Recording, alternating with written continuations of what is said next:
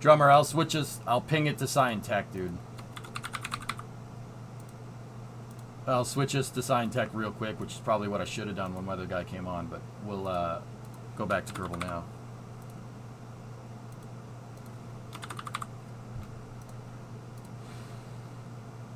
Yeah, I got you, man. All right, we're back in the KSP directory. I'm trying to find Teal 77. It's 96 or 96 dash. Let's just search for that. No. This is where the hurricane is. Oh, okay. So we're we're down here somewhere. Yeah, note that there's just no planes flying right here. Yeah, that's. Yeah. All right, spaceflight. See you, buddy. There's some balloons out there.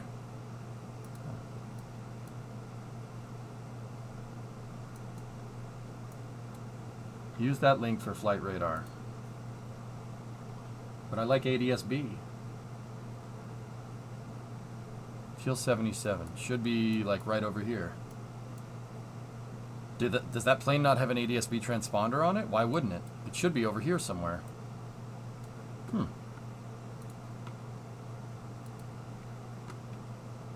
I don't know why it's not showing. Yeah, so there's a C-130 that's flying into the hurricane right now on flight radar, which is nuts. I'd do that. I'd do that once, and then I wouldn't need to do it anymore. But I'd do it. That looks like... I'm not going to say it looks like fun. I'd do it kind of just to say that you did it. Turn on mill planes on ADS-B. You can do that. All right, let's back up. Let me back up to...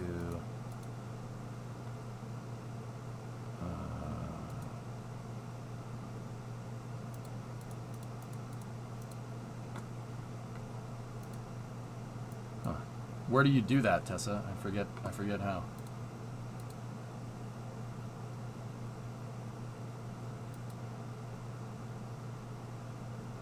Okay, weather guy. Yeah, I got your message, dude.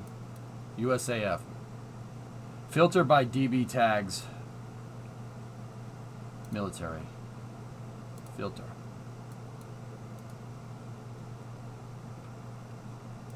There's Foxtrot Alpha Mike 3611.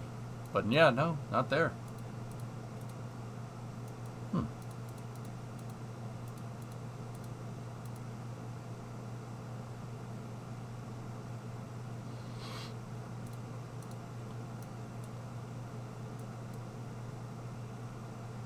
Dude, you know what's just nuts? Just on a side note, look at that.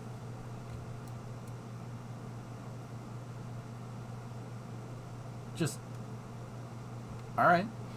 That's a lot of planes.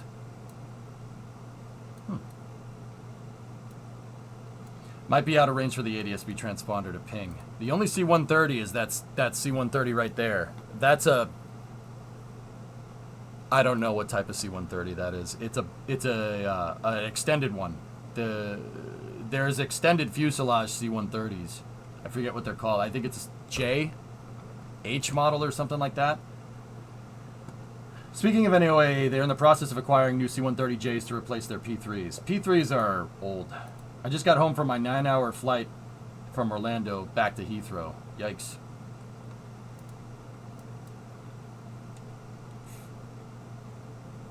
Cool. Well, now, dude, I learned about clouds today. That's cool. I dig it.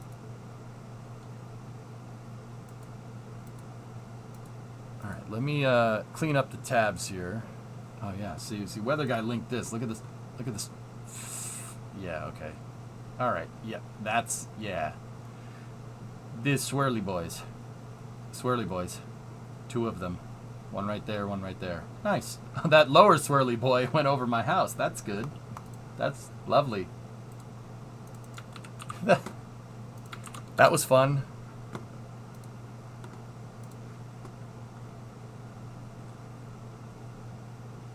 Yeah, WP3D Orions. Cool.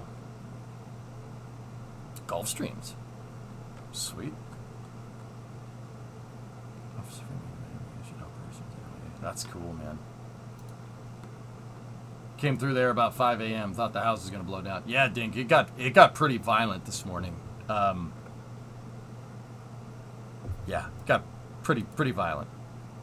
I'm gonna keep that occluded front thing, weather guy. I'm gonna put that link over in my queue of stuff to read. Anyway, let's load up KSP, dudes. Let's go.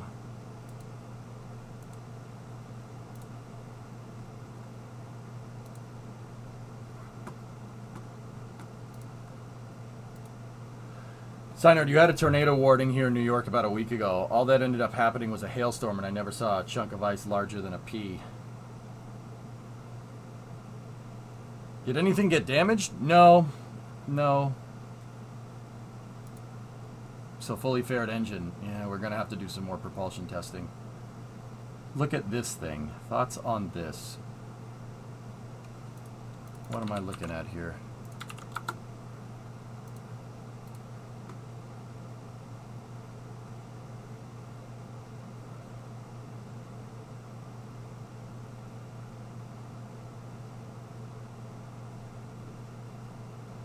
Are those motorcycle engines?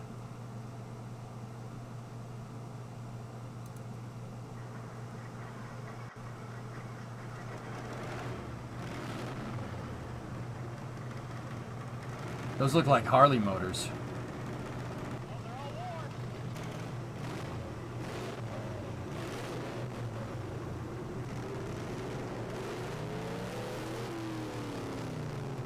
It's got a little bit of weight on the rear wheels there.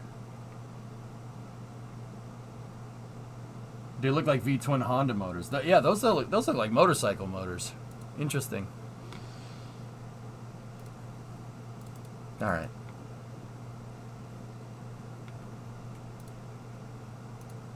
It's a racing lawnmower. Cool. Hellfish, what's this? I'm loading up Kerbal while we check on this link. What is this?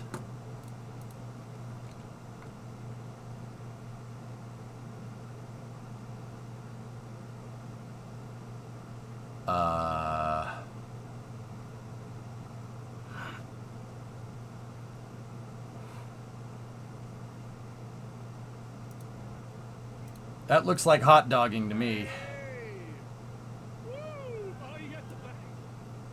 That looks like hot dogging to me. That's in Brisbane.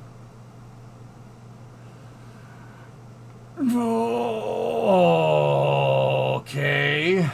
I mean, I'm not going to say that that's not cool. That's pretty sweet. Also C-17s.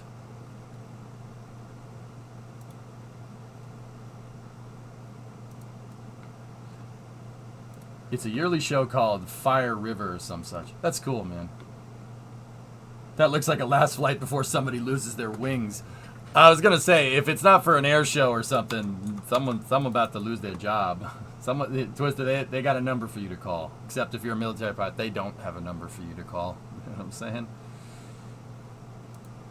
You'll lose your wings and you'll be flying cargo planes full of rubber dog shit out of Hong Kong. I'll take the timeout. It was worth it. I'll take the timeout.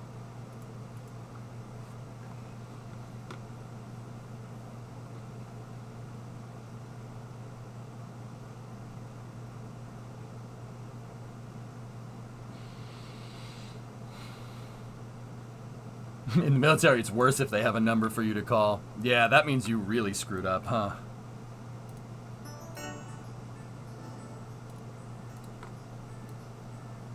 Alright, let's get the sound balanced out. We have work to do. Just equalizing the sound. You got your butt chewed out by the CO when you get back. Yeah. Is it too early to start saying it's not September yet? It's still August, so probably should wait until at least the end of August. I mean, it kind of almost is the end of August. Remember Brian Shull's story about buzzing the tower at LAX? Yeah, I've read that story before, Pythos. Yeah, Shull. It was a shame when we lost him. Shame when we lost that dude. Skipper will be all up in there.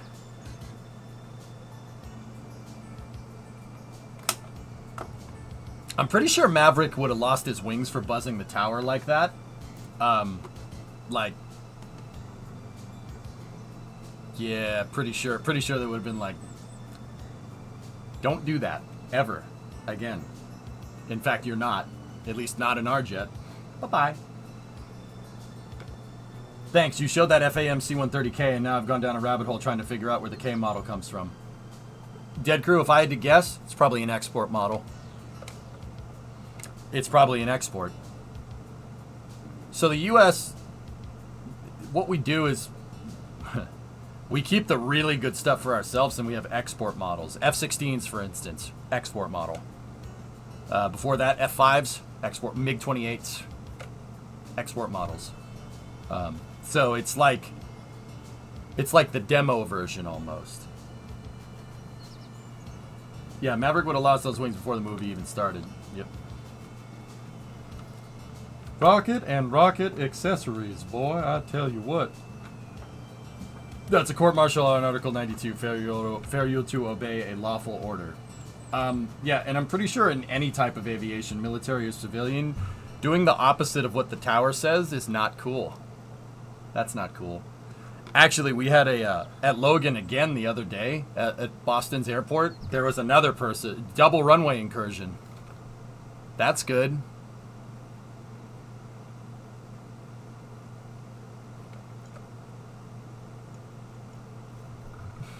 Double runway incursion. That's going to end real well. Maverick would have never have made it through school, to be honest. His failure to adhere to even basic rule would have been completely shut down. Yeah, SKS. Yeah, I hear you. That's why Val Kilmer hated him. Because, yeah, you're going to get somebody... Oh, you're going to get somebody killed! Huh. You almost had a runway incursion in Stationeers last night. What is that? What? How? Wait. Made my head hurt, Pythos. Amy thought she would try and cross the runway right as a trader was landing. In reality, the pilot in command has the final say in what he does with the airplane. However, if you do disobey, you had better have a damn good reason for it and notify them what you're doing and why. Stating your intentions. Pretty important thing to do when you're in an airplane. Is the SSDO you were working on done? Jens, we did some flight testing with it. Runway incursions have been going up. Wouldn't surprise me if we have an accident soon. Dragon, I don't like to think like that, but yeah, I know what you mean. They literally kicked out one of your peers in school for not shining his boots 3 days in a row. Training commands don't take crap. Yeah. Yeah, SKSC, I understand that, because it's not about shining your shoes every day. It's not about making your bed every day. It's about teaching discipline, and that's really important to have when the crap hits the fan. I get it. Yeah, like, I understand. Yeah, Tenerife was awful, Tessa. Awful. It's not, shining your shoes is not, it's not about shining your shoes. It's about if you have the discipline to shine your shoes every day, you have the discipline to handle whatever's gonna get thrown at you. I understand that. I get that. I like that. That's up, dude. In another life, I probably should have signed up. You know, like I like the structure. The structure makes it easy to focus on. That's why I have a whole morning routine. Make my bed every day. Same thing every day. It gets you in the right frame of mind to do this. Who ordered the extra large facts? Sorry. Plus attention to detail. Yep. I've heard stories from Jocko Willing's podcast about, his first assignment in the Navy SEALs. Like once he got on a SEAL team, and actually he served with Johnny Kim, the astronaut, which is cool. One of his first assignments was cleaning toilets. They were like, great, you're a Navy SEAL now. Go clean the head.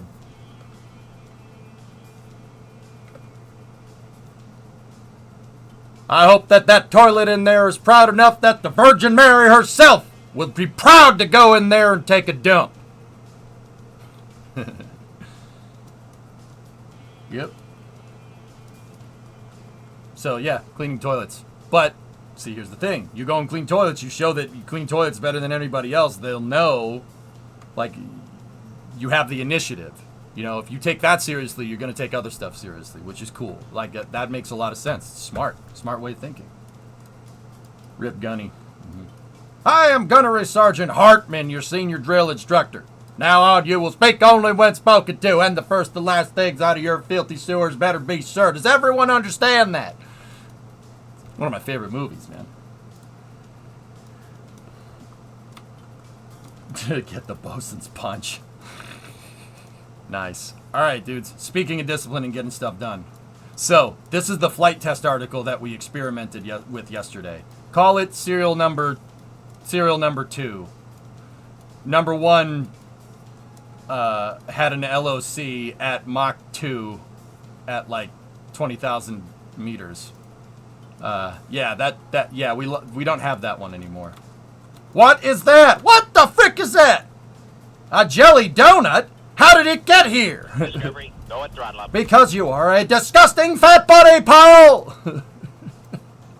Yeah, we lost the first one. But here, I'll show. Let me get people up to speed here, quite literally. Watch. We're about to go fast. Hey, Bird Dog, tier 258. I appreciate it, man. Thank you. I can't see a jelly donut without laughing, Dingleberg, to this day. First assignment was logging wires that were unplugged and their locations. Turns out that if you don't do that well, you just get to do all the patient care. From the info I can find, the C-130K was a modified version of the H model, primarily for the Royal Air Force export. Most of those models are now with other countries like Austria and Mexico. It's an export model, dude. Anytime you see a variant of a plane that you know and it's weird and it's another country's, it's an export model.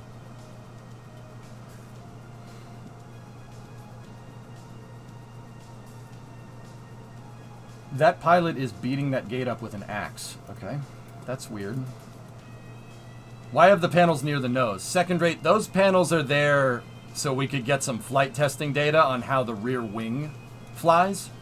Those will not be there in the final model. This was there to get my center lift stable, and it actually helped me change some things about the end of the wing back here. If you look, the wing kind of slopes up here at the last second. It's going down and then it curves up. I reconfigured on our flight test model. I did some reconfiguring of the wings to get the plane to fly better. This is going to make it fly better regardless of adding the fuel tanks or not. So, well, not.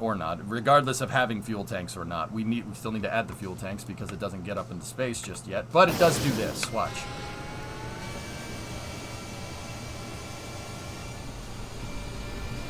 Of course they're not. It's funny.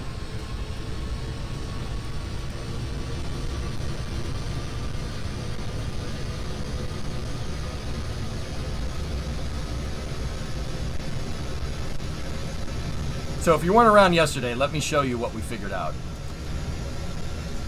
I actually, with this flight test prototype here, I actually we've eliminated a good deal of the drag coming from this. It's enough to where I'm confident that with fuel tanks in this thing and a finished wing surface and better control surfaces, I could probably get this thing up into space.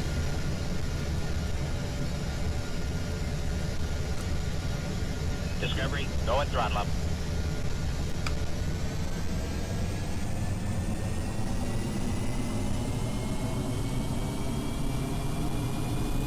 Check it out, dudes.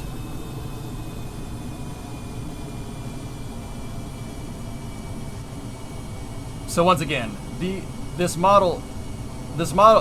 wings up at the front are just there to kind of get it to fly a little bit better.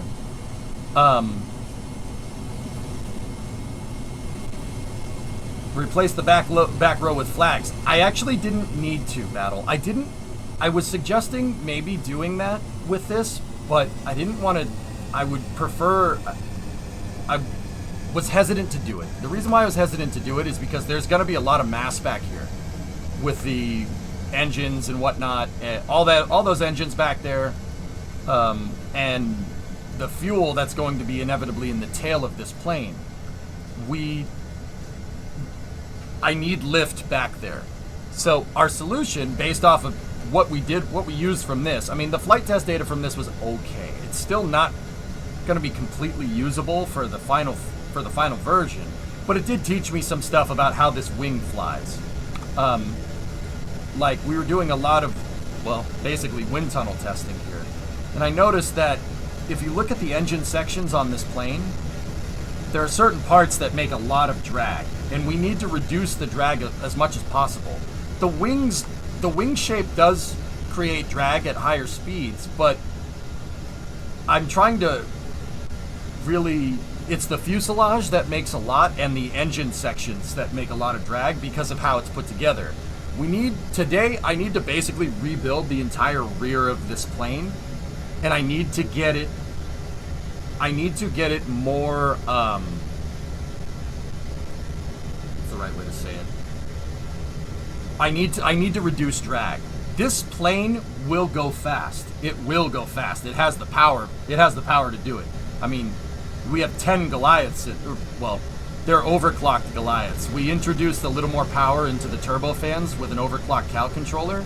They're making 200% thrust, so they make like, they're basically G9Xs in there, rather than the CJ805-23 that was in the real one. We basically put 777 engines in the back of this thing. But I didn't upgrade the ramjets. The reason why we didn't see the ramjets is because we didn't have to. The turbofans will get it high enough to get up to speed, and if we can reduce total drag of the plane as much as possible, adding the fuel tanks and adding everything in should be able to get this thing up into space.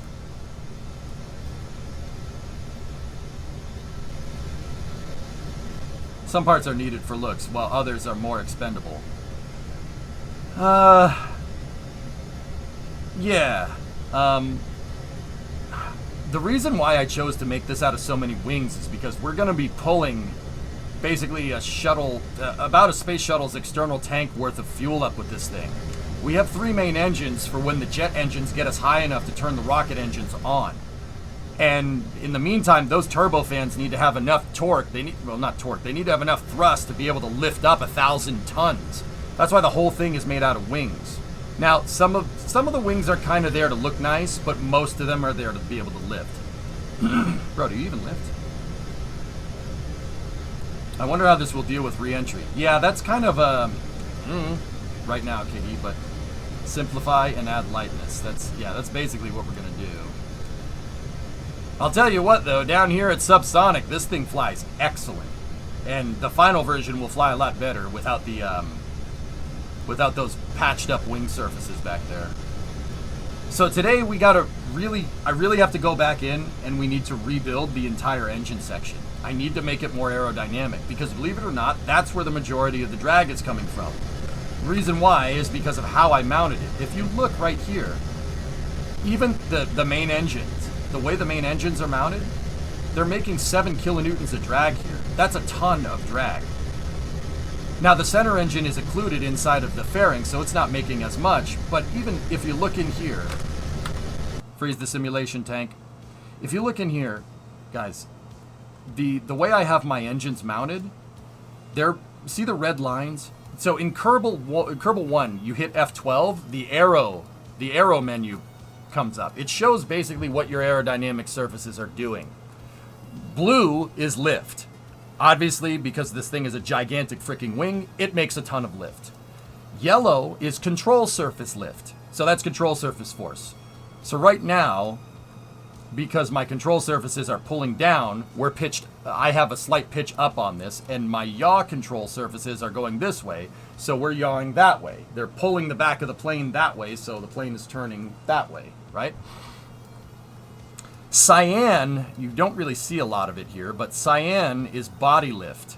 That is just a part that's not a wing generating lift. Like if we go in here and look at the fuel tank, because Kerbal doesn't understand that that's inside of a wing, unless I tell it it's inside of a wing, right?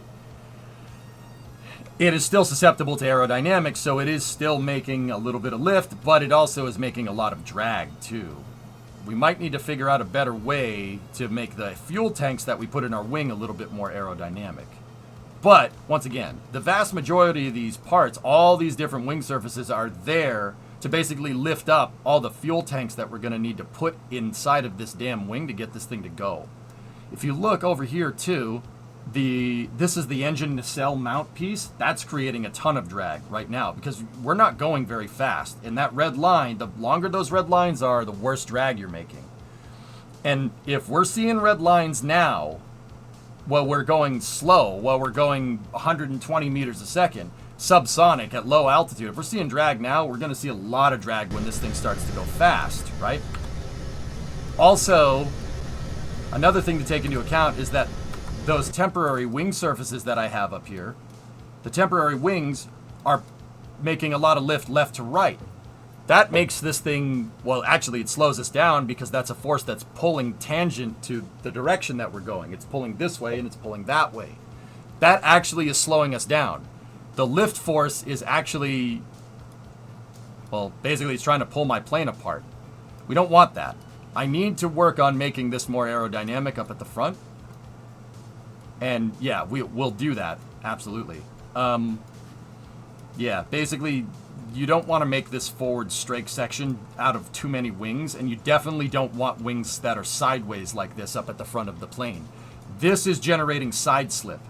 That line, this one right here, if you look, that one that seems to be coming out of the nose cone is that wing. That wing is pulling so hard, it's going out the other side of the plane. The force put on that wing, it's a lot. Here, look. It's 72 kilonewtons. And it is generating lift, but it might as well be drag because it's definitely not helping us fly, that's for sure. Yeah, there's a lot more. This flight test article showed me that, you know what the crazy thing is, second rate? Even in this crappy state with the crappy aerodynamics and the completely unoptimized engine section, we still got this thing to Mach 2 with no infinite propellant. We got it to Mach 2 at 12,000 meters. That's fast. That's really fast, and that's really, really high up for a plane this big. Mach 2 in Kerbal is halfway to space almost. Well, not halfway. Mach 5 technically would be nearing orbital velocity, but you don't measure orbital velocity in Mach speed. Basically, we got it to about 600-700 meters a second, which is about 2/5 of the way to orbit, which is, if you think about it, that's pretty much in line with what a first stage is supposed to do. First stage just designed to get you up out of the atmosphere.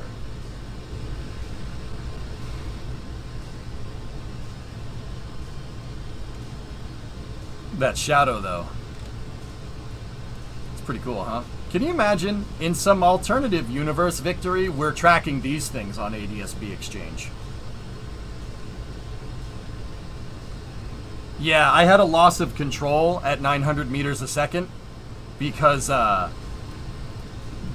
those wings, Panta. These ones were creating side slip on the front of the plane.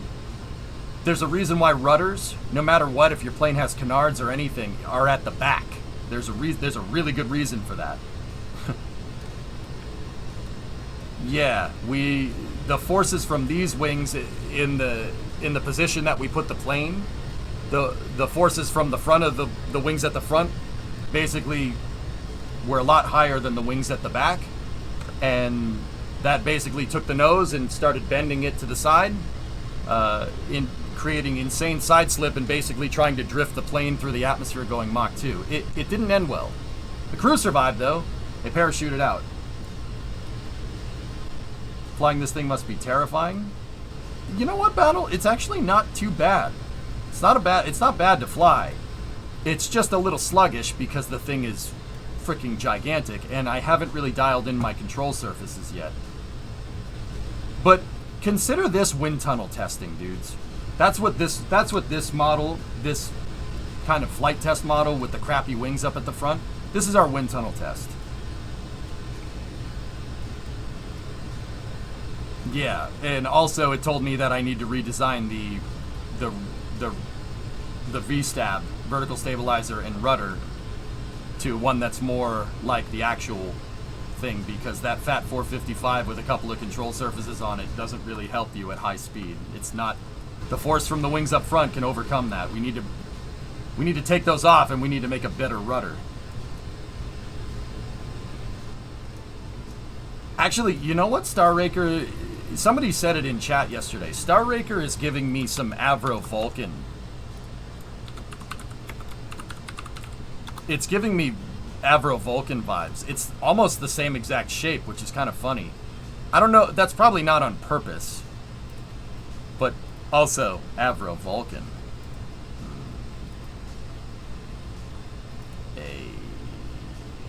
Avro Vulcan, am I right? So when do you plan to get your aeronautics engineering degree? I don't know, Jens. I have fun doing this here. Oh, hey baby. 558 is still a taxiable plane if I'm remembering correctly. 558 is not airworthy, but it can still taxi down the runway. It's basically as close to airworthy as you're gonna get.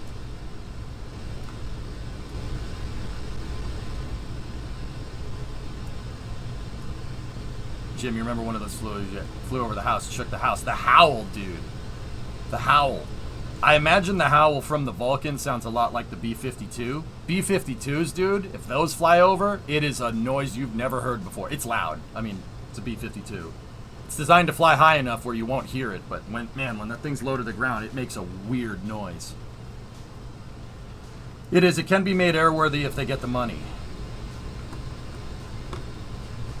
Airworthy if they get the money. Tessa, you reminded me of something. Who sent me that message this morning? Oh no, that was before. Okay, no, never mind. That was another message. Never mind. What organization is owns 558? Tessa? How about the noise from a C5? I hear C5s fly around, Shadow Wolf. There's a C5 airbase in Massachusetts. It's out in Western Mass, but you hear them. When they're flying around low, you can hear them. They're loud. All right. I'm going to circle around here, and we're going to bring it in for a landing. That's the test that we didn't do yesterday. So I figured this test to kind of show people what we have thus far and fly it around is kind of good. We'll bring her around for a landing, see if we can get this thing back down on the ground in one piece.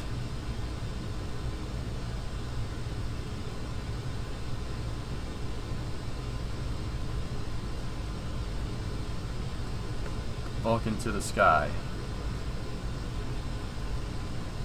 Tessa, if I ever win the lottery, dude, this is the kind of stuff this is the kind of stuff I'll be doing. I will probably learn to speak English better too. I only speak 2 languages, English and bad English.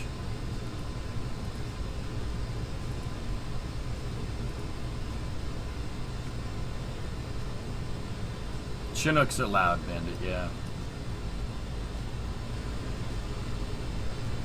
Have you seen the hot staging ring on the Starship booster? Yep, they put it on Booster 9 in the high bay last night, Journey. Yep, hot staging. I wonder if we will know if they added some insulation protection on the top of the booster. Journey, here's the thing.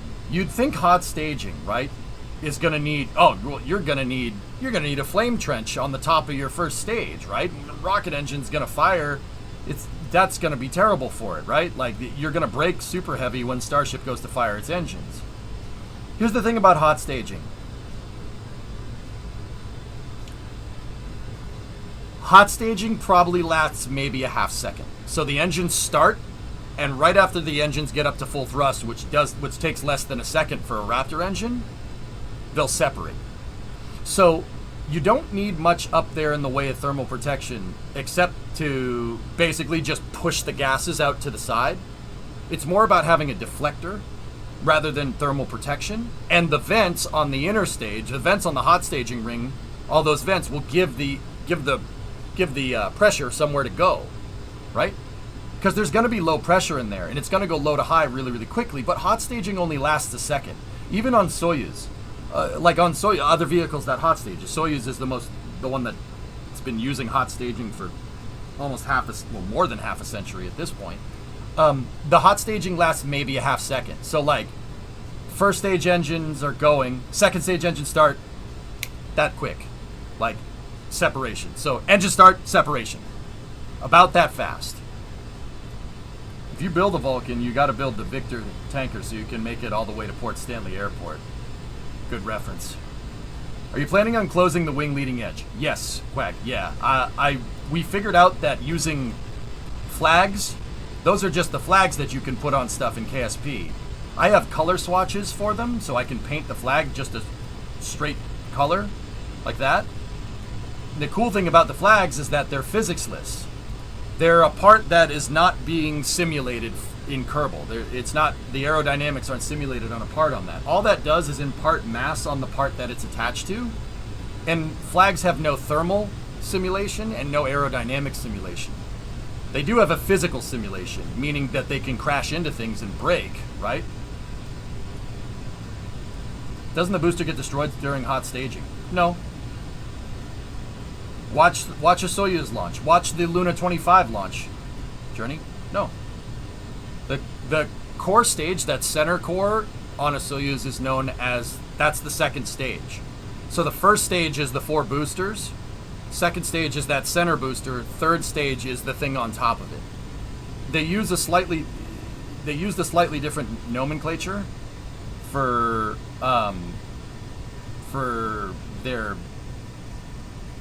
staging. Like what we would call add-on boosters, they call a stage.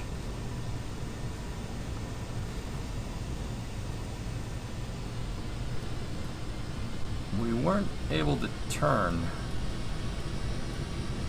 enough. Ooh, side slip. Side slip. Again, very bad. Very bad. Control surfaces on the front or the wings on the front are overwhelming my rudder. See the side slip? That's not good.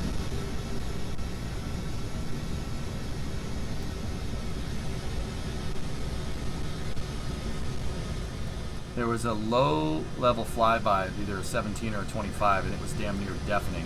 It was about 1 to 2K off the deck. Panta, if they are going slow, that means the propellers have full propeller pitch on them, and they chop through the air, and you hear it chop through the air. Yeah, that's what shook your house, dude, the propellers. Did you know the trick where you can have better FPS sticks when the camera is very far from your flying object? No? Good example for hot staging. Yeah. Yeah, guys, click on the link. Movie based on shuttle pilot Jose Hernandez story coming to Amazon. Cool, cool. Sorry for asking. I was just confused how this thing is flying without leading edges on the wings. Oh yeah, Quag, if you know a little bit about real aerodynamics, this is gonna be very strange looking. Yeah, this will not make the wing any better. Kerbal doesn't have fluid dynamic simulation. It's really basically a flying web of parts, right? I just put these parts in a certain configuration that makes it look nice, right? So, what do I mean by this? It doesn't understand that air is going in here. It doesn't understand oncoming velocity. Kerbal doesn't do its aerodynamic calculations that way. How it does its aerodynamic calculations is where's the velocity coming from and what's that part orientation to the relative velocity. So if you have a wing that's down like this and air is going at it, it's going to generate lift in a certain way. That's the extent of Kerbal's aerodynamic simulation. That's what these lines are here. If you hit F12, see all the blue? I can see which wings are generating lift and how much. That's the force applied on each part. The cool thing about this, Quag, is that if you really know what you're doing, you can shape the wings in a way that will make a giant airfoil. That's what I'm trying to do by having these wings sandwiched next to each other. Technically, though, the game understands this it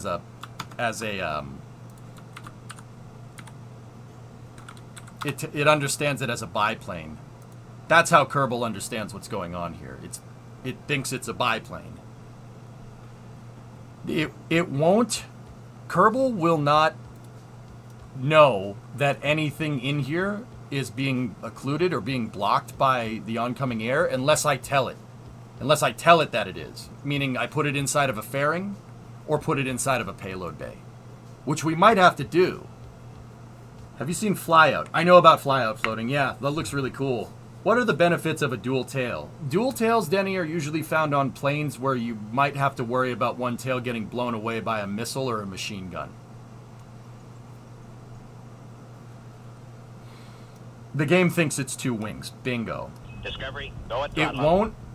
won't understand that there's no air getting in there unless I tell it to. So like for instance, if I put my fuel tank inside of a fairing, right, and we attach the fairing in a certain way to the fuselage where it'll understand that it's being occluded, that would be a way to do it. But I don't have any fairings in.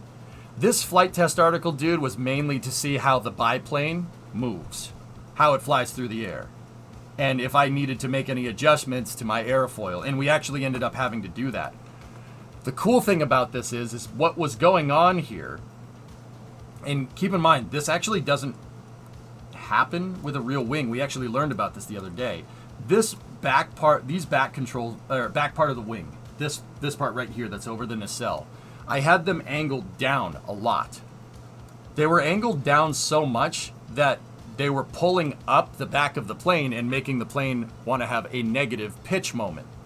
That was from the first night we went to actually go and fly this thing. Hey, Spoon, what's up, dude? 40 months. Thoughts on the GTD? I like it. It's cool, and I want one. But that's not happening. Anyway.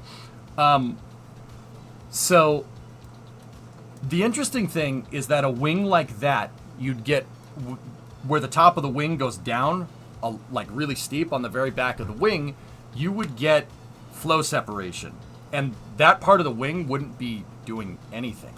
What was it that we were reading about yesterday? I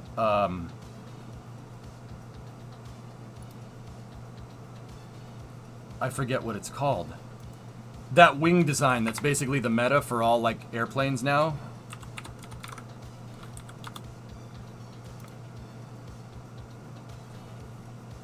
It's still insane how flying is so easy for mankind now, like the F-117. Yeah, that's basically using computers to make up for the fact that the plane hasn't loaded its full resolution yet. No, blended... yeah, it may have been the blended wing. No, it's not the X-66. Actually, it may have. No, it wasn't. That's the transonic truss-based wing. Boeing is going to build that plane out of an MD-90, which is actually cool. Supercritical airfoil. That's what it was, Rem. See, check this out. So, the type of wing that we have on Star Raker actually looks like this. It's number 2, which is interesting. Because if you look... See where the shock coming off of the wing is on like a regular airfoil? And see where it's coming off on this supercritical wing? See how it's the red is a lot smaller? This is actually basically how most modern wings are designed. I actually went and read about this after the stream. The reason why is, long story short, that red's smaller. It's way smaller. And that being smaller makes it slip through the air a little bit better. But yeah, this whole phenomenon is... I tried going into Navier-Stokes equations and I just got really confused. That's way out of my wheelhouse, but... yeah, see, if we have a steep edge like that, it technically in real life would do this. But Kerbal doesn't understand that. It doesn't do shock waves like that. It would be cool if it did. That would be really neat, but it doesn't. Hey. Cool. Dude, look at that hot-rodded F8. I've never seen this plane before. They took an F8 Crusader and put a supercritical wing on it. That looks really cool. So we're going to have to fake it. I did some adjustments on the rear of the wing to get it to fly more like a supercritical wing. Yeah, but it's not... I fudged it. I just changed the angle of this back part here to make it so the lift doesn't go like that way off the back of the plane and actually goes more up. Yeah, you kind of have to fudge it. Did I just see Star Raker flying? This is a test model. This is just one of our tests. This is the flight test, subsonic flight test article. We're just flying it around to test the airframe. KSP2 EJ, KSP2 arrows, should it get an upgrade? Pato, I mean, the arrow is definitely different in KSP2. I just have no idea how it's working because there's no debug. There's no debug tools in KSP2. There's no arrow UI, there's nothing. They had an arrow UI that they were using for debug in the release version of early access, but they took it out because they said it wasn't polished enough. I'm not really sure what that means, but I'm not entirely sure why they'd be worried about the arrow UI window not being polished enough with an early access game. That's kind of weird, but hopefully they put something like that back in. Is 125 the max speed? No.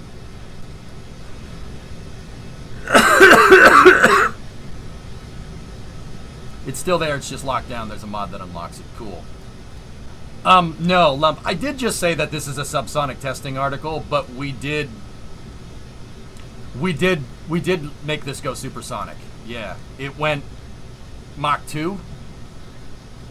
And then we put infinite prop in, and I got it up to almost Mach 3. Which is pretty sweet.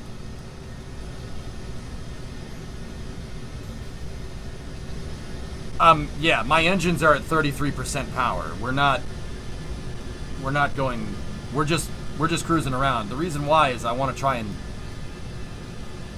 and land it here. I wanted to get this up in the air so you guys could see what we did yesterday and kind of give a quick recap. But yeah, we do have work to do, so we really need to get back to work. I gotta turn this thing around and try to line up for 90.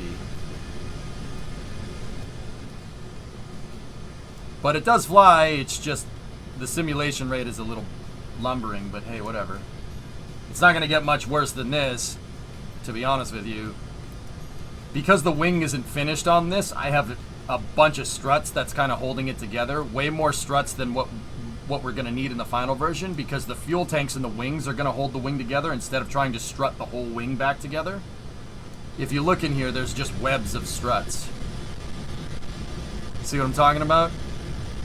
There's webs of struts everywhere. We won't need as many struts in the final model. So the part count on this ends up being like, I think we're over 1,000 on the part count here.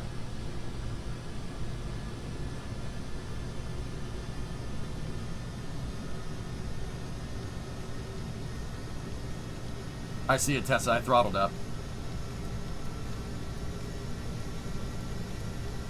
You know what? Instead of wasting time here, dudes, we'll try to land it when it actually is more flyable than this. The side slip at low speed is going to make the back end come out, and we'll just crash. I have a basic question. Why do you play Kerbal 1 versus Kerbal 2? That's 2 times today, dudes. Geo, Kerbal 2 is a little bit rough right now. Do you see all the aerodynamic stuff that I'm talking about? I can't really use KSP right now to teach that. KSP 2. Don't get me wrong. KSP 2 in the future will hopefully be this detailed. I'm really hoping it will. I'm pretty sure it will. I mean, I do know the developers, so I have on pretty good authority that it's going to be pretty good in the future. But it's just, in terms of KSP 2 right now, KSP 1 has way more, there's way more stuff for me to be able to teach. Like, I wouldn't be able to build Star Raker. I wouldn't be able to build this in KSP 2 right now. Actually, my big thing with KSP 2, dude, honestly, is the editor controls. I really hope we get these editor controls, what I have right now. Like, if you hold middle mouse button in the SPH, you can move the camera around. Moving the camera around allows me to, like, get really up close and really very finely positioned parts. Like, these wings were all hand placed by me. So you just, I mean, I understand we have procedural wings in KSP 2, so I wouldn't need to make this. I wouldn't need to make this crazy, right? Like, we wouldn't need to make it out of small wings, right? But I really can't get into the nitty-gritty of the designs just yet. The editor is kind of very basic right now, but that's on purpose. It's because they're working on... The right way to explain it, dude, would be that they're working on the foundation for KSP2 right now to make sure that when they go fix the editor, when they go add base building, when they add science mode, when they add re-entry, that they got a nice foundation for the game to stand on. So that's pretty much the reason, based off of the AMA that we saw yesterday, that's pretty much the reason why there hasn't been much in the way of new content for early access just yet, because they're making the foundation of the game solid enough to be able to do dumb stuff like this in it. Yeah. But we do have an update next week. There is an update in 4 days, coming out on the 22nd, and yeah, I'll be absolutely there, trying to break the game as per usual. Yeah, sure, man. Geo, the short answer that I give people, dude, is it needs more time in the oven. Just, it's early access, man. Like, I understand people have pain points about the price and et cetera, and if you don't like the price of the game and the state of the game that it's in, well, one, I can show you the state of the game before you're ready to make a purchase. That's kind of my job, right? Two, don't buy it. Nobody's forcing you to buy it. KSP1 is still baller, man. You could still do awesome stuff in this game, like this. This is fantastic. But yeah, for doing complicated projects, I think I want to be playing a hybrid model for streaming. So what do I mean by a hybrid model? I want to play a game. I want to be like going back and forth between KSP 1 and 2. I'll probably just alternate different projects, or just have 2 projects going on at the same time. Once KSP 2 starts to get a little bit more fidelity, dude. But yeah, that's kind of where I'm at. I have like Gio, I don't know if I think I've seen you around in chat before, but just in case anybody's wondering, I have like 20,000 hours in KSP 1 or something. I mean, I play it every day, right? Like, well, almost every day, right? We've been playing other games lately because there are other good games, but you know, I've been playing Kerbal for a long time. Kerbal 1 was hard to make stuff. It was tough to build stuff in the editor back then, too. It was very difficult. We didn't have any gizmos. You didn't have these things, the widgets so you can move stuff around. You had to figure out a way to place the parts in the shape that you want just by surface attaching. That was really hard. It was really hard to make anything useful. So, yeah, just give it some time. Just give it some time, dude. It'll come around. We just got to be patient.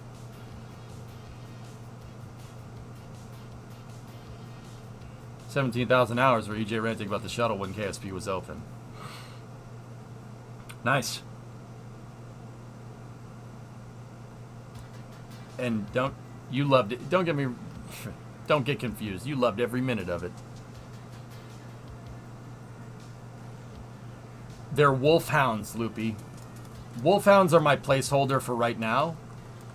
I think I might opt for wolfhounds because of the efficiency. We're gonna need to give them a little kick in the pants, just like we needed the turbofans to get a kick in the pants, you know. I forgot in Scale to the Space Shuttle, does Star Raker have the capability to store a disassembled space shuttle in the cargo bay? No.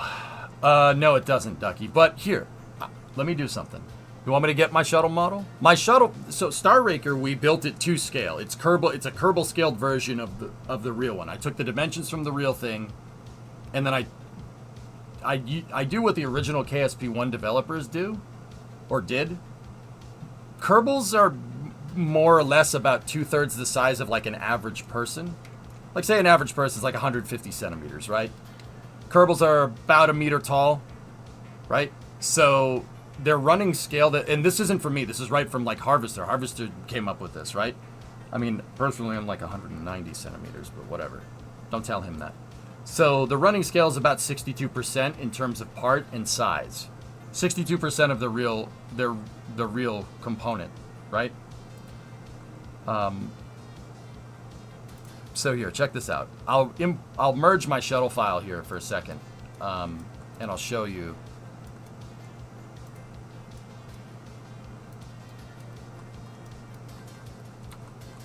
Ooh, that's the shuttle with the no, not that one.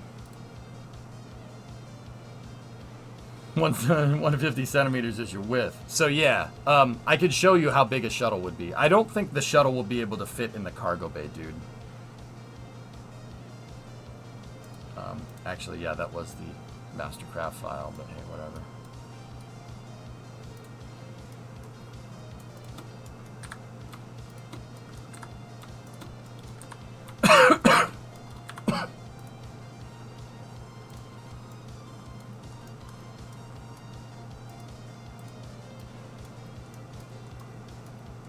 So there's your relative size.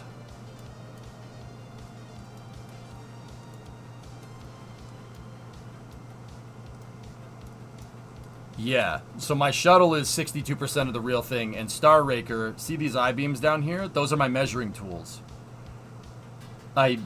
We ran the numbers. That was the first thing I did. I took all the numbers of how big the real one was supposed to be based off of a PDF from Rockwell, from the company that actually was designing it. And yeah, we got the numbers off of that. That's a shuttle comparatively to Star Raker.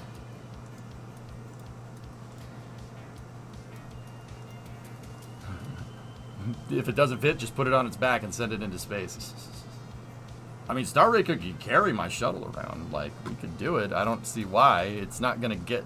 It probably won't fly very well with the shuttle on its back like this.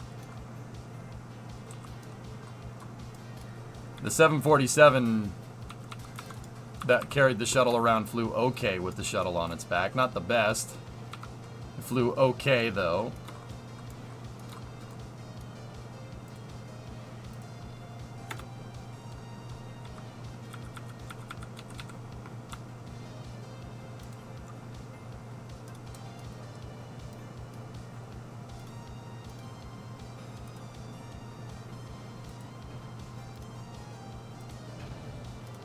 No, I'm not flying it, but there's your scale.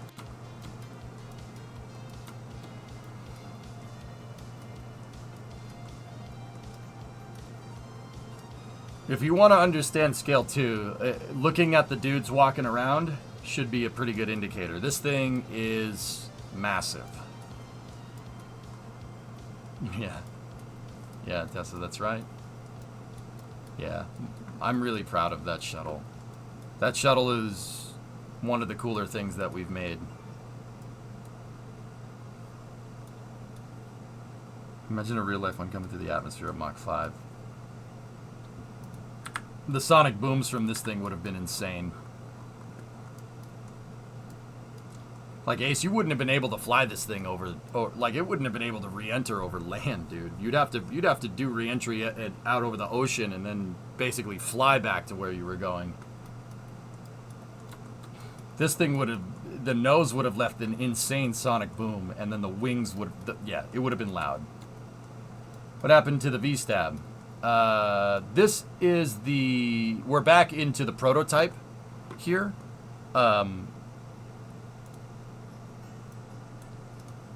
This is the prototype. This wasn't the flight article. This is a different craft file. I'm changing around this one based off of what we got from the flight testing yesterday. I originally had said that that's something that I really didn't want to do because the plane's going to fly differently with fuel tanks inside of it versus not with fuel tanks inside of it, but there were some parts that we need to redo. The parts that we need to redo are, for the most part, everything highlighted.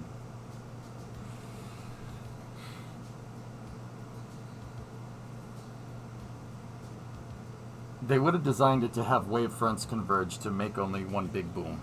And that boom would have been nuts. Can you attach fixed wings to a robotic part to use it as control surfaces? Sure, Panta. So 1.8 to 2.5 fairing. Turn on the nodes, and node attach the Goliath and the Whiplash. Get the thrust transforms to line up. Create a fairing to go over the Goliath and close the Whiplash. And close on the Whiplash. Attach a nose cone. Oh yeah, Tessa, yeah. So, the first thing that we have to do, guys, before I go and rebuild all this, by the end of the day, I want this completely rebuilt, and we need our control surfaces. I want to get that all buttoned up. Stretch goal would be to get the wing leading edge figured out.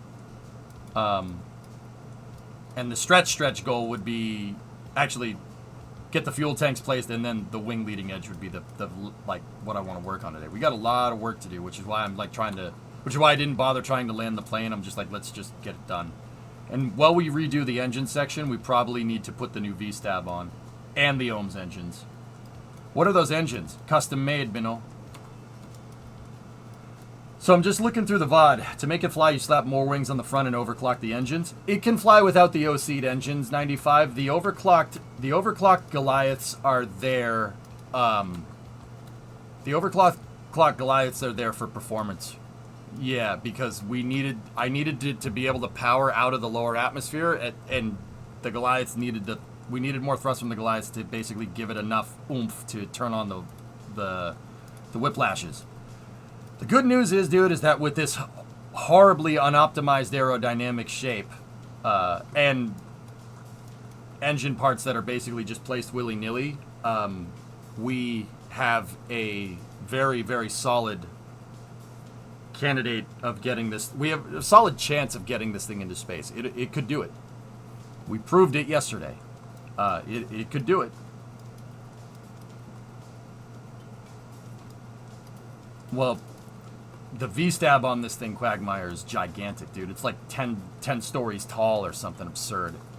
I have the I-beams there are showing the shape of the thing. We'll go through and we'll make it right, but yeah, it's monstrous. I might need to even do a hybrid tech thing for the yaw to get it to do what I want, but the first thing we have to do today, guys, is I have to reconfigure my engines. The engines are... We're gonna take the Schrabic engines, the Star Raker atmosphere or air breathing engine component, Schrabic engines, and we're gonna do some modifications to them. First thing I need to do that is take out my propulsion test article here, which is this fun drink of water right now.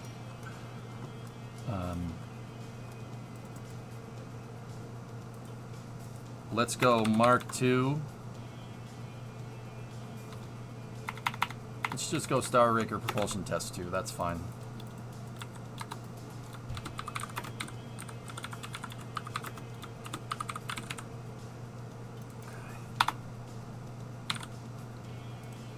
So, these engines. It looks cool, right? Looks like a rocket engine.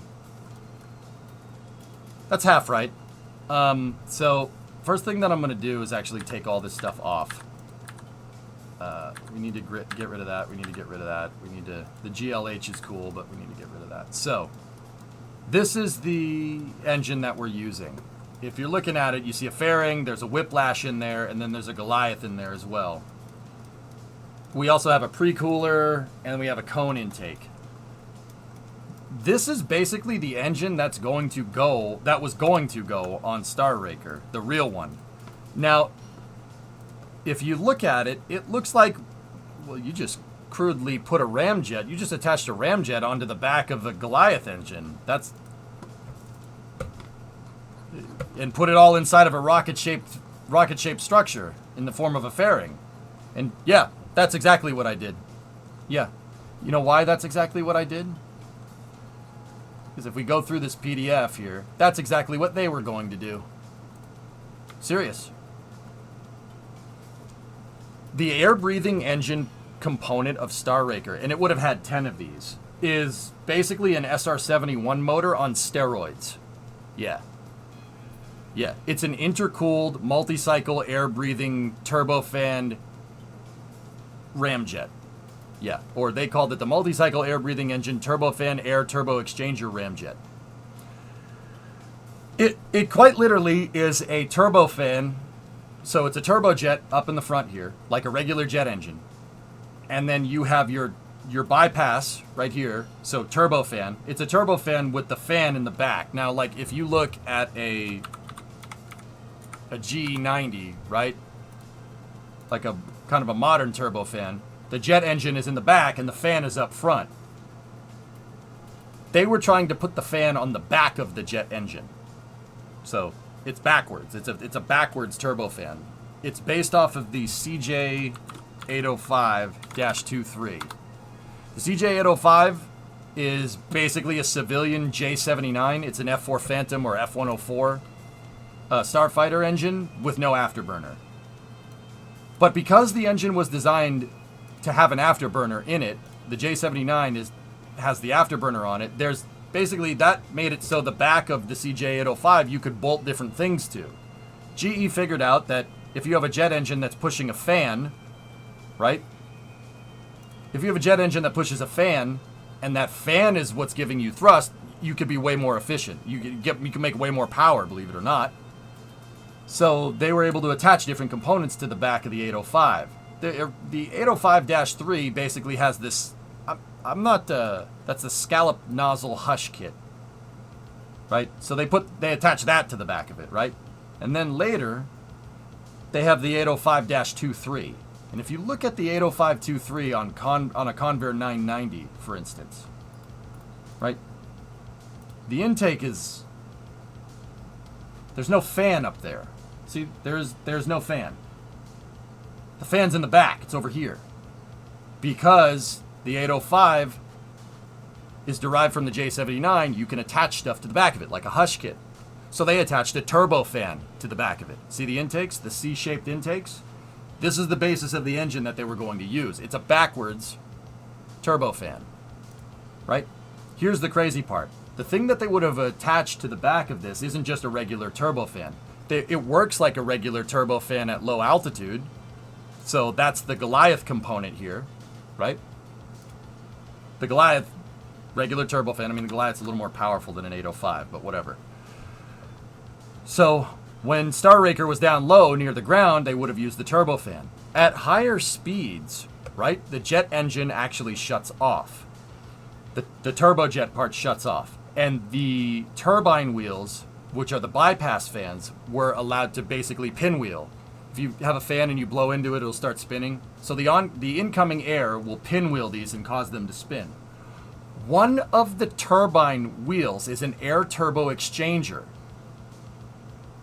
This whole thing, the jet engine and every other component in here, is running off liquid hydrogen, because the rocket engines on Star Raker run on liquid hydrogen. So this is a liquid hydrogen fueled jet engine, which is possible. It does work. The hydrogen is pushed into an air turbo exchanger. One of the wheels on this thing is actually not a turbine wheel. It's a spinning radiator.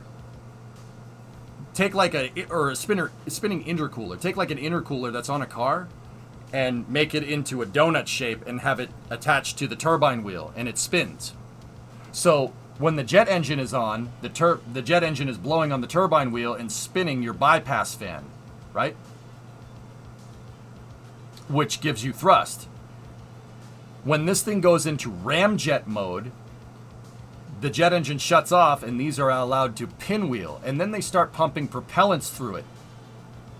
That spinning radiator. They start pumping hydrogen through that. The incoming air at high speed is really, really hot, and it intercools it. It cools it down. The hydrogen takes all the heat, which is called a Rankine cycle. And from there, that gaseous hydrogen goes into the ramjet injector assembly. So you have that extremely cold oxidizer and extremely hot fuel, and that goes into the ramjet, and, well, basically it turns into a rocket engine at this point.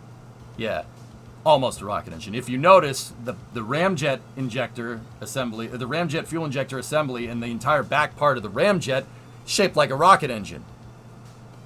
Because when you get into supersonic speeds and the ramjet takes over, yeah, it's spewing enough hydrogen in here and it's cooling enough intake air to give you densities that are kind of, think like almost Raptor engine, stage combustion cycle almost.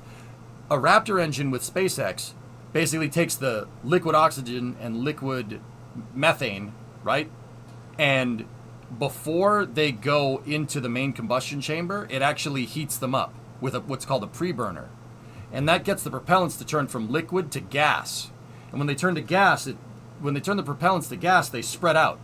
They spread out like crazy. And the gaseous oxygen and gaseous methane actually meet each other in the combustion chamber, and then they blow up. The idea of changing your propellants from liquid to gas before you put them in a rocket engine makes a very energetic explosion. That's why Raptor engines on Starship are so powerful. That's the same idea, but done a little bit different. The oxidizer coming in is already a gas. You just need to cool it down.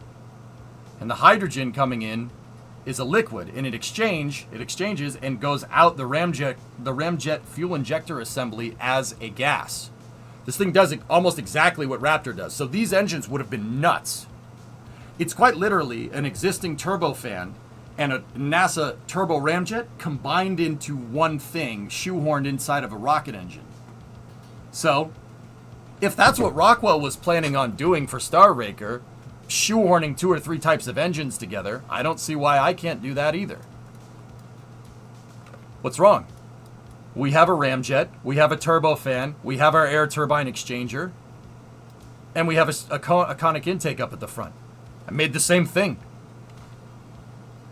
Star Raker, I've been telling people as we've been working on the Star Raker this month, that Star Raker is quite literally, well, not literally, it pretty much is just stupid enough to work in KSP. I'm not sure about working in real life. It's a little complicated project. But there you go. Pretty crazy, right?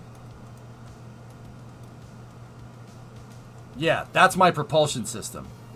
What I did is I tried to put everything inside of a fairing. Discovery, go at throttle up. I tried to put everything inside of a fairing to make this thing work a little bit better. And we were able to get the whiplash inside and occluded, but I couldn't get the Goliath and the fairing plate inside to be occluded. So basically what we got to do with this propulsion test article, I got to rebuild it. I got to rebuild this in a way to make my engine assembly a little more aerodynamic, because these engines create a lot of drag. Victory converted a prime sub to tier 1. Thank you. Now put 2 of them together and we have a pod racer. Yeah. Yeah, also, that just sounds like something somebody in Kerbal would make. You just combined a bunch of things together to sound cool. Multi-cycle air-breathing engine, turbofan, air turbo exchanger, ramjet, rocket engine, stage combustion cycle, expansion cycle, gas generator, turbine explosion atomizer. Thunder Cougar Falconbird. Thunder Cougar Falconbird. Thunder Cougar Falconbird. Monorail. Alright, cool. Victory, thank you for converting that sub. That really helps me out. Thank you. It sounds like an Amazon product title. It kind of does. So, all right. Tessa did some research for me, one of my moderators. Did a little bit of research for me last night.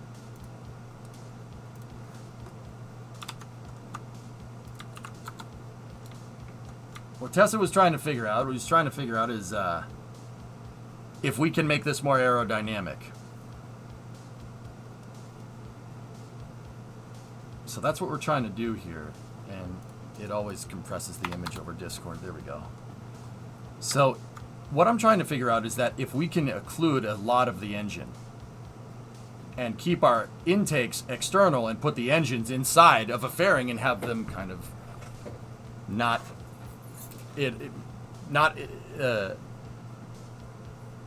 creating a ton of drag, basically.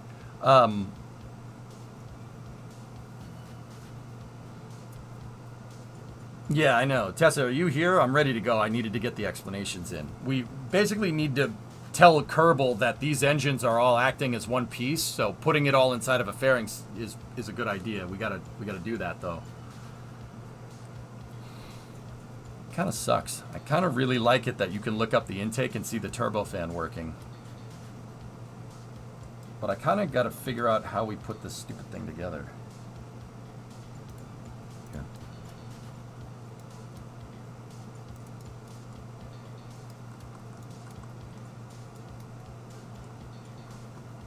15 minutes ago. So the 1.8 or 2.5 fairing. Alright. I'm just going to take this and I'm going to basically make the same thing. We'll make it up here. So use a 1.8 or 2.5 fairing. I like 1.8.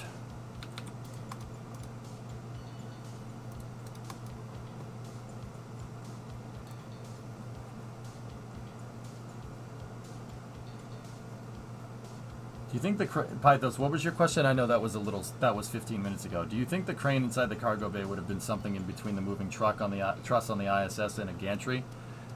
Yeah, something like that, dude. It's basically a mobile base, from what I can tell. It's the same kind of idea that they had on the ISS, or that they have on the ISS. Hey, someone. I think I might have made a mistake by learning about star-based starship propulsion. I've spent the past hour trying to figure out what moved where last night. Yeah, you're excited about it, dude. That's fair. And someone, I'll tell you this right now. You're not going to be able to keep up. I tried. Throughout the pandemic, I knew where everything moved every day, dude. We were looking at Starbase every day because of the NSF footage. We're looking at it every day.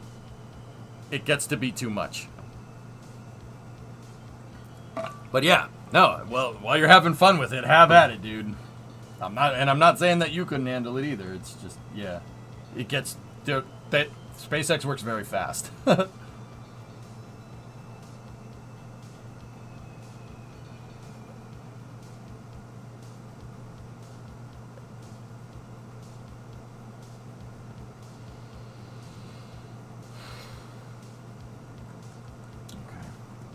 Tesla's off he buggered off somewhere, so. What we really need to figure out here is a way to get the Goliath and the Whiplash occluded inside of a fairing and keep our intakes external.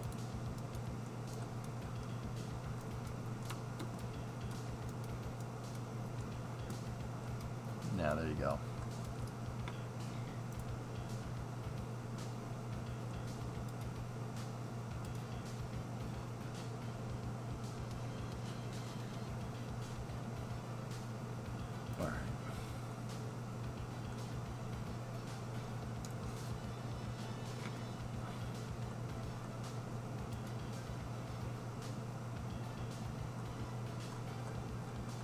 I'm just looking around at different parts that we could use. The shock intake is really good.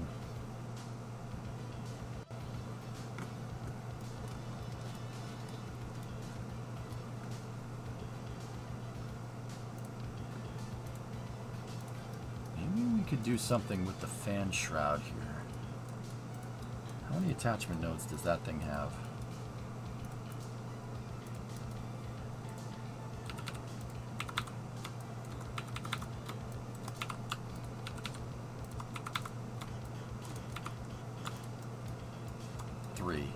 So there's one facing forward, one facing back, and then we have one on the rim of that. Okay, cool. I use nose cones, guys, to figure out if there's any hidden attachment nodes in here. Sometimes if Kerbal in your design reads an open attachment node like this, it thinks that there's nothing in front of it, and it's going to make it generate drag.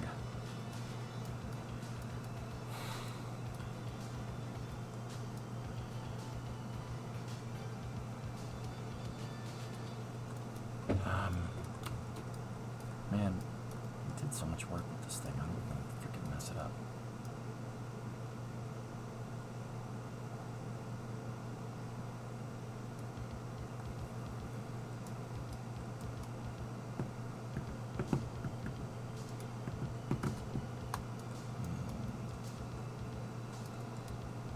Yeah, the science guy's looking at it going, ah.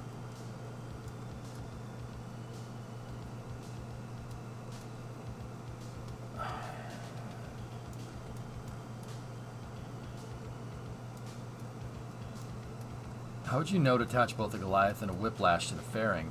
Well, yeah, Josh, this way ended up giving us an open fairing node. What I did was I had the fairing as my root part, and then I attached the Goliath to it, and then I rerouted to the Goliath motor. So the Goliath is actually on a radial attached to the fairing that's in there, and the fairing is closed on an engine plate to give the fairing a closed state. So the game thinks that that fairing is closed, but it still allows the thrust transforms to work. Problem is that we have at the top of the hierarchy, we have basically an open fairing plate.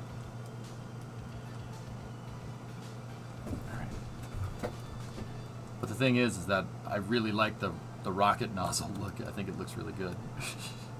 I'm not sure I'll be able to make a shape that looks right here.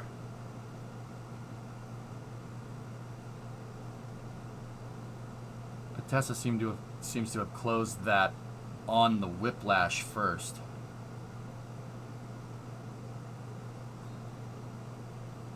Okay. We also got to take into account how we're going to attach the engines. We really need to... we got to attach them kind of similar to how you would attach a rocket engine in KSP. Like one of these things. Yeah,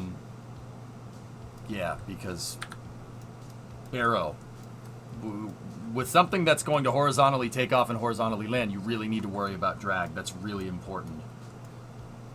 To minimize it as much as possible. The reason why is because a horizontal takeoff, horizontal landing plane is going to spend way more time in the atmosphere. With a rocket that vertically takes off, right? You're not spending much time down here. You're out of the atmosphere basically in 2 minutes. That's why people don't make stuff like Star Raker. It's a lot more difficult. You really have to worry about aerodynamics, and Kerbal is no exception. It's just we need to worry about air in a slightly different way. Go figure.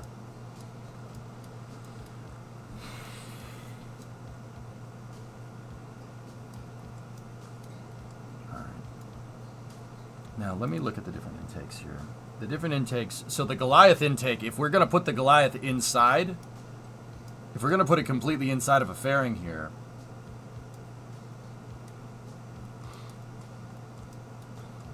I got to think about this. I got to think about how this is going to work.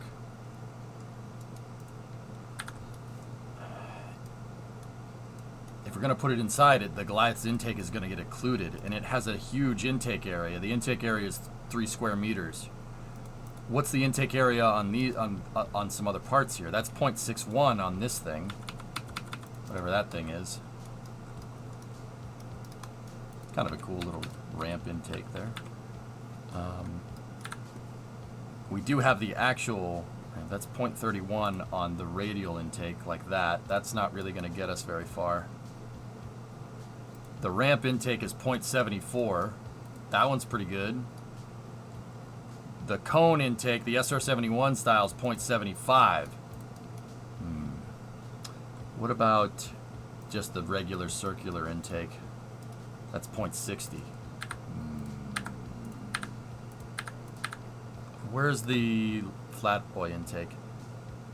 The radial ramp intake is 0.1. Yeah, the performance scales with airspeed because it's an SR-71 intake. Yep.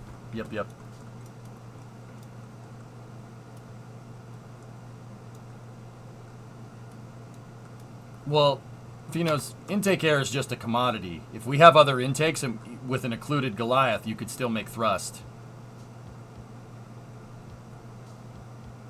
Hey, see here in Tessa's screenshot, it's still getting fuel flow and it's still creating thrust, but its intake flow is restricted. It's nothing.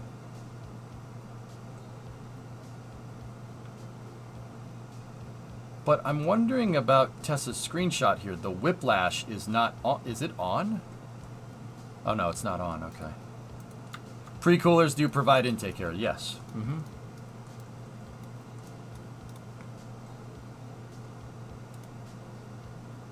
It's 0.5. Advanced materials allow this cooler to wick away the heat from advanced engines. In addition, it provides additional area for optimized supersonic flight and powerful static suction.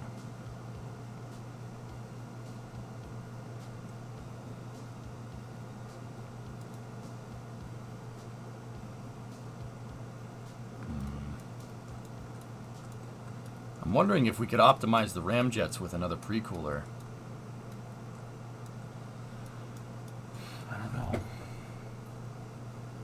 The pre-cooler gives us intake air. Hey, Yop, what's going on? Quick question. What's the max altitude this thing will fly? Star Raker's designed to fly into space, Yop. Think of it like a space shuttle with an external tank attached to it, with a payload bay the size of a C5 Galaxy. Yeah, it's an SSDO. It's supposed to get up into space. We had it up at 20,000, 20,000 meters. Got it about halfway there with our flight testing prototype. Yeah, Star Raker's an SSTO. It's, once again, it's quite literally insane. This sounds like something out of KSP. It really does. It sounds like something that you'd do in KSP, which is why I thought Star Raker would be a great candidate to go back to KSP 1 and get our feet wet while we're waiting for KSP 2 and other games to come out, you know? So, let's do it. Let's do it, man.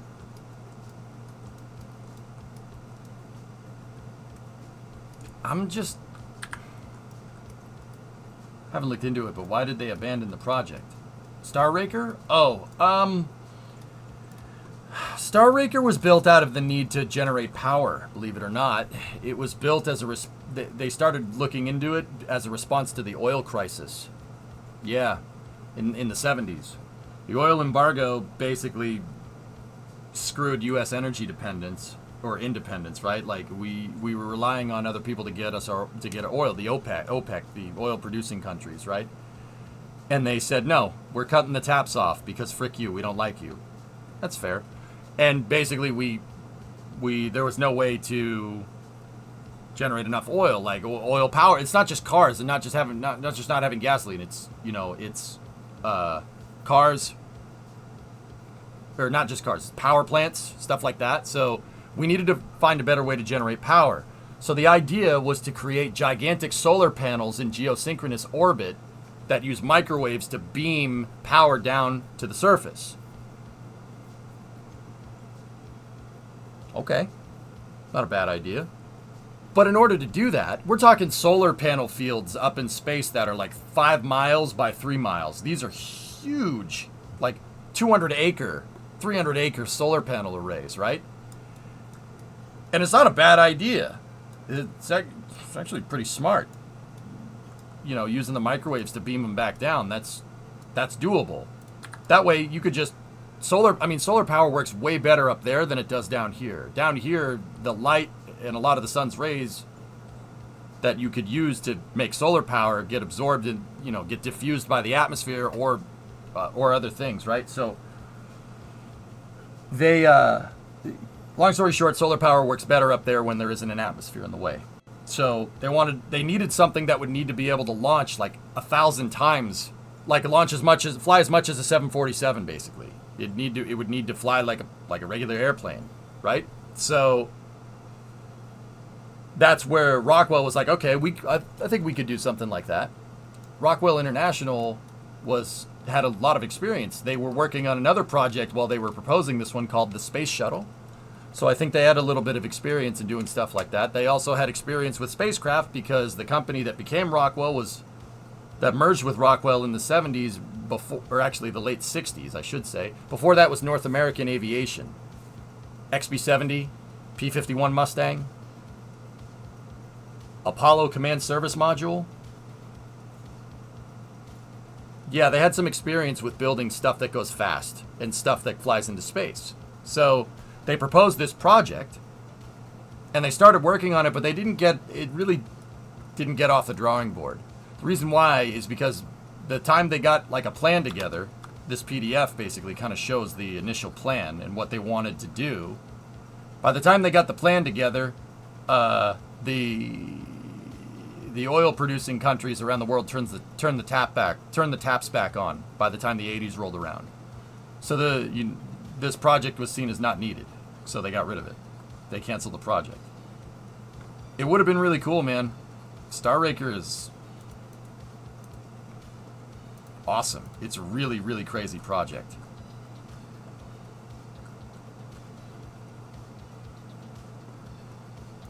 What's that one fun?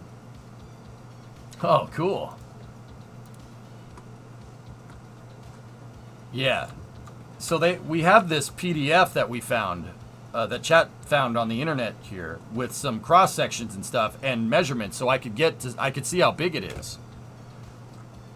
So I made a scaled version in Kerbal, and that's what we're working on right now. I'm trying to basically having a similar problem that they were having.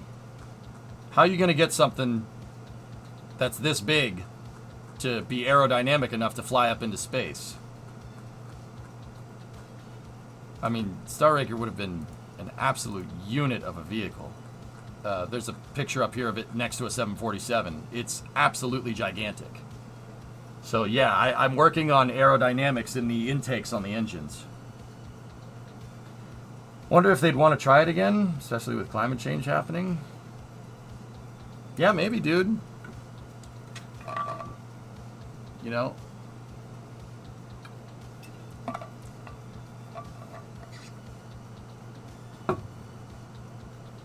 I don't know, Ducky. I don't know more context than there was no oil, so they made this, and then when the oil started coming back, they said screw it.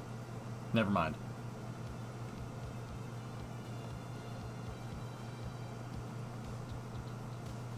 Yeah, there's like a strake thing basically all the way up to the cargo bay, Cosmo. Yeah, that's something that we got to figure out, but I really need to figure out drag with this.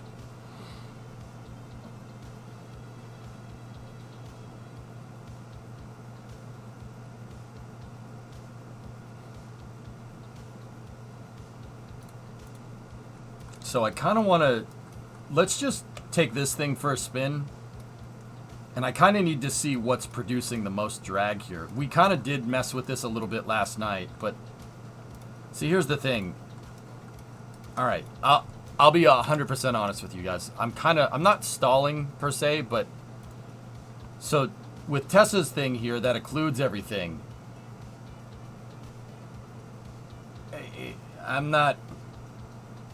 it doesn't look like it. I want my engines to look like it so I can use it to explain it, to explain why the engine is the way that it is. And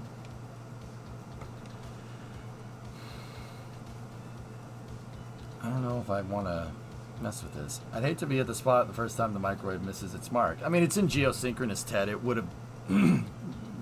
There's no missing the mark. You pointed in that direction because you're synchronized to the Earth's rotation. It's just pointed in a direction, like how DirecTV works.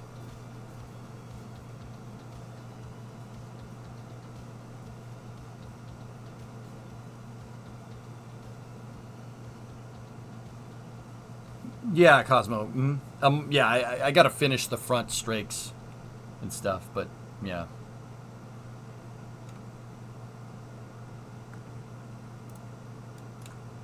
Here, let's just put this drone out on here, and why KSP1? Because I can't do crazy, ridiculous projects in KSP2 just yet. It's not ready. It's not ready. Needs more time. Like making Kill You. KSP2 is still boop, boop, boop. It's Kill You. We need more time. It's still bubbling in the bucket, man.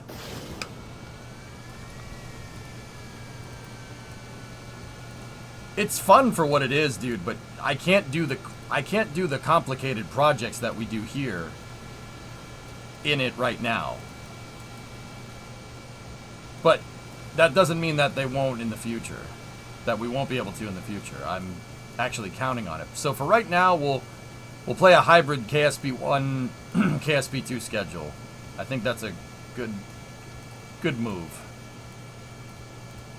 All right, so what I'm going to do with our flight test article is take...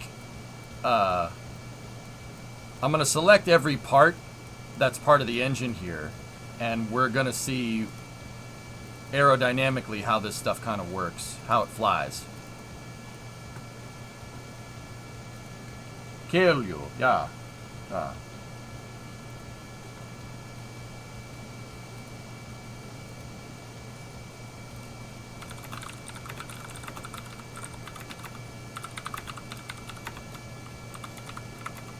Give me 1 second.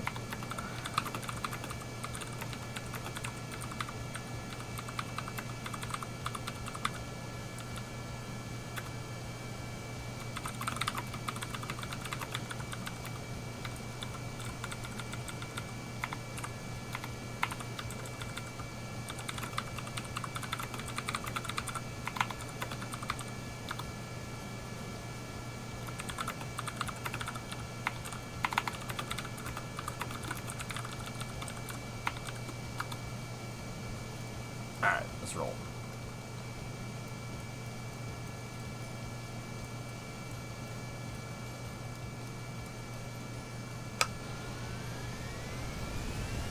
want to see which component out of our engine design here is creating the most drag. So we have our little flight test article here.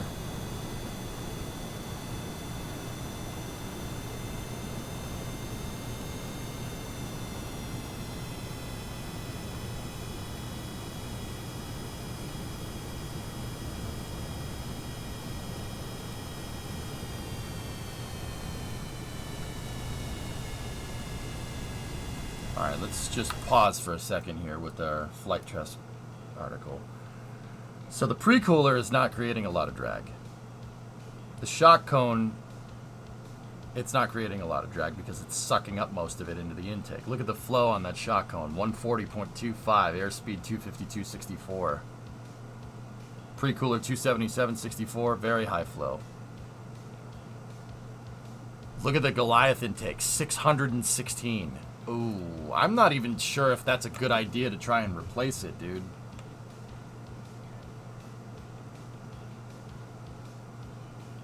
Poland signs agreement to fly an astronaut on an Axiom mission. They can't do that. Poland cannot into space. So the engine plate is occluded because it's inside of the fairing. The fairing is $17.99 and the engine is $19. Our total drag is 85 kilonewtons here. That's how much drag all the parts on the vehicle are cumulatively making.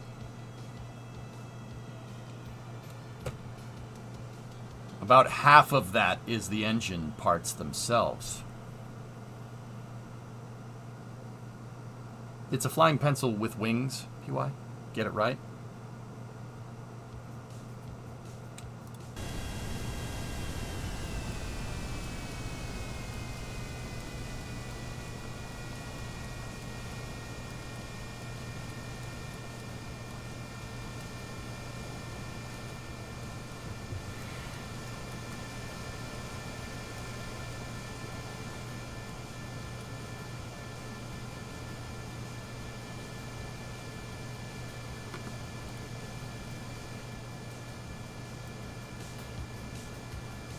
Cool new SpaceX tweet about Starship.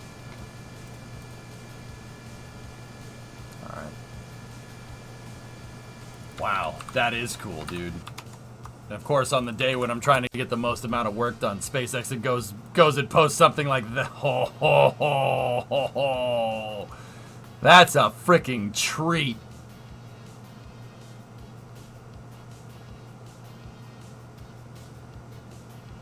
Yeah, see what I mean, dudes?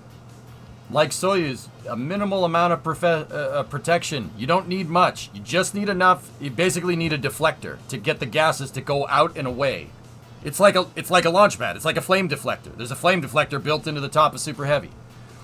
And you can just make it out of regular stainless steel. The reason why is that it's not going to heat up when the rocket engine, it's not going to heat up enough to break when the rocket engine is only firing on it for like a split second. I mean, don't get me wrong, it'll probably do something, right? But yeah, see, just a deflector. And I will tell you that deflector, it has some freaking beef built into it. Look at all that.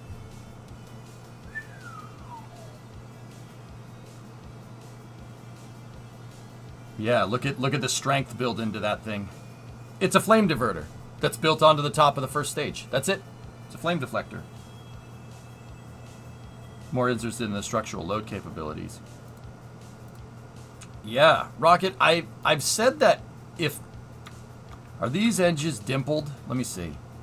If the edges right here of the inner stage, right, of the hot staging ring, if those edges are all beveled in a little bit, it's called dimpling. If they're dimpled, you see dimpling in aviation all the time to save weight.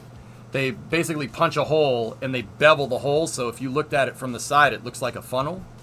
If this is all dimpled, this thing is probably stronger than just a flat plate of stainless, and it's probably lighter too.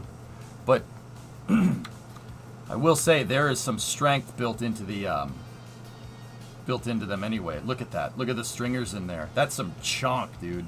I mean, understandable.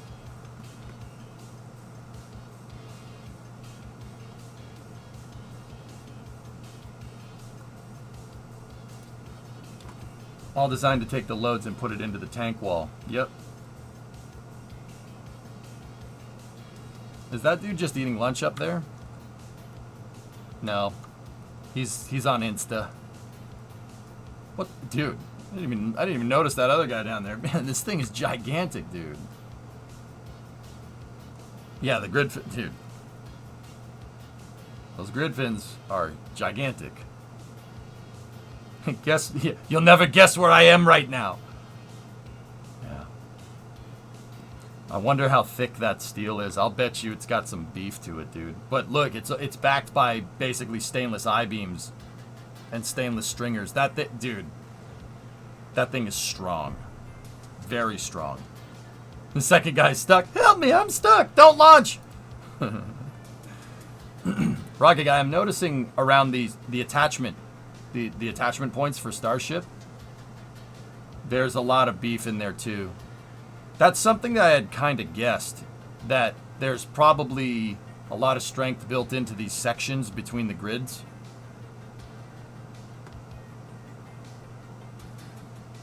Actually, there's only 3 sections of grid from what I can tell here. Oh no, there's another one right there.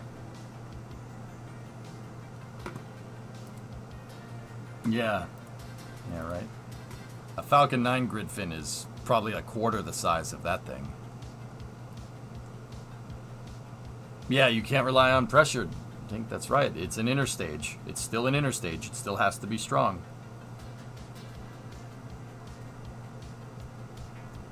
Will it be interesting to see the Gen 2 interstage? This looks to certainly be a rapid constructed see if it works piece.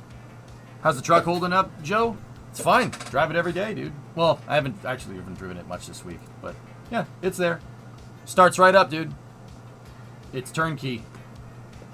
I have to tune the carb a little bit, but yeah, turnkey, man. Thing goes. I think those grid fins are straight steel. I don't think they're titanium, Spoon. They're straight, they're just welded steel, if I'm understanding that right. Hey, Gull, what's going on? Sorry, off topic, but love the truck. Yeah, all good, man. All good. The Coronet, the Coronet needs some love, Joe. We have to, I have to get it in the shop, and I have to find a way to, like, put the 59 off to the side. The Coronets, the torque boxes are starting to go. I'm annoyed because I left it out for too long. The brake lines are, the rear brake line's toast. The rockers are shot. The trunk pan's shot. The floorboards are shot. The torque boxes are going. There's not a lot of Coronet left. It does not like being outside. It's been outside since 2017. I had it stored in a garage, but yeah. You were playing Juno? That's a cool game, yeah. Super Heavy, to my knowledge, with RTS especially, won't see the heat loads on the grid fins like Falcon 9 does on its parabolic drone ship landings. Yeah. Super Heavy doesn't need to do SSRP either, Rocket Guy. It can just make it back. Dumb question, but why wouldn't they use a common dome? Attached it to act as some rough cooling for the time the Raptors are firing at it. In my opinion, it's an opportunity to bring back transpiration cooling.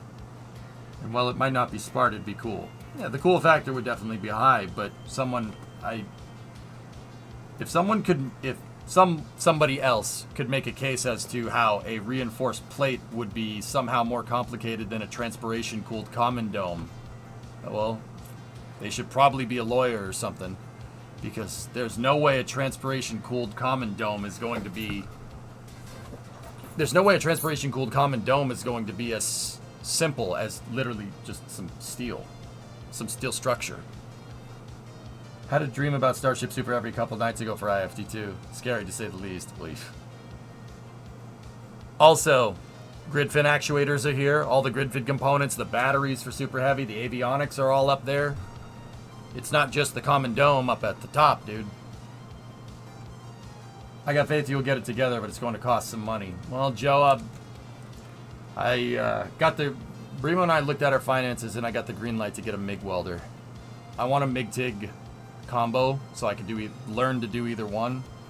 And, Joe, to be 100% honest with you, no one cares about a 4-door Coronet. Even one from 69. No one cares.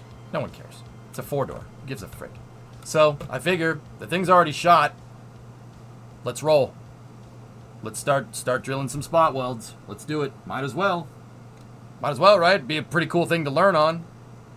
All the parts that are valuable on that car are fine. It's all the parts that aren't valuable. All the parts of the chassis that aren't valuable that are wrecked. So, let's do it, man. It needs a lot of work, dude. Rockers, rocker inner and outer on both sides have holes in them. Yeah. Trunk pan's toast. Frame rail might be toast. I haven't checked.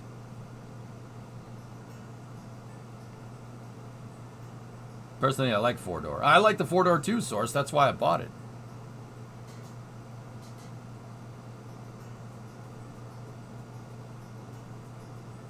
I like this idea. That should come in handy later.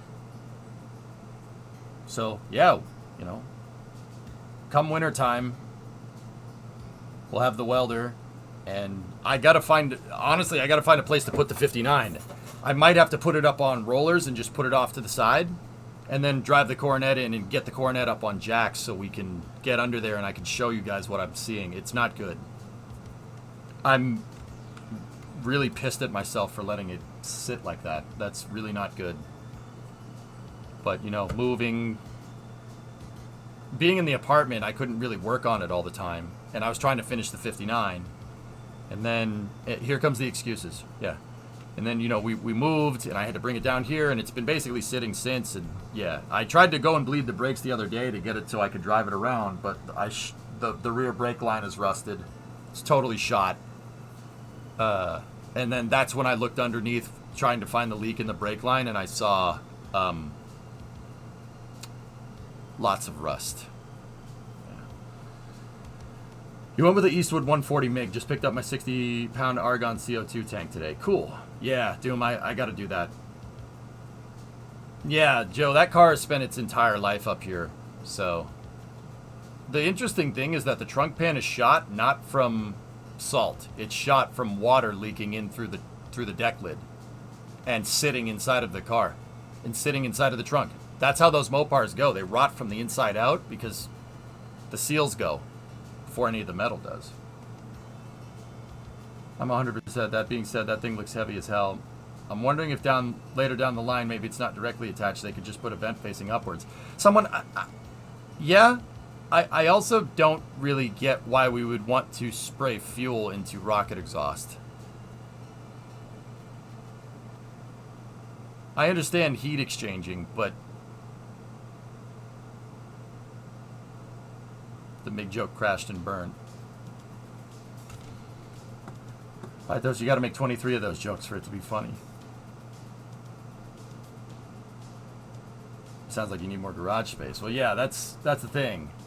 I could put the truck up on its casters, right, and I could move it all the way over here, and I could park the Coronet here. But if I have to, you know, yeah, we gotta. I mean, I'm not driving the truck in the winter anyway, so I'll winterize it, take the carb off, drain it out, and drain the fuel line and the fuel line and the gas tank, drain all that, and yeah, take the battery off, winterize the thing, and I'll just basically put it up in storage over there on the right side of the garage.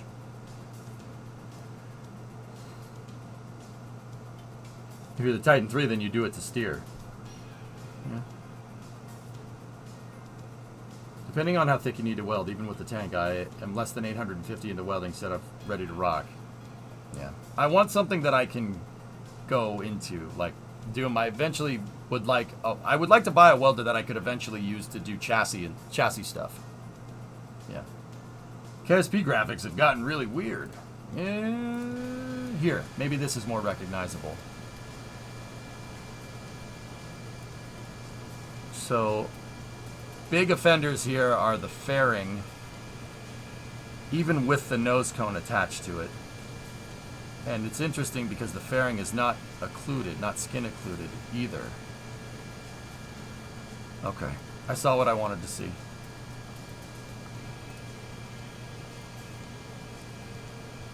The Goliath engine is the biggest offender though, but I'm struggling to Alright, I saw what I wanted to see.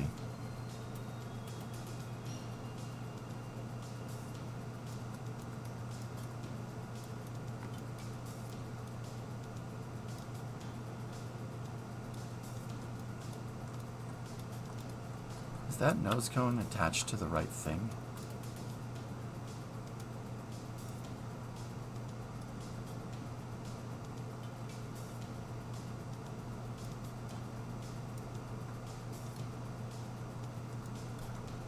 Alright, hold up. Pop the hood. Pop the hood? Pop the hood. That's the front of the Goliath intake. Alright.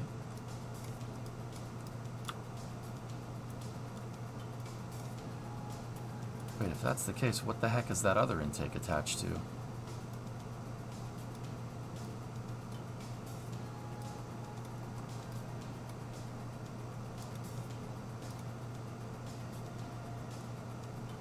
I'm kind of imagining it as some film basic transpiration cooling to help reduce wear on a hot stage dome for the bit of time that the engines are firing at it. Obviously depends on where the hot stage goes through IFT2, but if it's significant enough, it could be beneficial in terms to the reuse.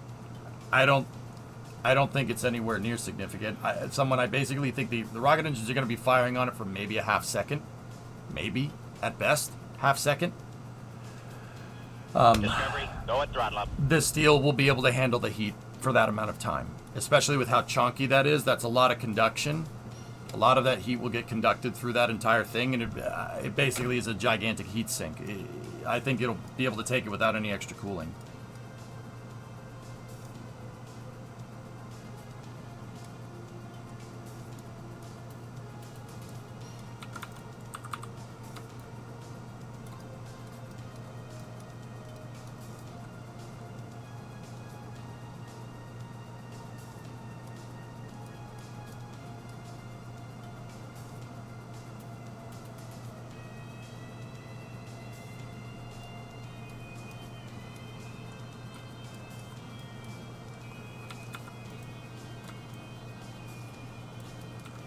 What's the purpose of the engine plate in this design? I needed something that was 1.8 meters in diameter to close the fairing onto, so it could get the fairing into a closed state. I'm just really wondering what the hell that nose cone is attached to, because I was able to attach another nose cone on the fairing. So what the heck is that first one attached to? Like, where does this... And why does the engine plate, if it's occluded, need a nose cone? It doesn't need that. Alright, get rid of that. We don't need that. I mean, the thing's going to be a high enough part count as it is.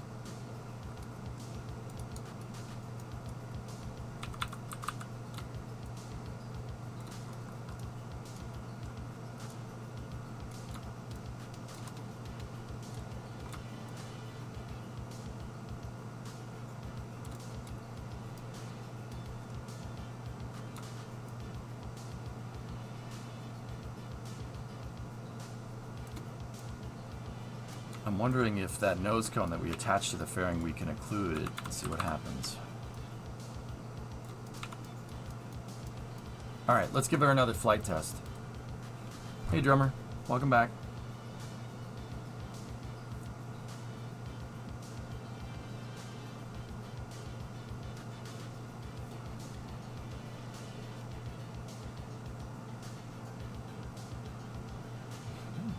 Pineapple pizza, 54 months. Perkele! Thanks, buddy.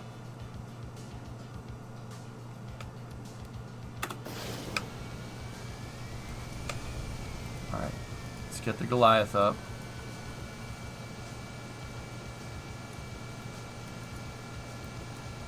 Fairing, nose cone,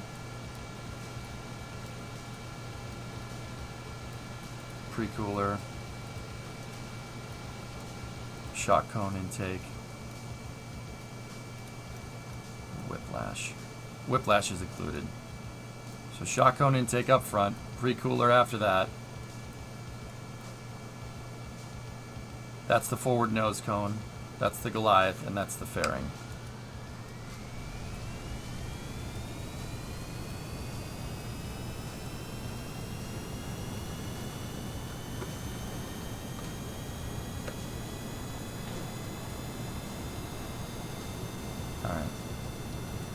take a look.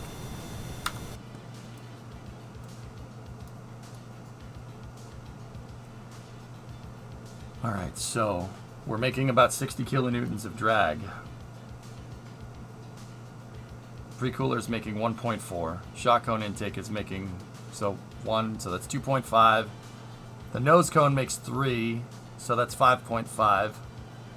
The fairing is making 5, so that's 10.5. And then the Goliath is making 14, so 15. So 20.5, give or take, or 21 kilonewtons out of that 60 is coming from the engine. Interesting.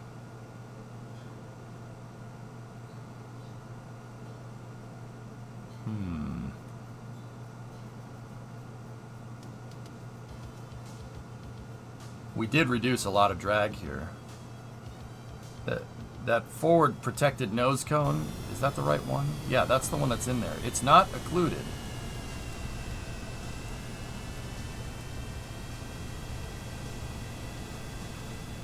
All right, dudes, let's think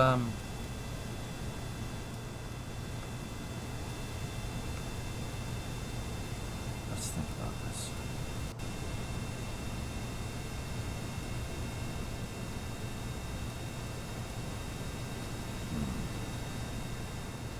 Yeah, look. So 97 total drag from the entire vehicle. 25% of that is coming just from the Goliath. But we're also getting a ton of flow from it as well.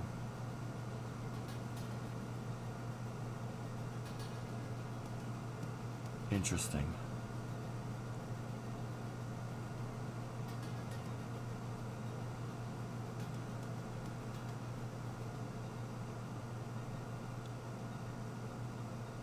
Do you have any streams driving the 59 around? No. No.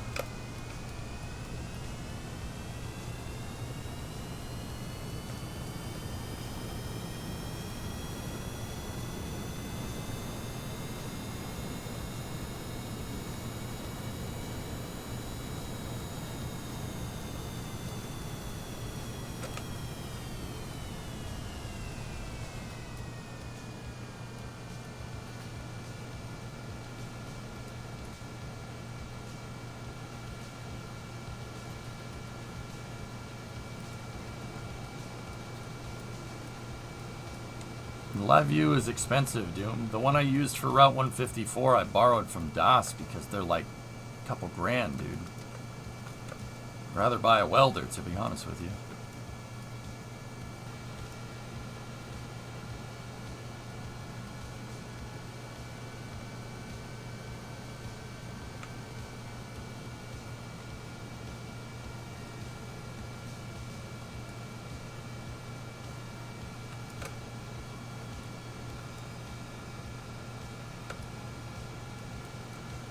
Yeah, dude. If I had bought that live view, it would have been out.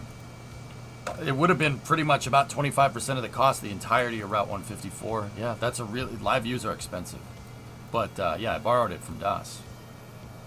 It's the live view that they use for like doing live coverage from Starbase, like when Jack's on the NASA Spaceflight cast. Yeah, that's what he's using. The gun run backpack. Yep. Yep.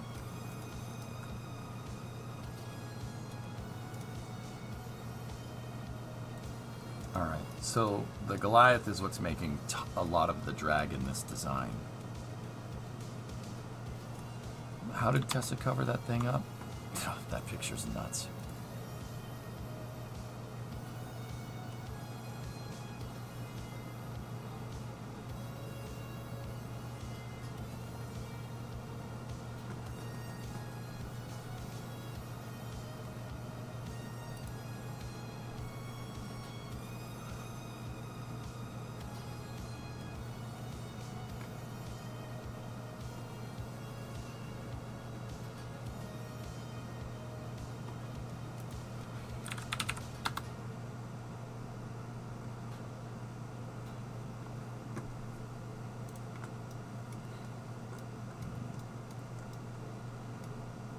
Tess about the Goliath in the fairing. Yeah, I gotta... Let's just take this thing apart here. Still don't know what the hell is that thing attached to.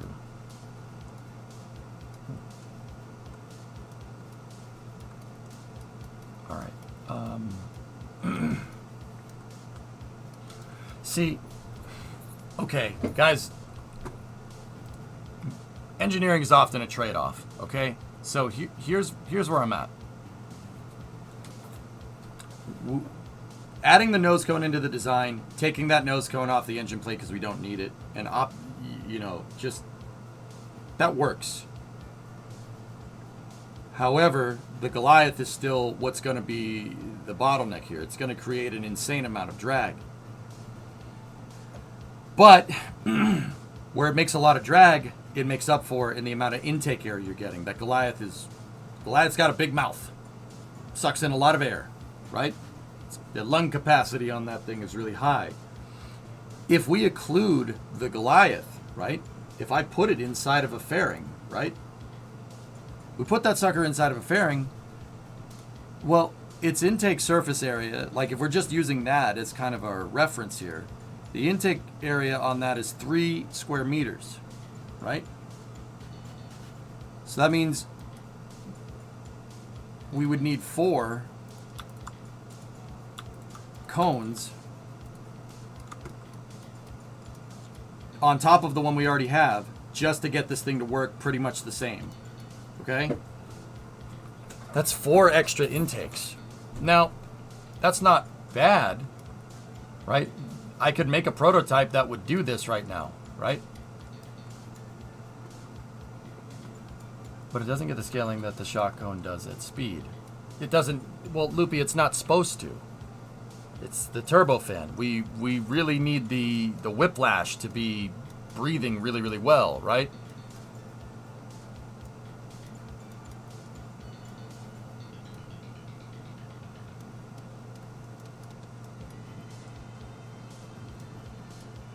The other intake the drag. I'm not sure. I haven't really gone into dives about how the difference between all the intakes do, except that the shock cone is the one that's designed for the whiplash because the cone intake is going to get you more air at higher speed because that's what the cone does, because SR71.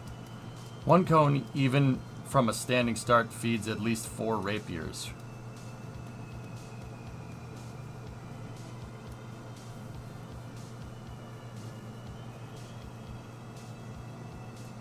Okay, so, I mean, Loopy, if that's the case, then yeah, we should probably do it. But where I'm at is if we end up needing to put more intakes on it, because Tessa's idea is a good one. I'm not saying it's a bad one, but you see there's intakes everywhere, right? To make up for, to compensate for no flow here, right? That's a lot of extra parts. If we need 4 more intakes, so we need 5 intakes per, right? And we occlude this thing, that's 50 extra parts on the entirety of the vehicle. That's a lot. And part count isn't necessarily correlated to like drag or anything, but we have a trade-off.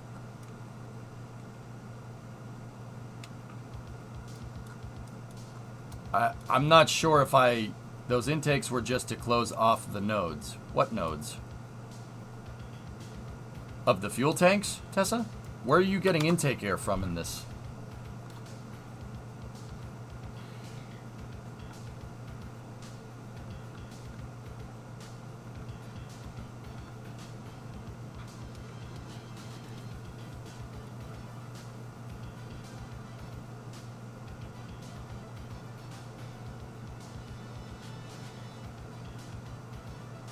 Have you tested the shrub without a fairing? No. The tank is actually the simple air intake. Alright. So, for Tessa, I'm not sure if occluding the Goliath turbofan is... I'm not sure if including the Goliath's intake and replacing it with a bunch of other small intakes is going to be worth it. I don't think the reduction in drag that we're going to get from this justifies the extra parts. I really don't think it does.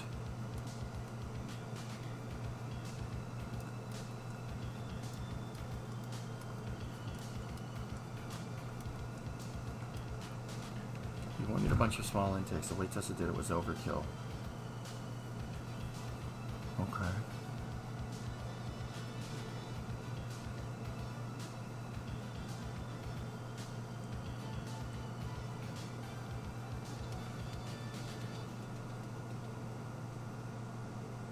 Yeah, Hibbit, I mean, we're going to have to.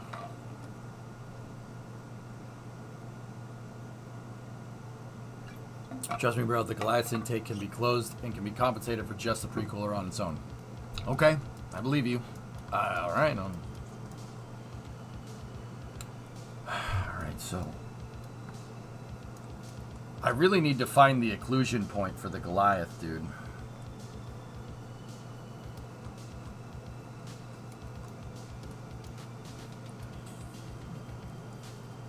Let's take that nose cone out of there.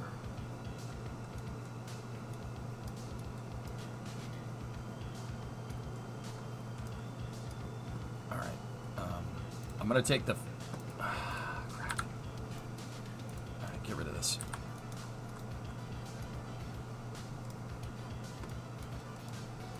I'm thinking.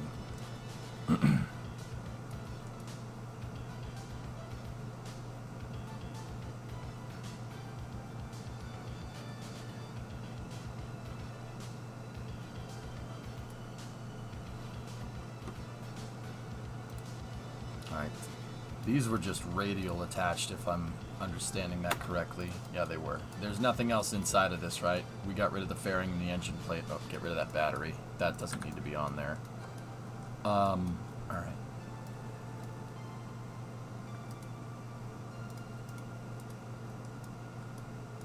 Yeah, I only had one cooler in the design. We're just not a new engine design per se, Rain. We just... I have the Goliath and the Whiplash node attached to the nodes on the fairing's internal nodes. Yeah, okay.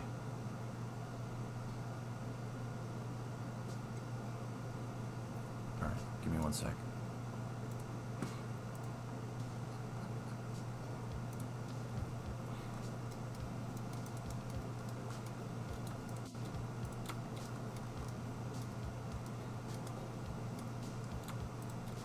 I still want my nozzle shape. We don't need that.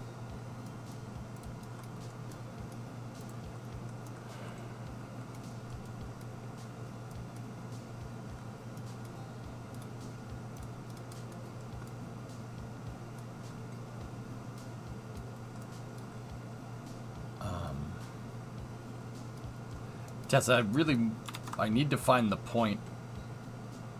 There's a point somewhere on the in the Goliath where you can occlude it, and I'm not sure where it is.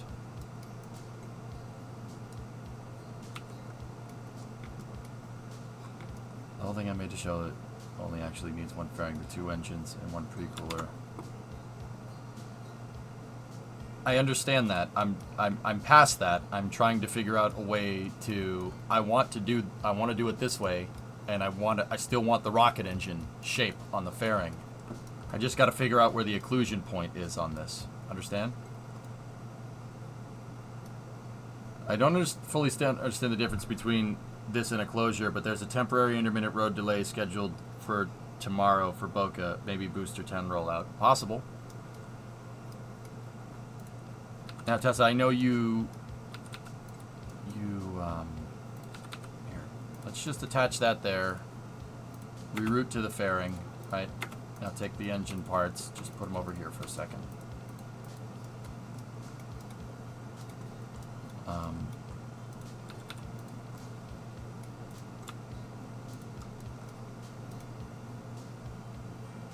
Get rid of the shroud. Find that thrust transform.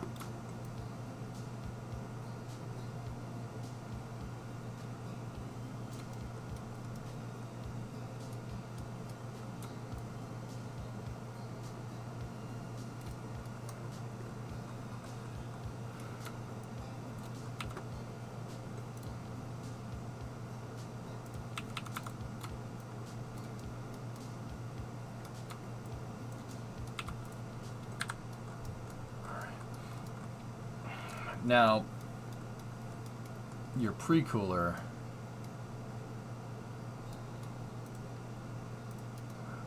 it would be on the, here, let me just rotate that 90 out of the way. Interstage nodes. Discovery, go and throttle up. So,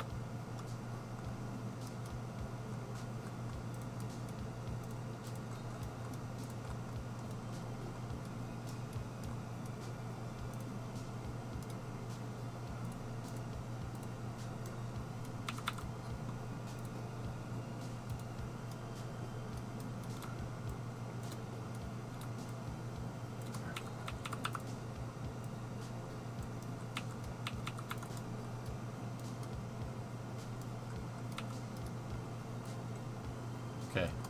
Thrust transforms are coplanar. The precooler can be anywhere in the whole craft. It draws from anywhere regardless of location. Yes, I understand that.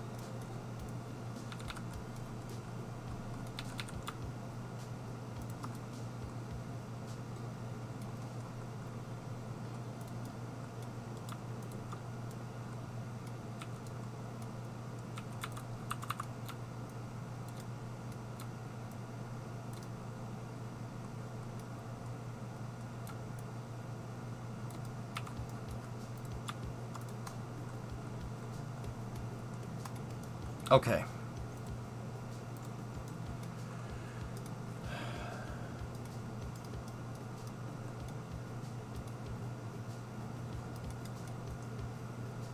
Let's just put this on a test stand here.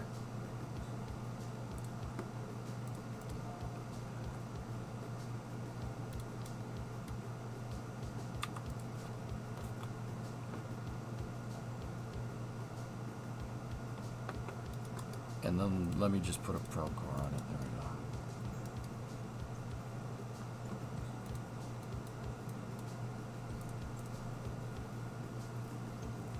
Yeah, as long as it's outside of the fairing. Yeah, I got you. I'm trying to see if we can do this with the parts we already have. But Ordon, thank you for the 43, man. I appreciate it. Happy Friday, everybody. So the goal is to build a hybrid engine. Yeah, Rain, I think, I don't know if I explained this to you the other day. So we have a Whiplash, which is a turbo ramjet, shoehorned into the back of a high bypass turbofan, all inside of a rocket-shaped nozzle, which is exactly what they wanted to do. That's what they were trying to do. They were going to take an existing off-the-shelf turbofan, but a turbofan with the fan at the back, and then attach a ramjet to the back of that and put that all inside of a rocket-shaped combustion chamber. That's Star Raker's engine. It's like an SR-71 engine on steroids. Yeah, so if they were just going to combine two engines together and put it inside of a rocket-shaped housing, I don't see why I can't do the same.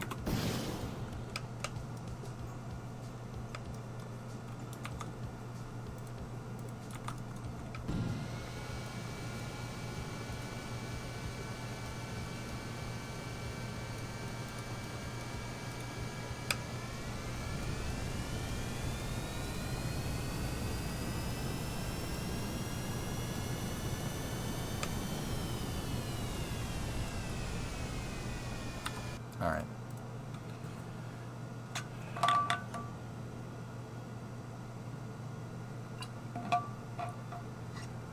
All right, get rid of that. And then I'll give the next one propellant.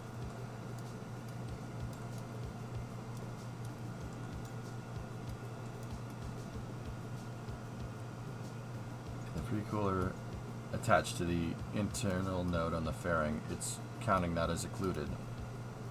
No, it's not. Is it? I didn't think it was. Here, let me see.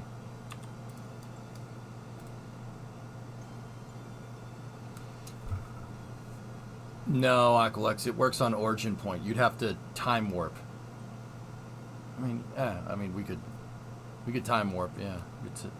You'd have to stop, time warp, physics will reload, and if you move something in and out of a fairing, so like if it's something in a fairing and it's occluded, you move it out You move it out, time warp, not occluded. Move it back in, time warp occluded. Remember to give it fuel. Yep. Yeah, I know.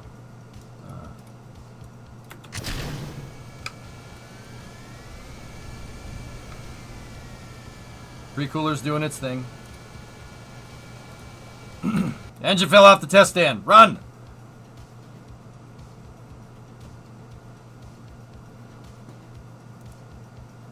What's that, Admina?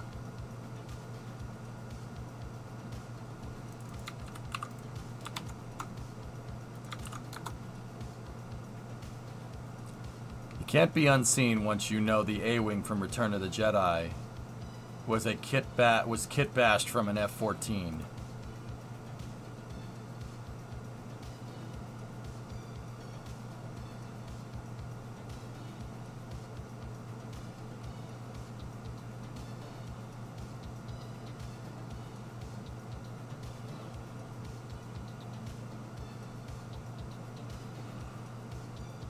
Huh.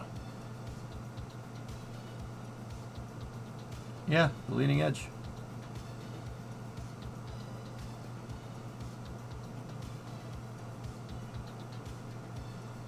That's actually kind of cool.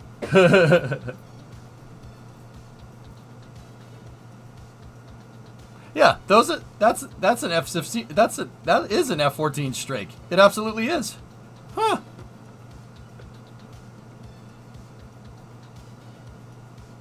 I wonder what parts these are. But yeah, that's that piece right there. This one. The Strake.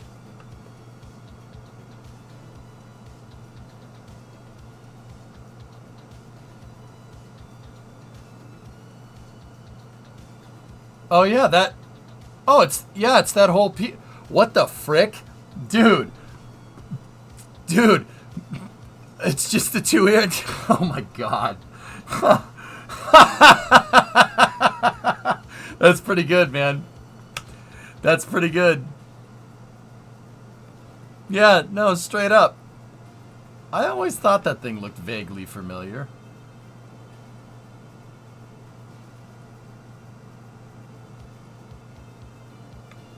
And it looks like this piece right here is that piece, but that's not an F-14 canopy. It looks like it. I saw it, Tessa, yeah. Last tested void, yeah, okay. I'll put fuel on the test stand. Interesting.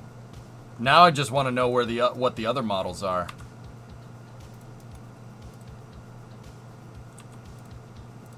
Like, I want to know what's like a B-wing and an X-wing and stuff.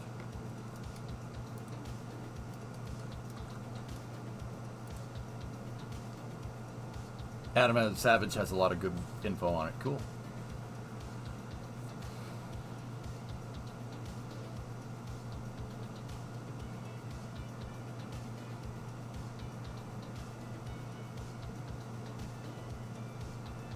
Kit bashing model airplanes is cool, but I like kit bashing automobiles. It's called hot rodding.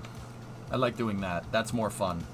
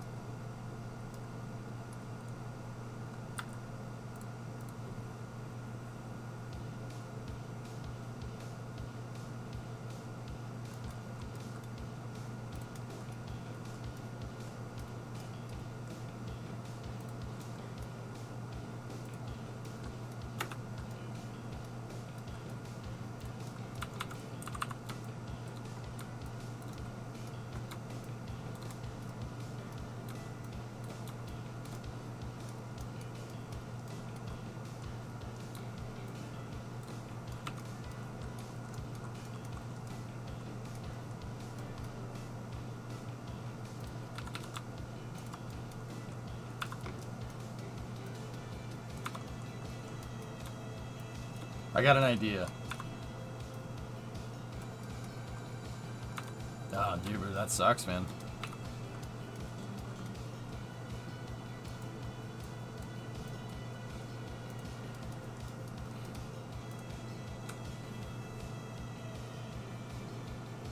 This is how you kit bash. Ship.shape right.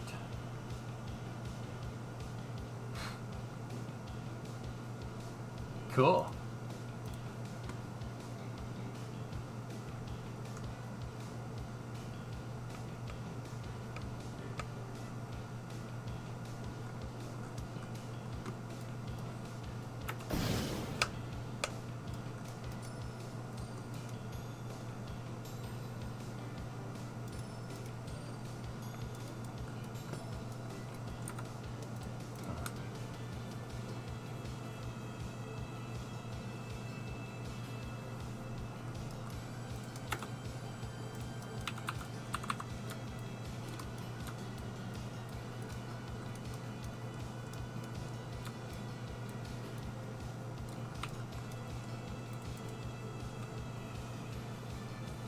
I tried attaching them to an occluded engine plate. It didn't like it.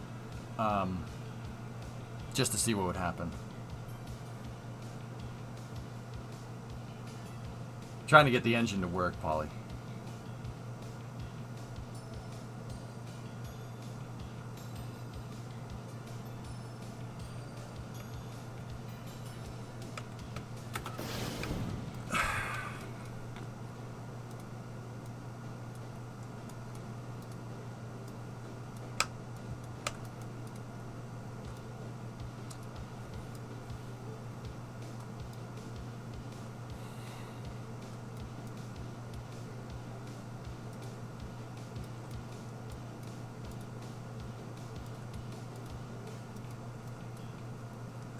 It's not fuel. I got plenty of fuel. It's intake air.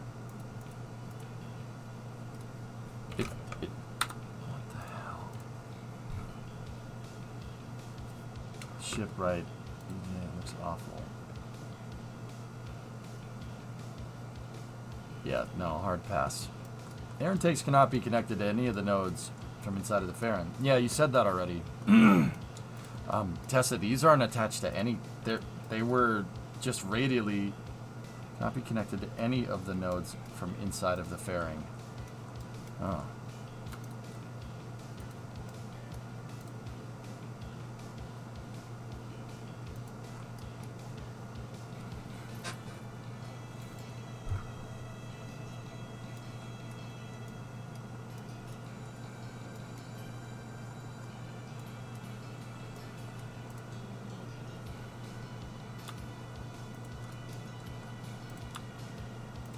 So this is attached to the back end of the fairing. See that?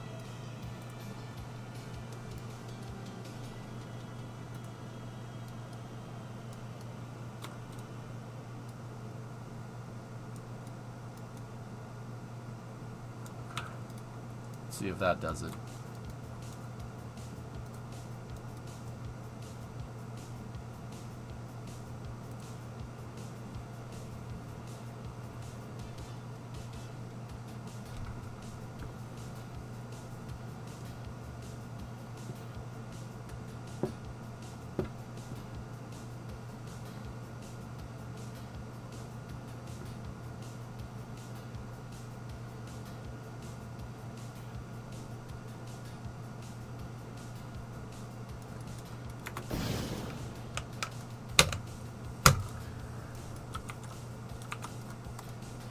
I don't understand.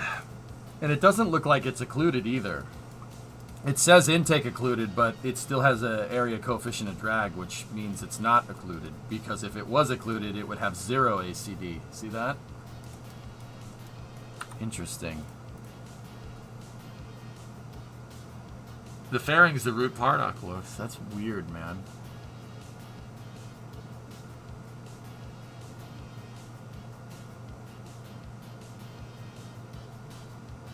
All right, we gotta go. We gotta. All right.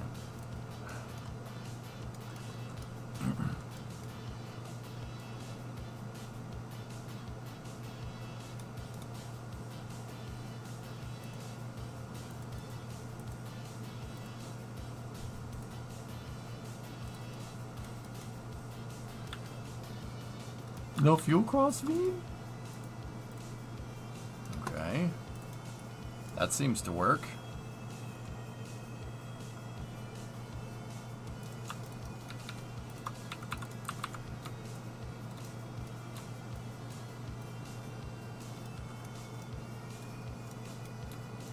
You know, if I'm going to radial attach, I might as well attach another intake facing backwards, Tessa. That's what you said to do, right? Let's see how that works. I never remembered the fuel posts not cross-feeding fuel. But then again, I never use those with my launch pads for cross-feeding fuel anyway because I make my own launch pads, so... Screw me, right?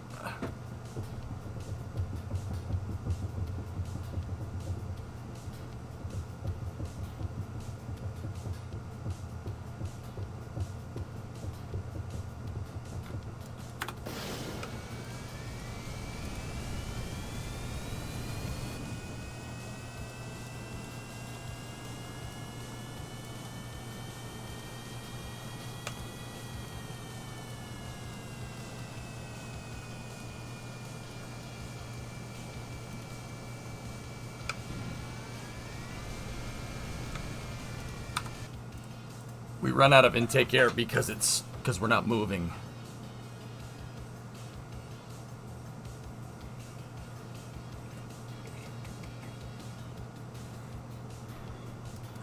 Huh.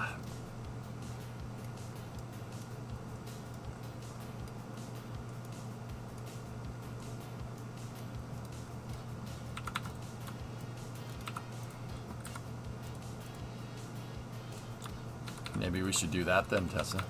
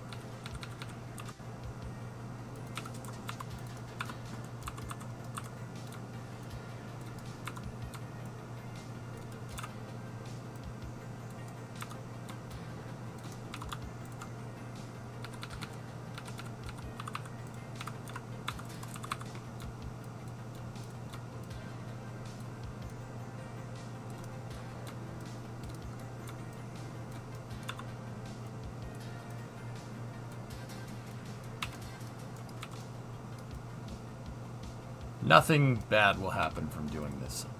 I guarantee it.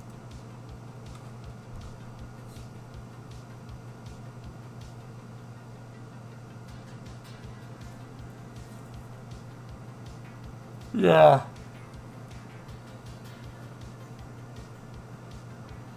I'll enter the same calculations using what we like to call the right way. Yep. Gotta just tap the roof of it. That's not going anywhere. Or wait, is it?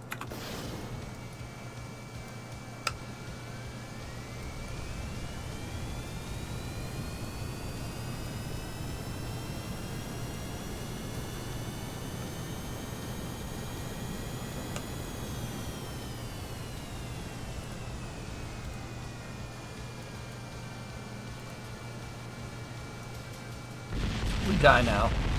Cool. I'm gonna do it one more time so I can actually look at the arrow. Forgot to do that because I wanted to go fast. I mean, can you blame me?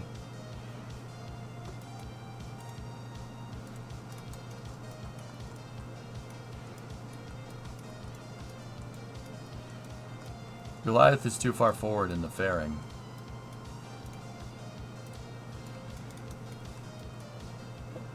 I know, Jessa. I don't want to have to...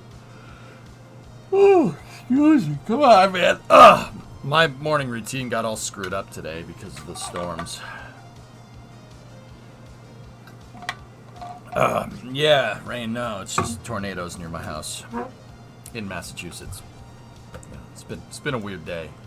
I got woken up to the tornado alarms going off on the phone. I'm like, what?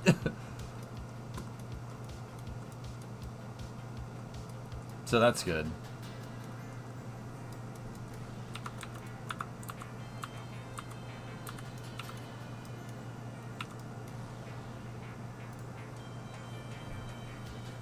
know if the front of the rear ones are crooked. I think it might be an optical illusion, but it does look, look a little weird, Blackbird.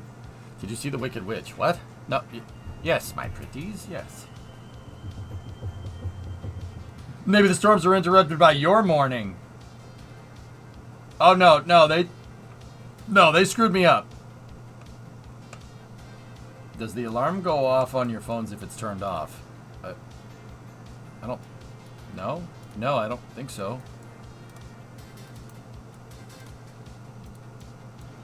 I don't understand how an electronic device is going to function when there's no power. I.e. it's off. I don't know. I've never tested. Never tested that one.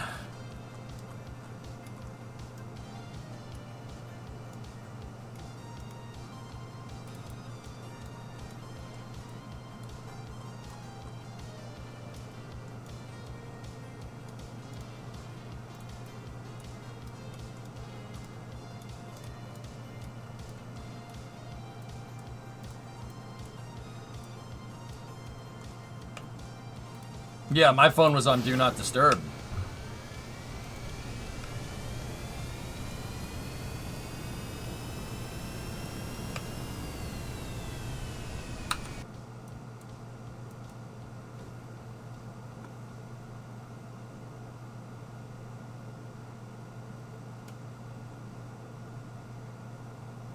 Gotta go faster.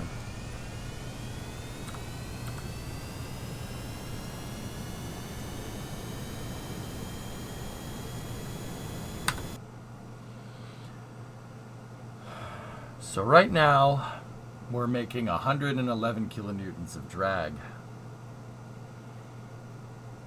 And how much of that is coming from the engine?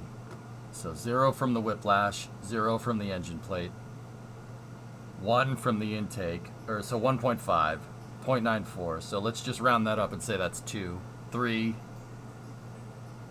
10, 33.5. The fairing makes way more drag in this design.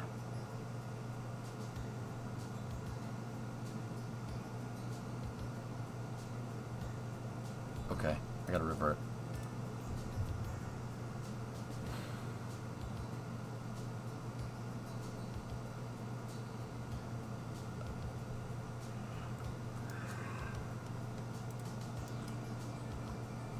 I wonder if the fairing's attachment node is open because it is. Okay. It is open. It was open because I ended up radially attaching this because we were wondering about the fuel flow. All right. Let's get this up to 200 meters a second with the nose cone on it now and see what it does. Yeah, the fairing doesn't have anything on the front node, Tessa. Yeah, so I put a nose cone there. Why not use an adapter from the fairing to the pre-cooler? I'm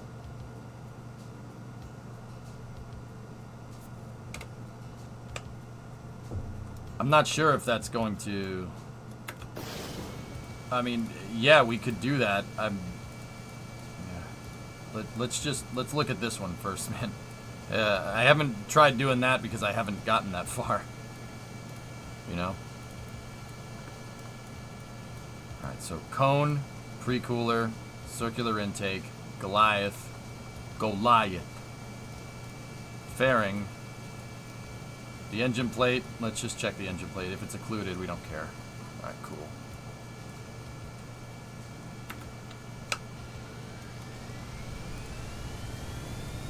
Want to go fast.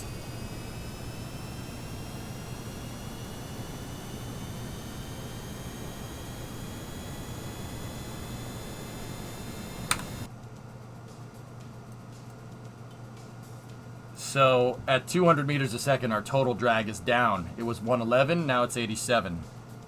And out of that, how much is the engine? The actual parts that make up the engine. So 1, 2, 3.5. Let's just call that 4. 4 and let's round up 7. 4 and 7, so that's 11. Out of 87, that's really good. Tessa, I might just leave this the way that it is. That's really, really good. If you make the fairing longer, you could fit the Goliath's intake section inside of the. You could fit the Goliath's intake section inside of the fairing. It will include the Goliath completely. Don't forget the cone. Oh yeah, yeah. Hold on.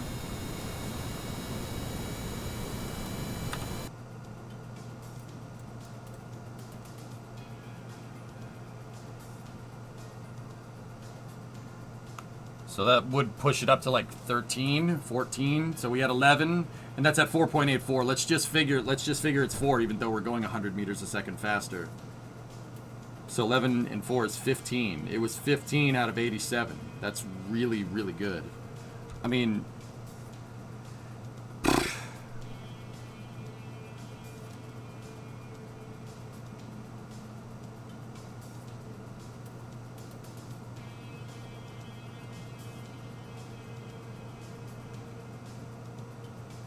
yeah, that's really good.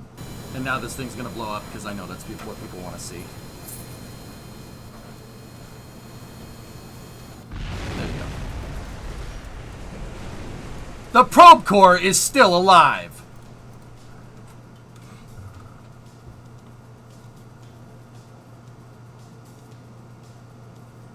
Hey, Baboon, what's going on?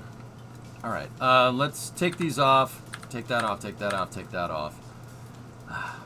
I don't want to sculpt out our perfect rocket motor.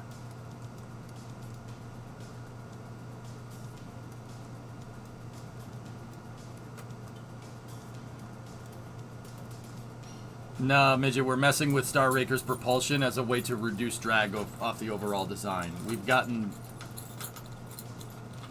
this thing, it's the same parts, we just rearranged them and attached them in a different way. The flowers are still standing. Exactly.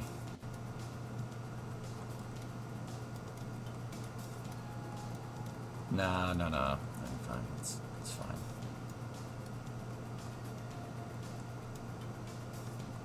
fine.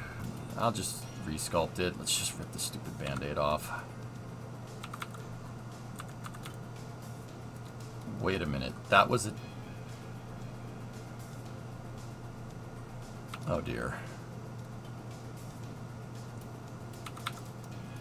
This is attached to the engine plate. What? Where?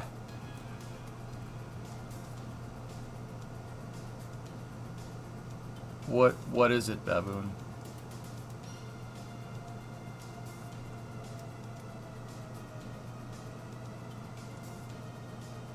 How did that get attached to that? Why do you have an engine plate? Something to close the fairing on it so we can get the rocket nozzle shape. It's been occluded the entire time, so I'm not too concerned. I don't want to close it on the whiplash, dude. I want to make it look like the actual rocket engine in some way, shape, or form, Tessa, so we could use it to teach people about what this thing actually is. There's a video of the B-2s landing in Great Britain an hour ago. Well, ask one of my moderators to get link permission, dude, and you can link it up. That's not supposed to be attached to the engine plate anyway. It's supposed to be attached to the interstage node.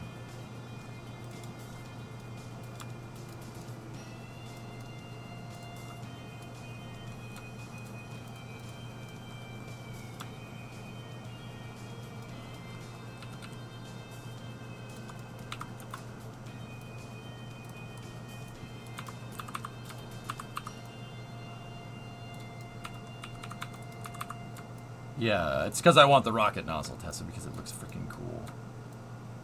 And I'm not usually one for coolness factor, but it also helps us teach. Now, Tessa, this is what I've been trying to figure out all day.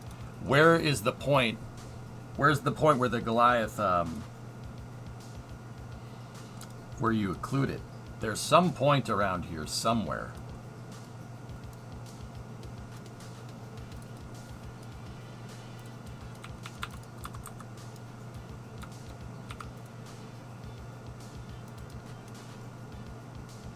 Also, 95, you were thinking a fuel tank, huh?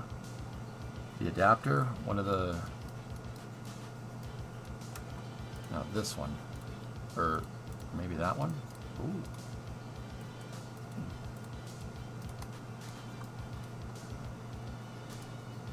Booster 9's rolling out. Hellzekin.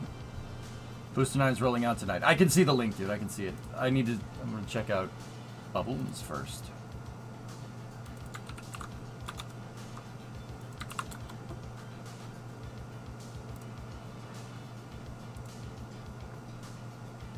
This is from Cobra Emergency.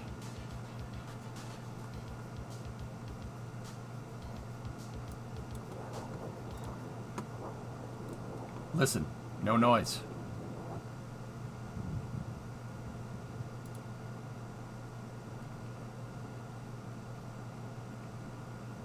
Dude. Sorry for the spam. All good, dude. I appreciate you thinking about that, Hells. Yeah, it's all good. Yeah, no. When it comes to space stuff, dude, don't worry about it. Just don't be like, hey, look at this, look at this. Yeah, you're good, man.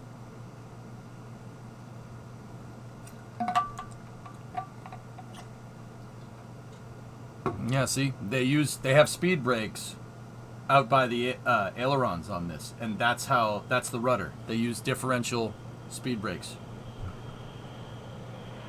Listen to that, guys. Almost no noise.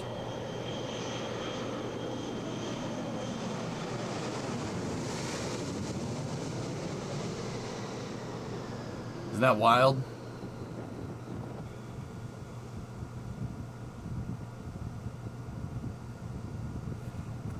That's cool, man. That's cool. I gotta be careful with videos, Baboon, that I don't know. From people that I don't know. Because, yeah, the YouTube VOD channel has been striked before by me showing whoever's footage that didn't like reaction footage of planes flying around. I gotta be careful with that stuff. Yep. Anyway, really neat, dude. Thanks for showing me that. Booster 9 rollout tonight. Jeez, that's fast. Anyway.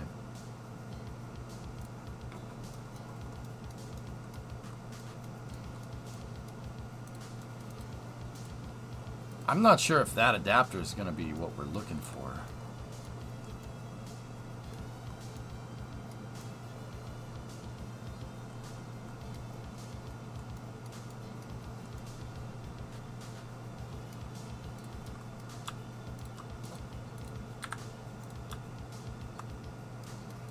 I mean, we're depriving ourselves of an intake this way, but it's less parts.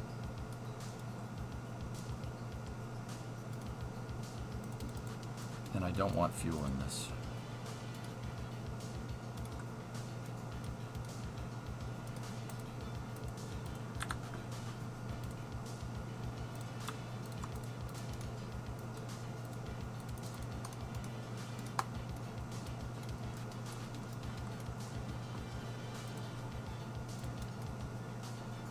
All right, let's get the wheels out.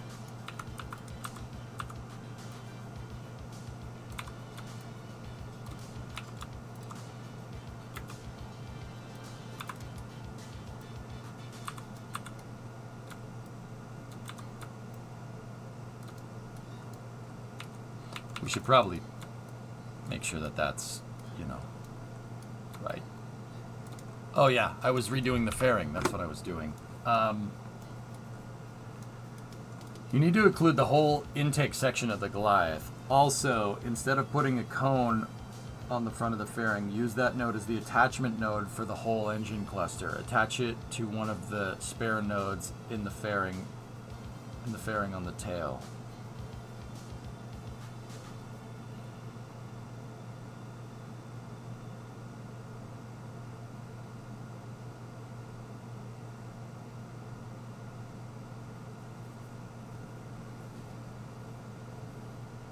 Okay.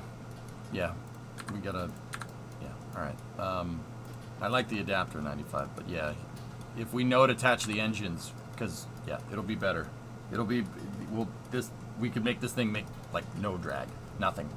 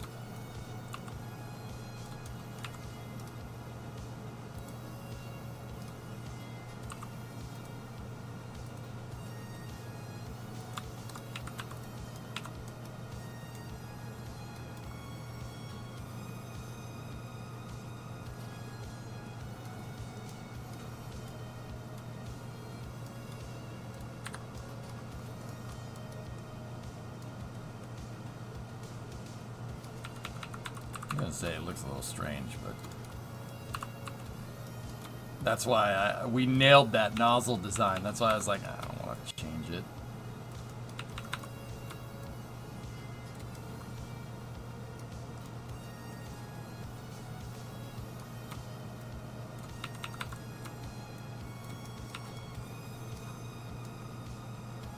All right.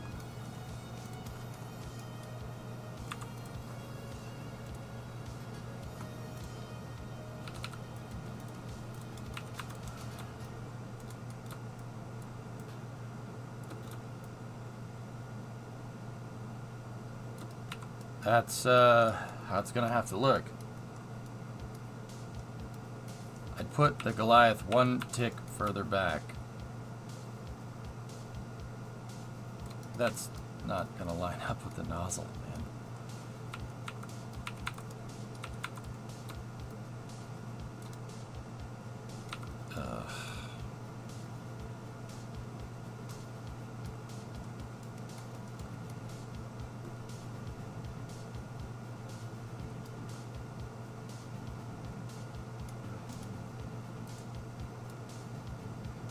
At this point, I kind of want the shroud on there so it covers up the clipping fairing.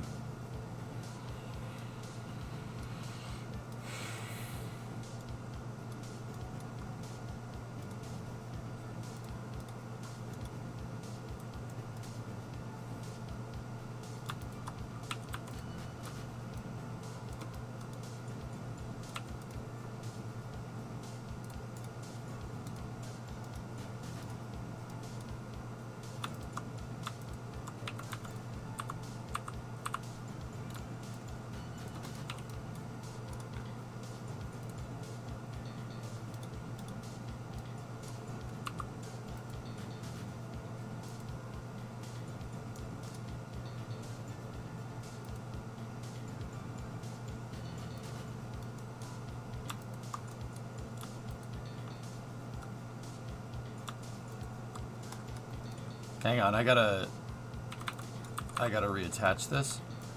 Where do we want that nozzle to be? Basically there. Okay, cool. Now let's sculpt the nozzle out of the fairing.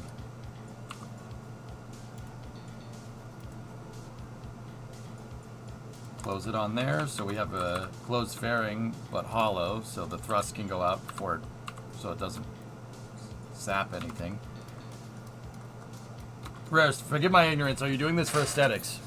The nozzle is kind of for aesthetics, dude, but it's also to occlude everything. Rarest, there's a way we can occlude my propulsion inside of a fairing to make it more aerodynamic. I need to reduce drag off the airframe, so this is kind of aesthetics, but more function than anything. And I'm also reducing part count this way, too, on the whole design.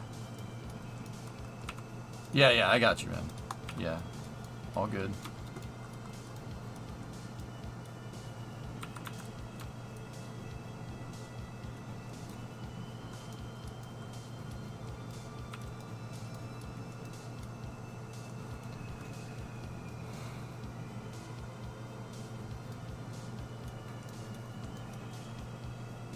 I hate the front of that. I hate that you can't see the turbines moving.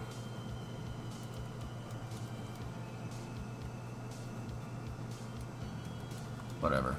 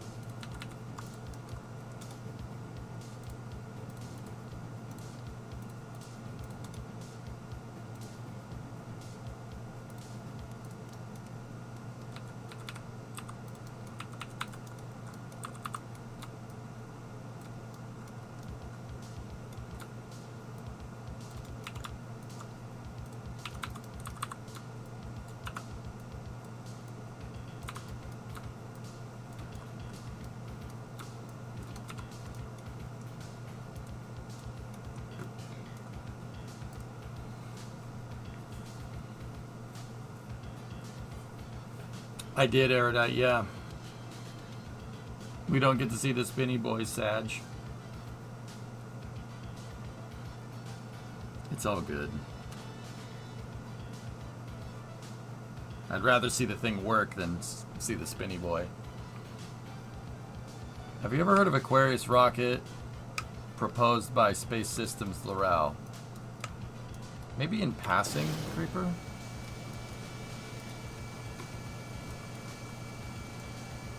That didn't get all of it. The main goal is reducing drag, yeah.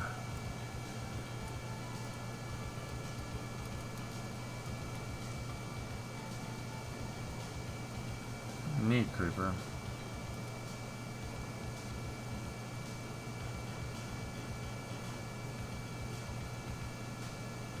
It says locked, Tessa.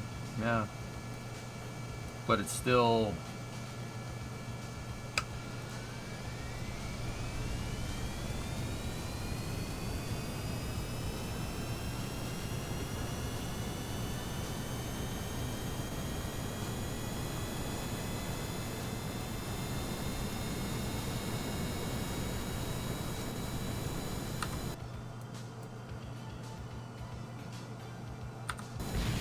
Oh crap. Well, losing a landing gear is probably the least of our problems at this point.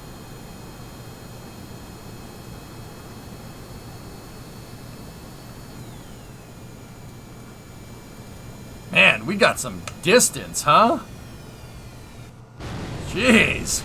Nice distance. All right.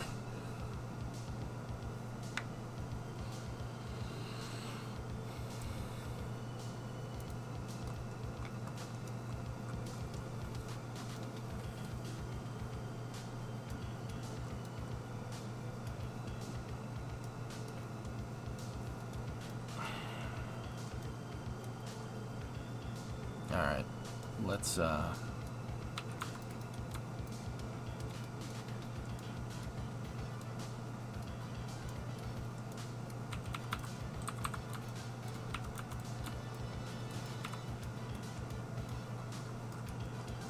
so let's find the position where we want the nozzle to be.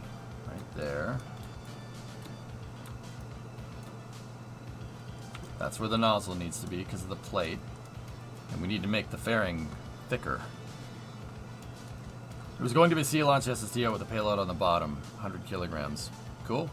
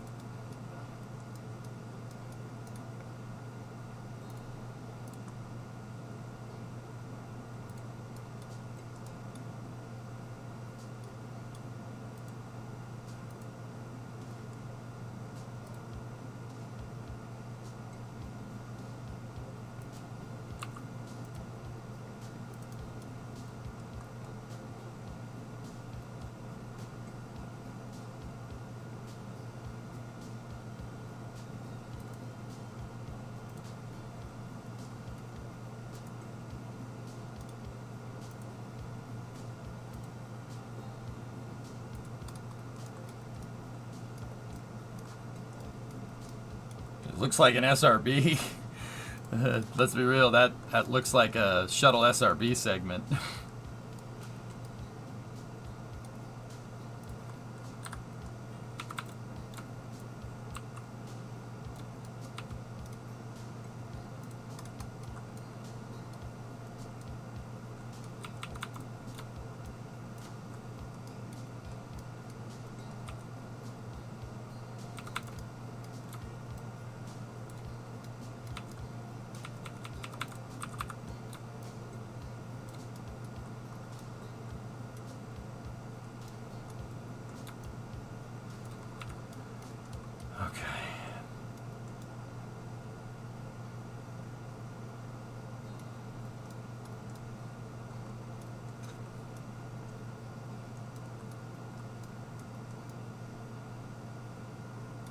The fairing should have an open node 95, yeah, for where it's going to be mounted.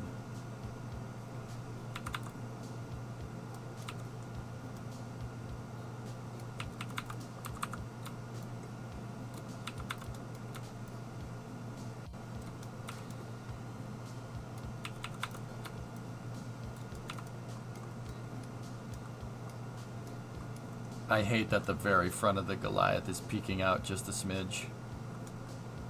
I really don't like that, but whatever. Send it. It's going to be funny.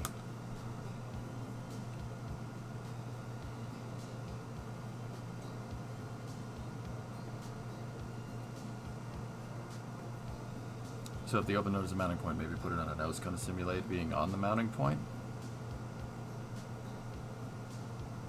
I mean, we could, dude.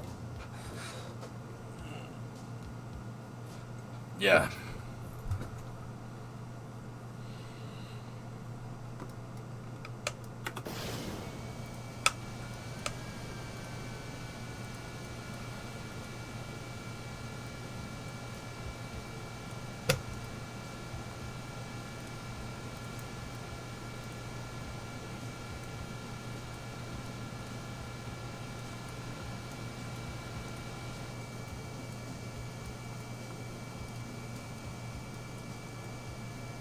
Tessa, I don't understand how that...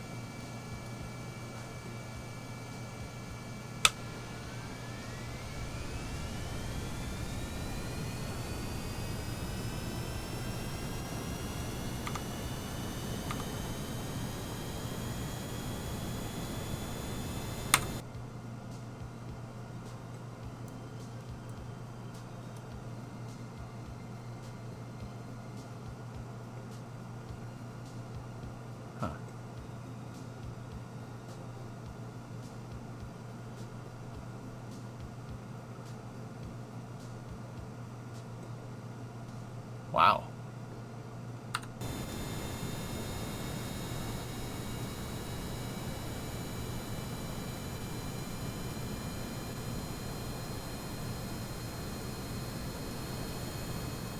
This is fine.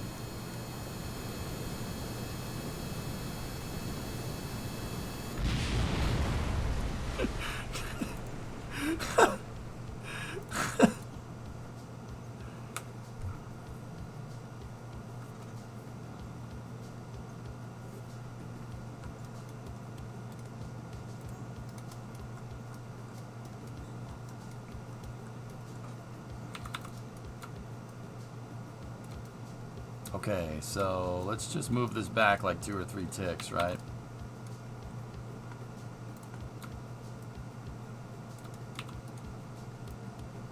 Oh, no.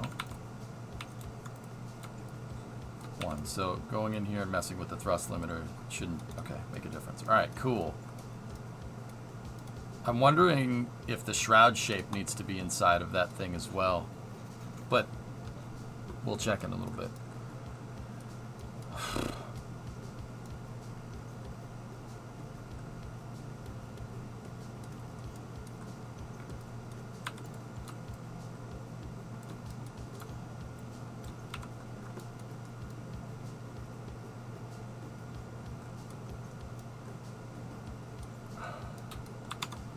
Well, 95, look at this picture from Tessa.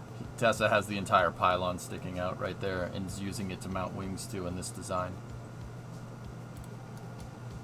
Let's just check. Let's check to see if that's good. You might also need to cover the shroud shape. That's what I'm thinking, Tessa. Yeah, I'm thinking we might need to make it a little bit longer anyway, so. No problem.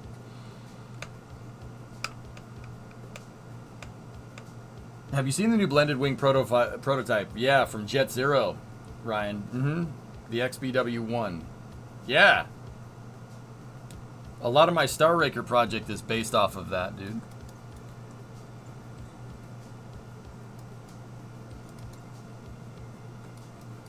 The Star Raker, building that is based off of planes that I built in the past that are blended wings that look exactly like that thing. Yeah, I built that plane in Kerbal. It must want to cover the shroud too, dudes. Alright, well, I have to move stuff around again.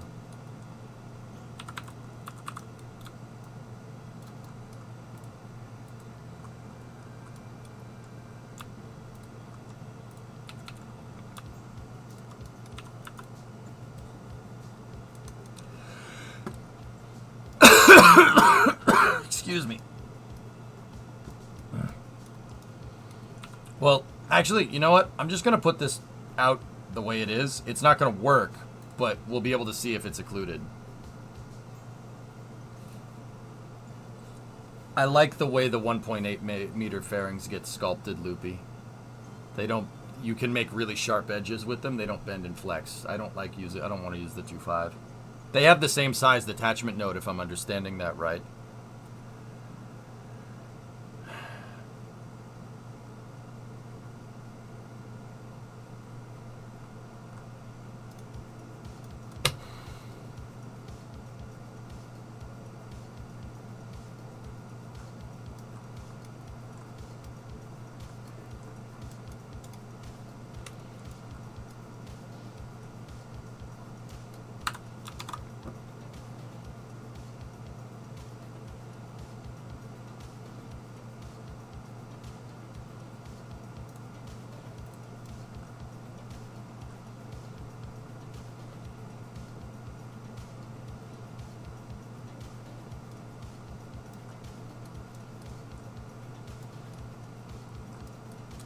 Tessa, I don't want to do that. I don't want to do that way at all.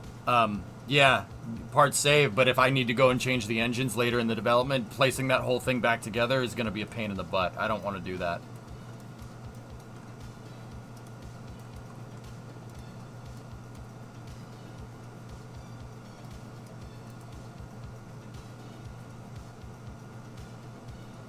I don't understand how that's not occluding that thing.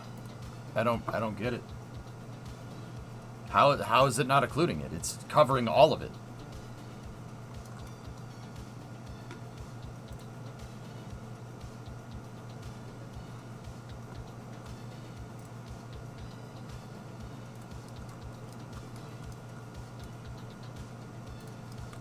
All right, hold on.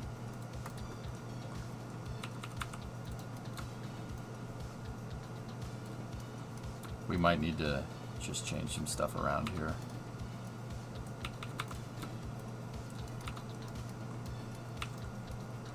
The pylon. Dude. Yeah, I mean...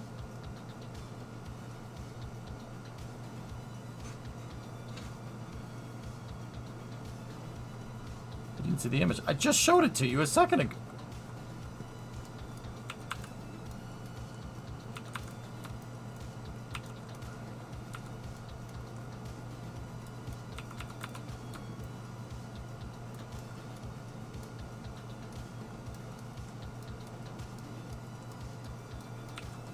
It's got to be something up there at the top, so we have to make this a little bit wider again.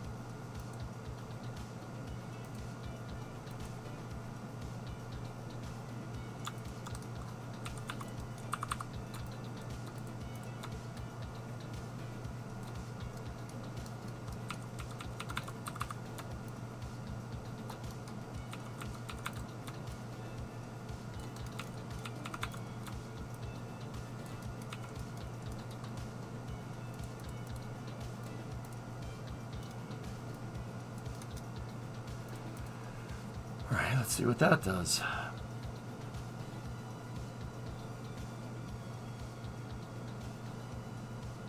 Without the shroud, the inner node is at the top of the code. With the shroud, it's supposed to be flush to a tank.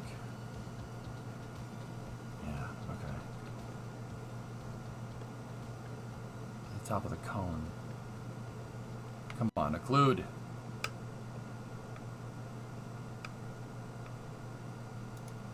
Ah, there we go.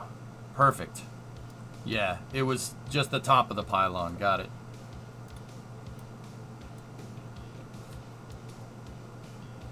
Alright, so circular intake, pre-cooler, cone intake.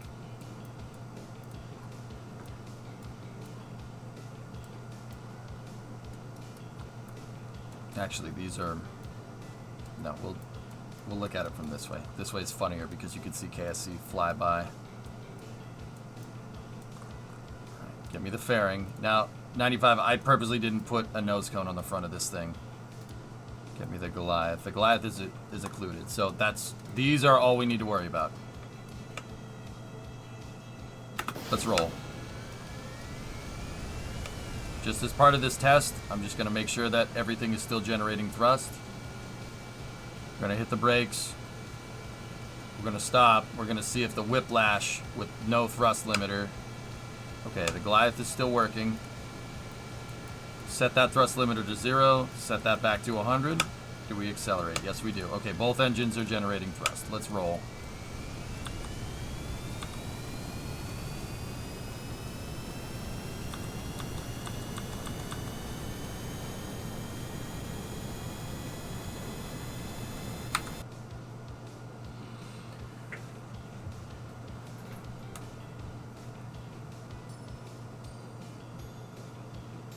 How much drag? We're making 57.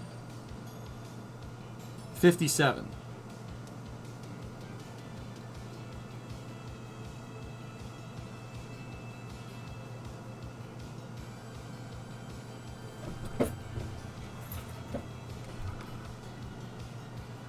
I saw the circular intake got occluded. Yeah, it's just because I didn't move it all the way into position, dude.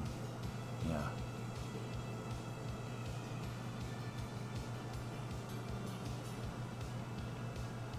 And how much of this is the... So the cone intake is 1. Pre-cooler is 1. The circular intake's nothing. And the fairing is 0.24, even with an open attachment node?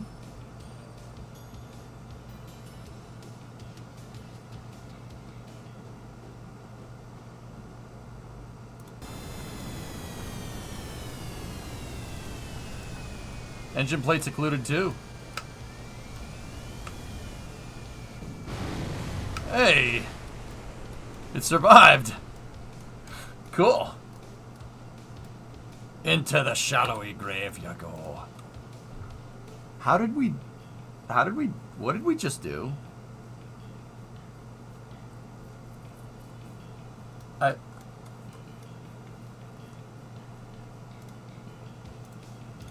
How did we... Put a couple wings on it in controls to see what happens. Am I sure that that fairing node is open? It is.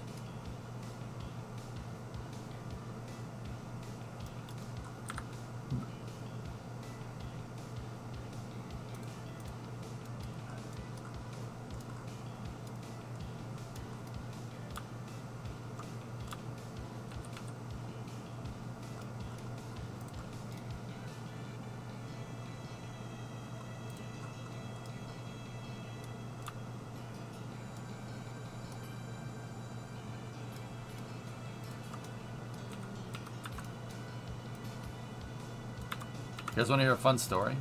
The fun story is called EJ Has No Idea What's Going On.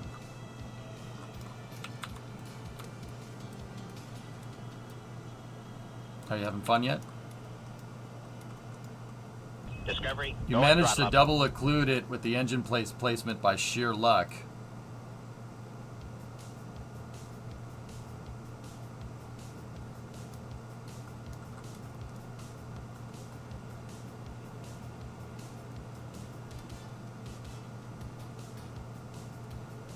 Yeah, but I don't want that to be occluded. All I can think of.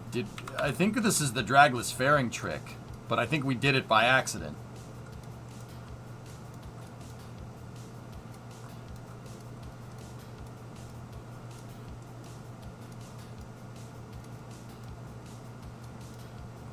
Is the engine plate shroud enabled?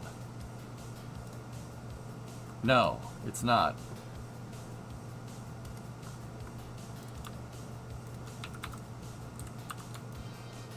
Then it's not dragless.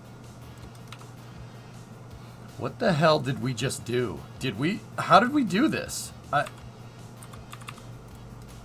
This thing is basically, it might as well not exist. Like, it makes no drag. Nothing.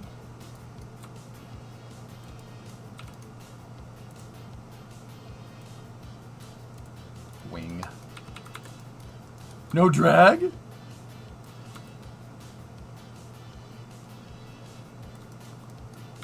I don't know what we did, dudes. I honestly don't know. I don't have an answer.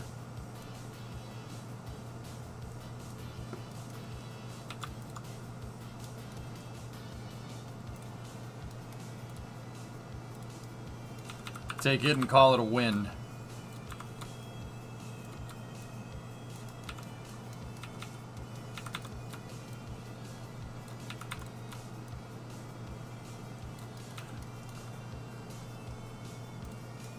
And now for the best part.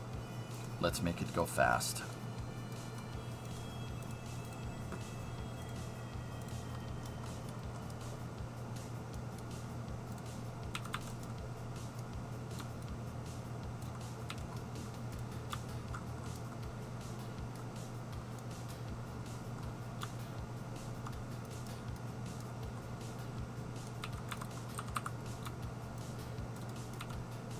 You know what? That looks fine. It looks cool with that cone right there.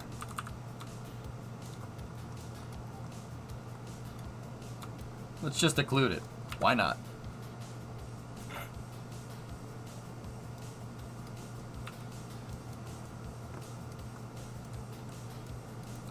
Where should we put the fuel? You know what? Occlude the fuel too. Screw it.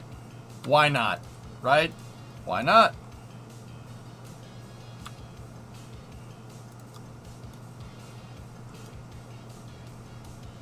Get rid of the nose cone. We don't need that.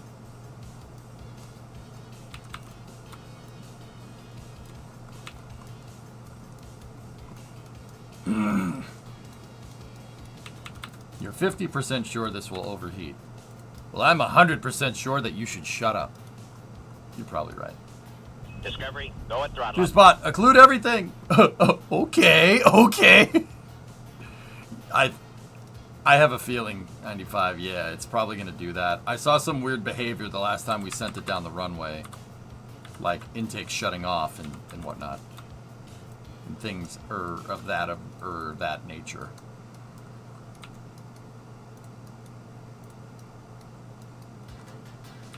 Five tail. They just added the D6 slug to Derail Valley. That is all. Yeah, hey, 63 months, dude. And Juice Bot with a 55. Yeah. I saw it, actually. The Tractive Effort Booster Unit.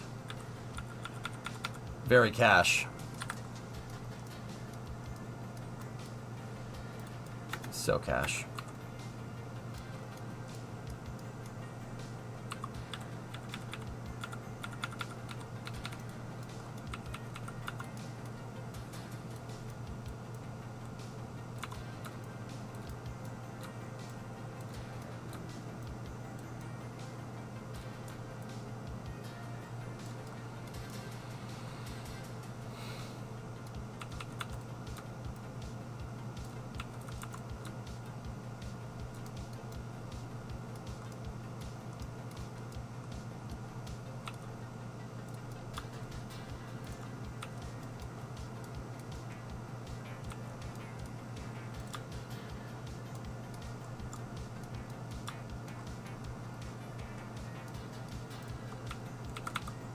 I do need that up at the front for a nose cone, so we can actually steer the dang thing.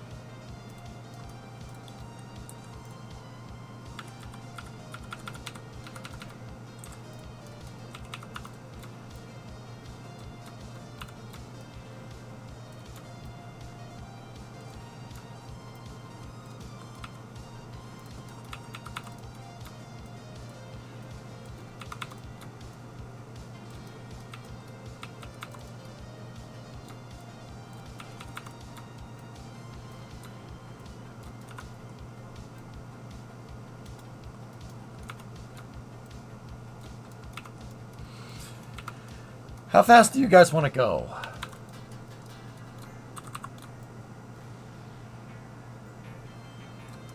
Yes. Yeah, no, me too. Yeah, this... I'm just... Yeah, this is gonna go... This is gonna go pretty fast. I just thought I'd let you know. This is gonna go fast. Like, very, very fast.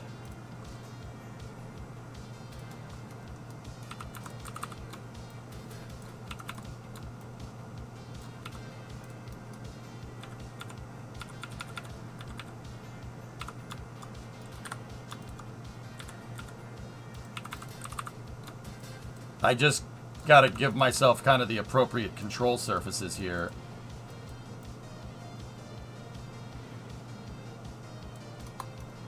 Might want mirror symmetry. Hey, Tessa, I said we're gonna go fast. I didn't say we're gonna go fast controlled, okay? But now, if you insist, you know, we'll go fast and it'll be controlled, okay? You insist.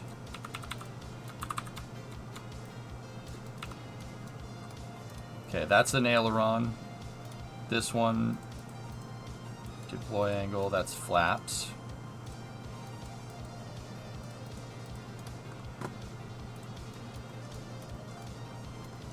Trying to make this a little more manageable than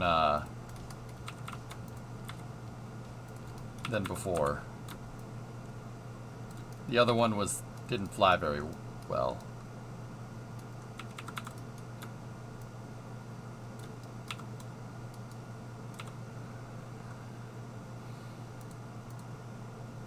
I need something. No symmetry? I need something.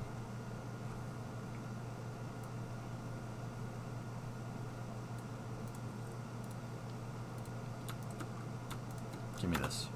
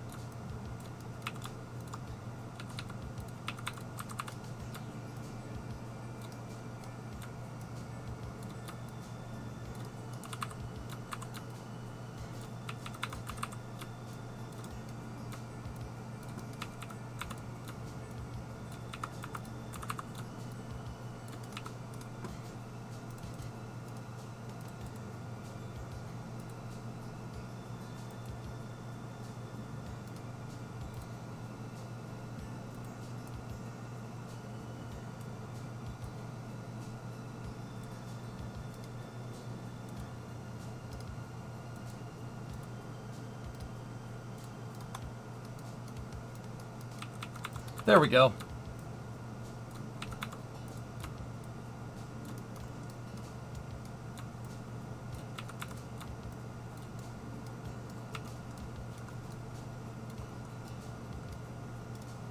Set the authority limiter on the front pitch elevon to negative.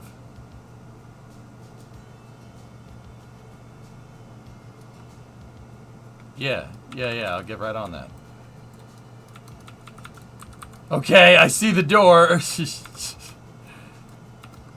Be bully.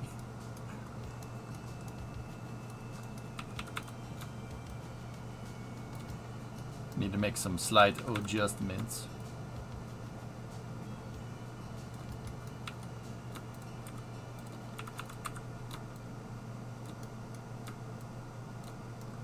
Don't mind 95, chat. He's just excited.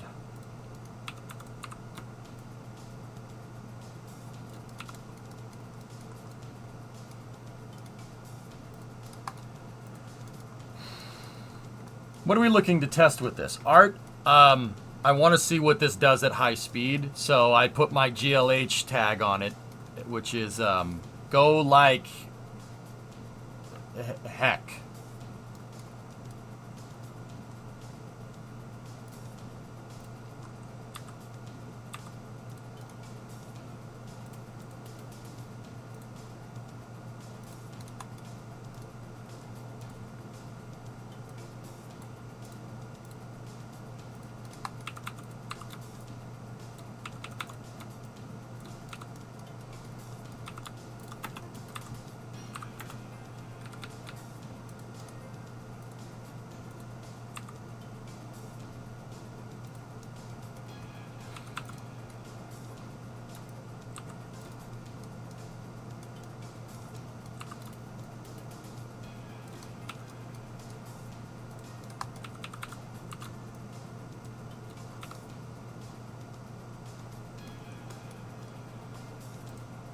The D6 lug is a weird little guy. Yeah, we saw the update. Drummer linked us. Pretty freaking cool.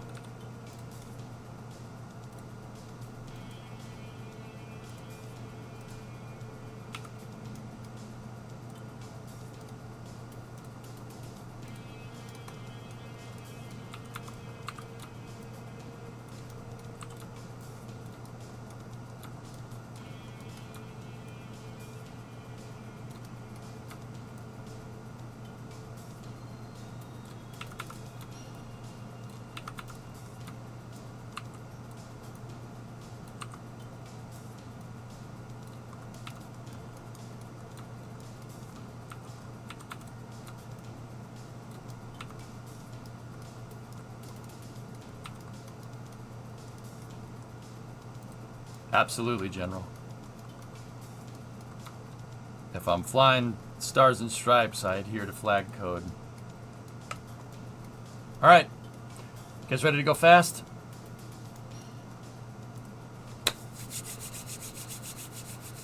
You should totally clip a little Mark 1 cockpit into the fairing and make the canopy stick out.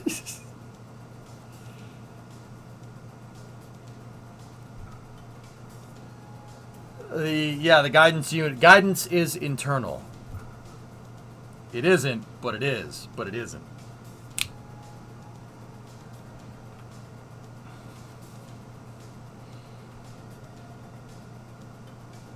All right, so let's bring up our aerodynamic components here. We need the Goliath. The Goliath is occluded. Is the Whiplash occluded? Whiplash is occluded. All right, so fairing plate. Actually, I'm really just kind of curious about the fairing plate. Engine plate is occluded. Yeah. And yeah, I suppose the intakes. And is my circular intake there? It is. Okay, so let's get cone intake, pre-cooler, circular, and then the shell. We haven't changed anything with the engine configuration.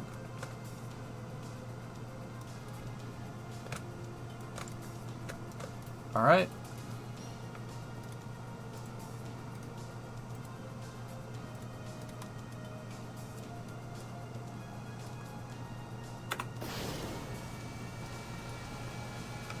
Lid duct vibes. Yeah, the 22, right, Morge?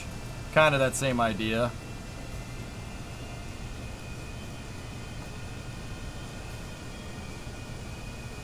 Whoa, we did a barrel roll. Oh! I think we hit the nozzle when we were rotating, and yeah, nozzle lint.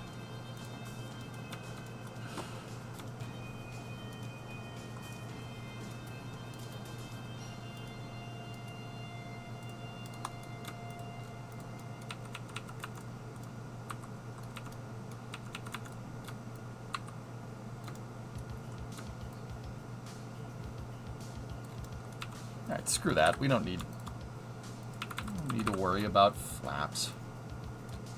Let's give it a little bit of a wider landing gear, though.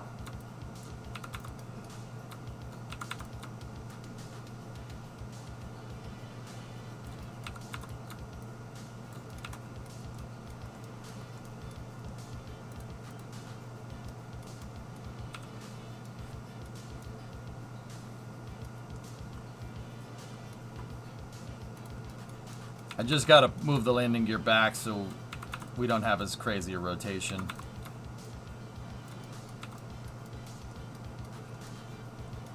Yeah, that should do it. Either that or we're all gonna see a nice explosion again. Either way, we're all gonna have a lot of fun, right? Excitement guaranteed. Cockpit, please, for my IVA enjoyment. Sorry. Hitting the nozzle always leads to a poor outcome.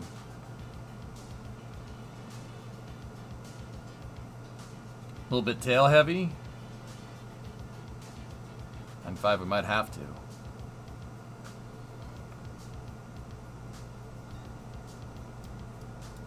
You know what? Alright, you sold me. You drive a hard bargain. Drive a hard bargain, sir. Hey, Eisner.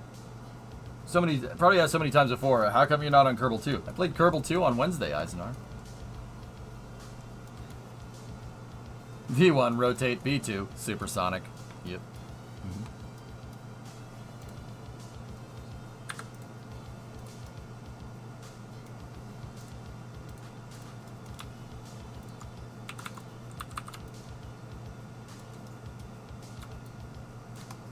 Because I want to, alright? Shut up.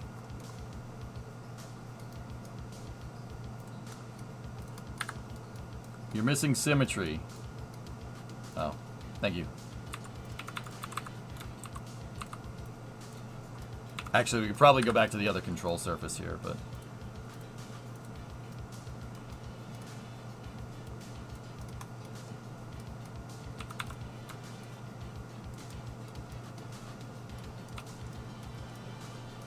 Much better.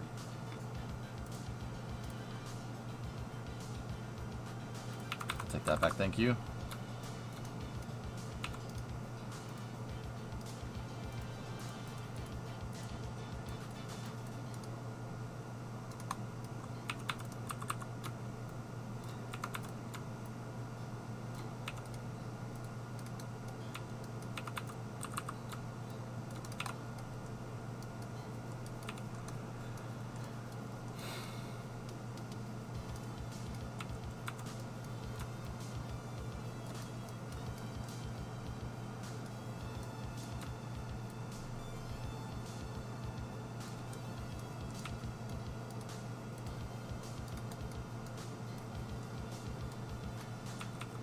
No, we want it to have a little bit of moment. We don't want that much deflection. It'll make it a little bit unstable if the COL is right on top of the COM. Alright, cool.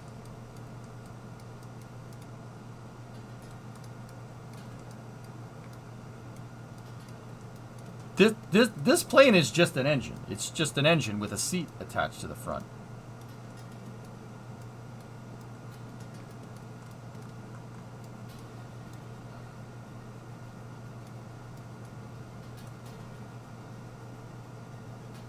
Oh, yeah, 2 seats. Yeah, you're right. I'm stupid. What is this abomination? Well, drummer, we seem to have stumbled upon a pretty big breakthrough in KSP. We somehow have made an engine that literally makes no drag. Nothing. It really doesn't make a lot. Yeah, the A-10 is a gun with a plane attached to it. Yep. It's a F-104 Mark II. And probably about as dangerous as one.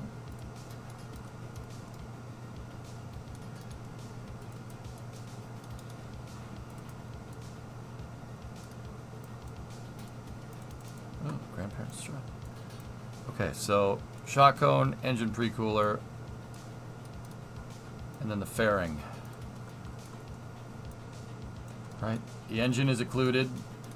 The whiplash is occluded. Probably could do with better rear landing gear. Do those have steering enabled? They don't? Alright.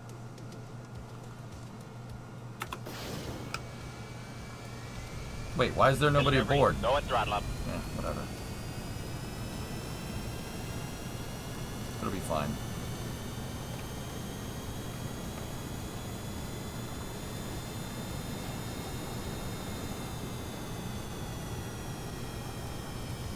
Alright, so we're going 246 meters a second here. We're making 39 kilonewtons of drag. 39. And 22 of that is coming from the cockpit.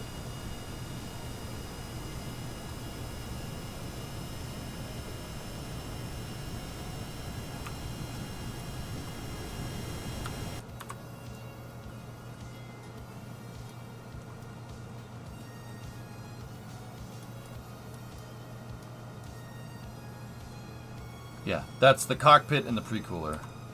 Okay.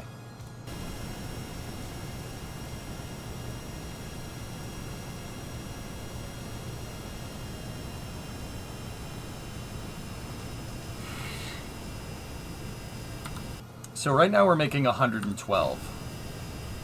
Where's the rest of this drag coming from? We're making 112. 30 of it is coming from the wings, and 40 of it is coming from there. This engine is making no drag. The rest is just the control surfaces.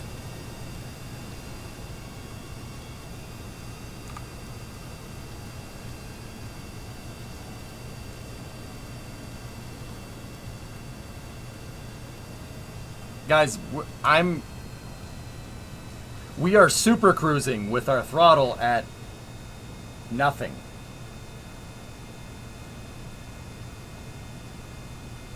I'm at like maybe 10% throttle right there, and we're... Okay. Okay. Okay.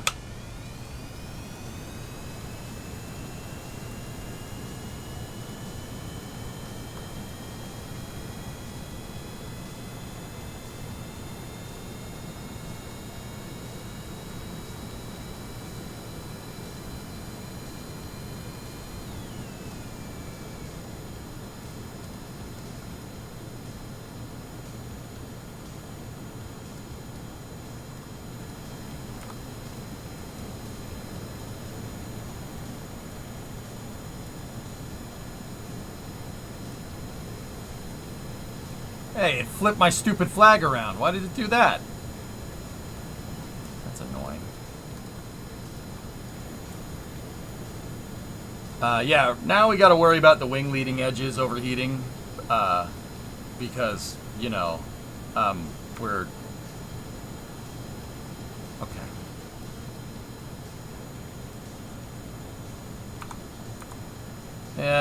It won't take much more of this.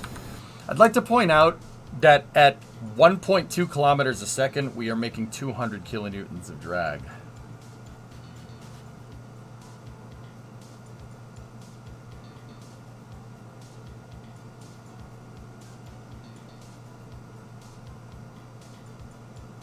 I think if you added a lot more weight, the glide would explode because it would be pushed. I'm pretty sure you're just upset that I made one that doesn't break. I mean, but also 95. I did encounter overheating problems with the tests that we did yesterday. It's not a fairing glitch, Rocket Guy, because our engine plate doesn't have a shroud. It just...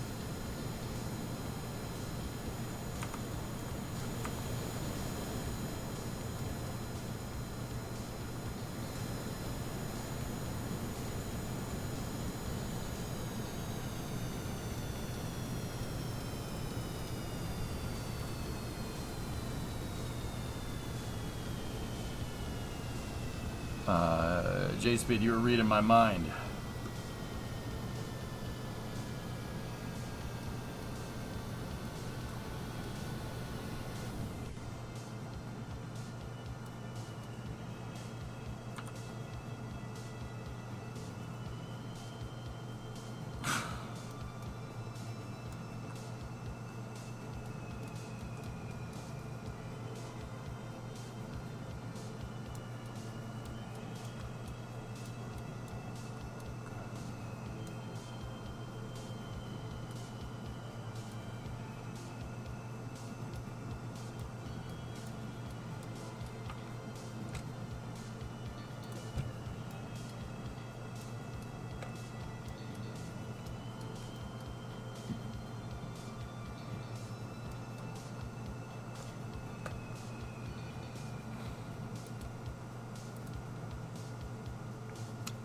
44 is where we're at.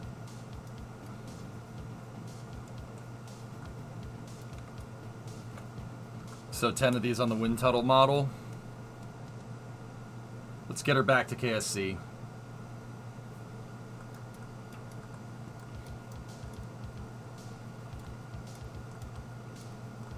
Tessa, I'll be honest, I kind of want to redo the front of the fairing so there's not that much of a gap there. It would be cool if we made it kind of flow, like a Coke bottle almost.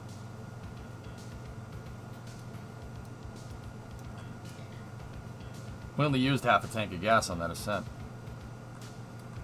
Smirks, I'm not entirely sure. It's a phenomenon I really haven't seen before.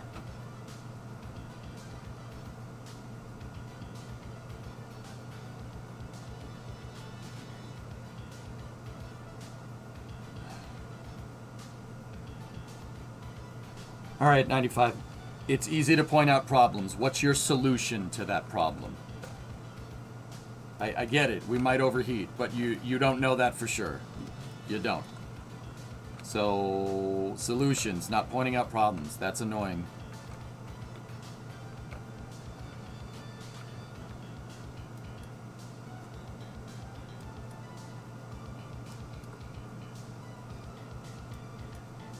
Solution, asbestos.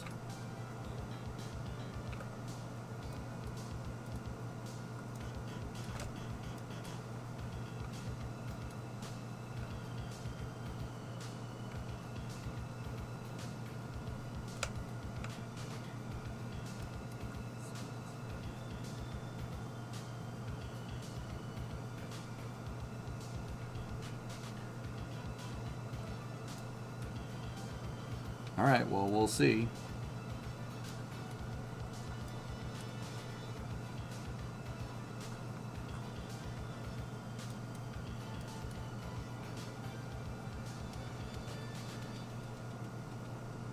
I mean, this thing is fast, man.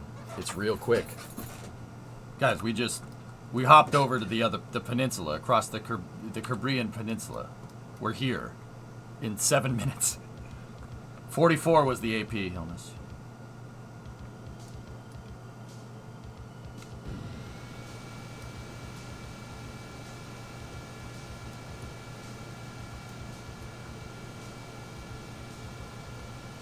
I mean, how is this different in cheatiness compared to a Kraken drive? I don't know, drummer.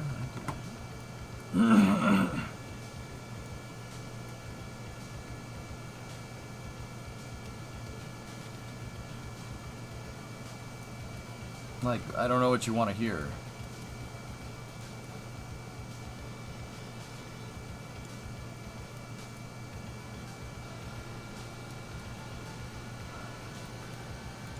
Like, I mean, this is still using regular propulsion, but yeah, I don't know, man. I've never seen this do this before. I've never seen this happen. It's kind of strange, actually.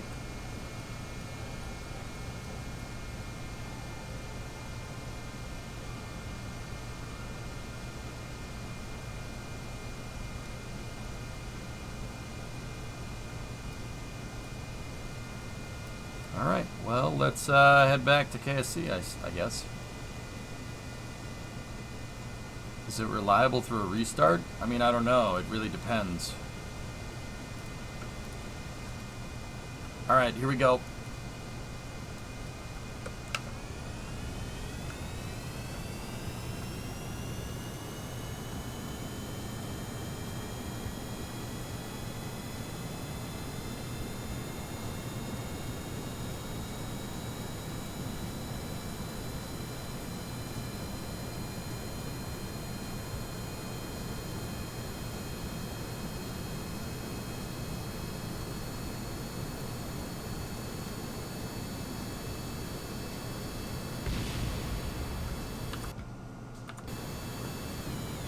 I guess we didn't need that.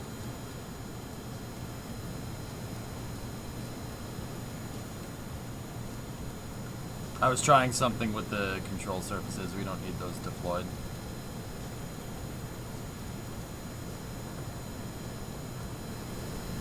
I don't even know where that battery was, to be honest with you.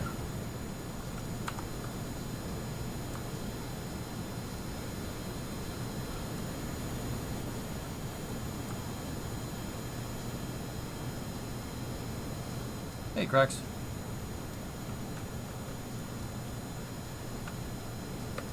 This was not a good ascent, but we are running out of fuel.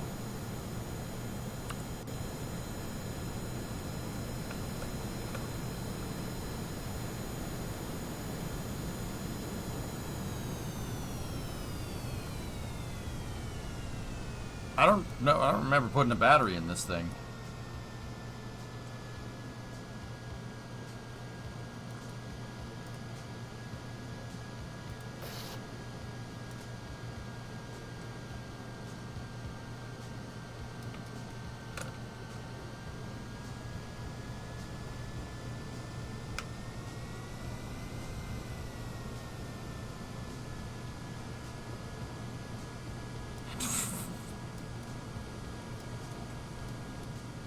Battery hot swap or something.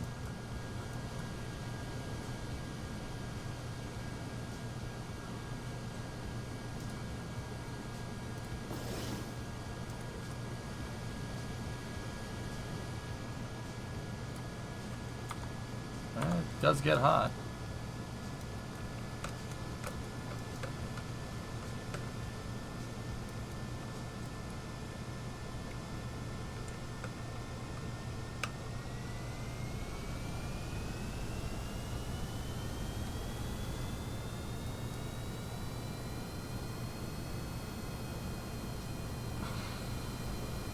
This is ridiculous, dude.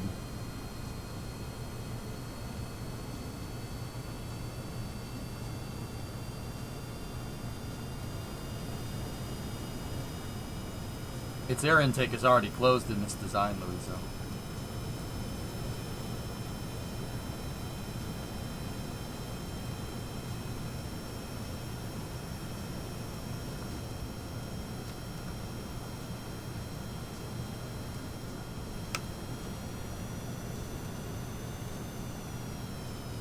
Dude, we could just sit up here all day. That's insane. What would normal drag look like? It would probably, I mean, rarest with the other engine, let me put it to you like this. With the other engine, it'd be like 70 or 80. This thing, I'm just sitting up here at Mach 3, just chilling, watching the world go by.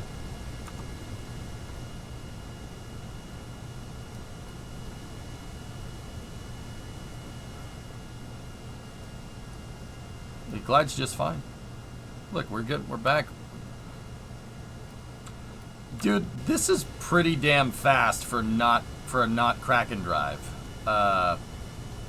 This is pretty cool. Considering, you know, it still uses fuel, it uses intake air. I'm just not sure why it's deciding to slip through the atmosphere the way it is. Must be the fairing shape or something.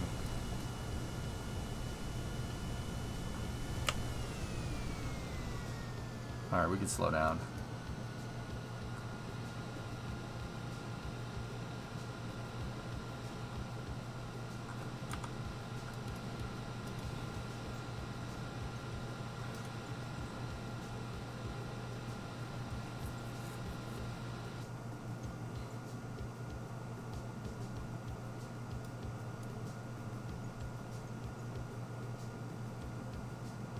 What's this abomination you came back to?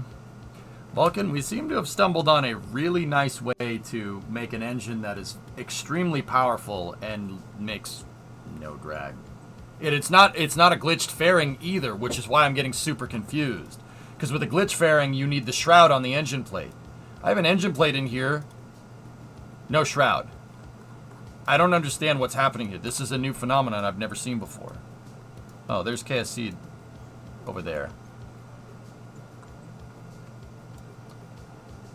Yeah, I don't know. I don't know what this is. I'm sure someone's done this before at this point, right? But here, we'll do an S turn.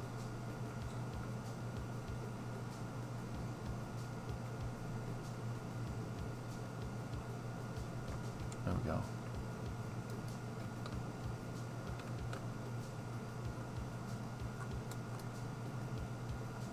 Das did it before? Yeah.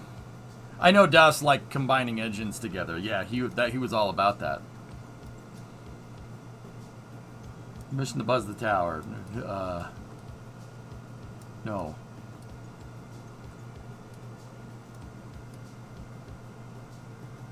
Curb and center speed check.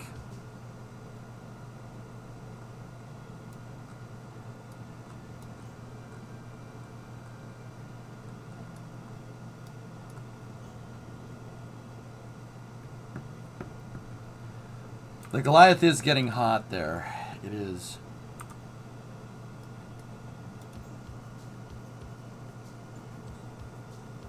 Dude, it makes no drag. Nothing.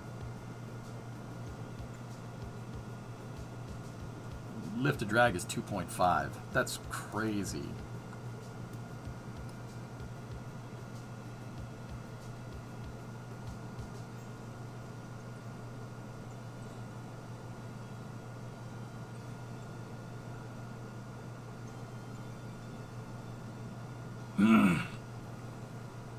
Radiators can't flux the heat fast enough, 95. A fairing being used as a heat sink during ascent, I've found, is probably the best way. One small radiator attached to the Goliath will solve that. Or maybe they will. But a radiator is going to... A radiator is going to make drag. I'm sorry, is the drag going down as you get lower into the atmosphere? It's because we're decelerating.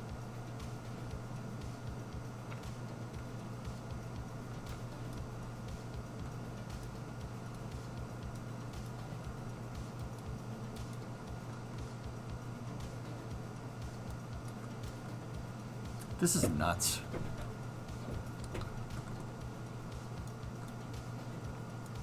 My cargo plane goes transonic. One radiator per engine is sufficient to not let it overheat. Luiso, yeah, it'll probably do it, but I'm almost saying, like, don't put any radiator on this thing. Just let it heat sink. Let it sink the heat. That's fine.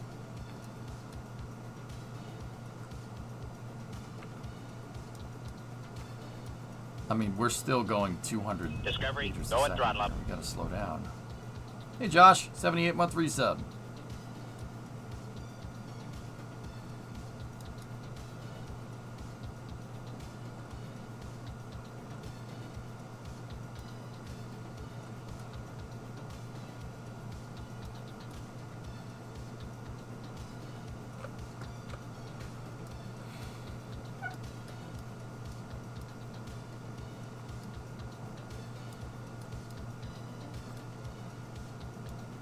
Dude, this thing makes such little drag. It's flying like a real plane. Like, real planes, you gotta bleed off speed. That's really, really important.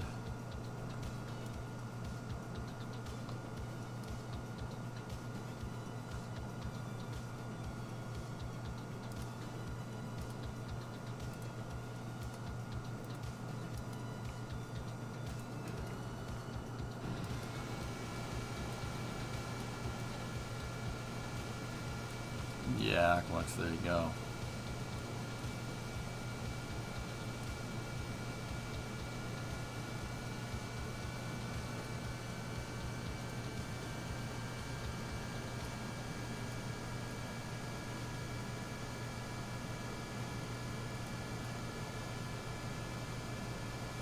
Summer car, see you cracking.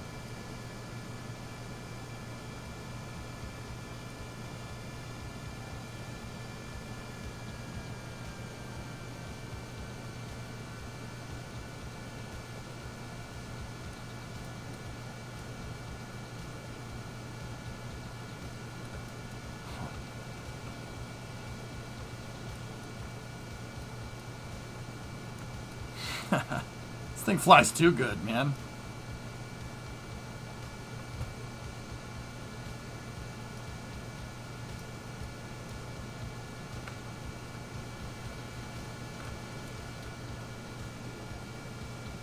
So what's the build method to achieve this?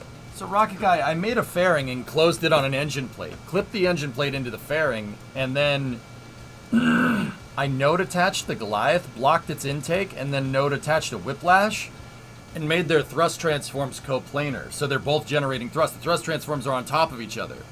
So using absolute snap, you can get the thrust transforms on top of each other, so one doesn't overheat the other.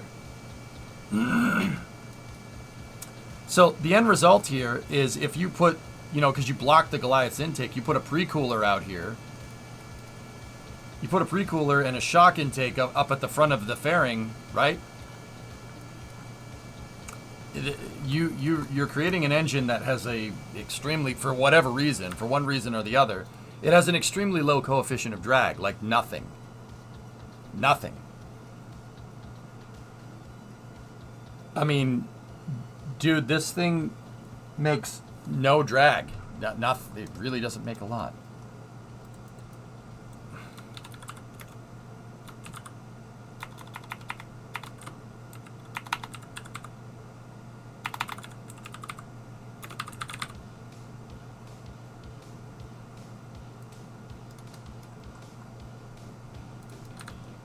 Alright, take all this stuff off.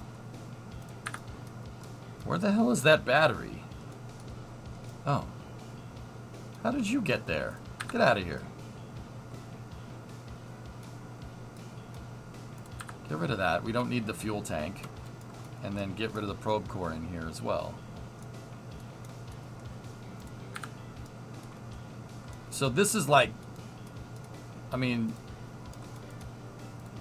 yeah, less parts too. Dude, it's something.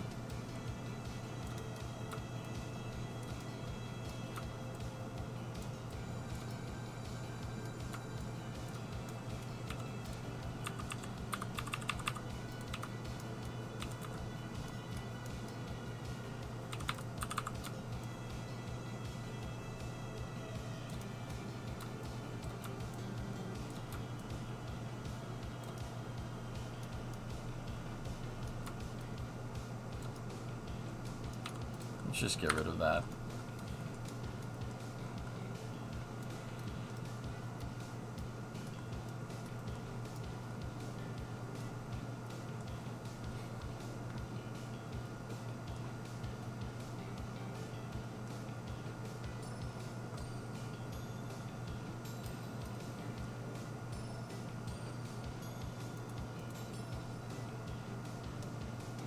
Install them on Enterprise, yeah. Tessa, do we need that? Do we need that sucker there? I'm kind of thinking this shock cone in the pre-cooler, from what I saw there, should be enough.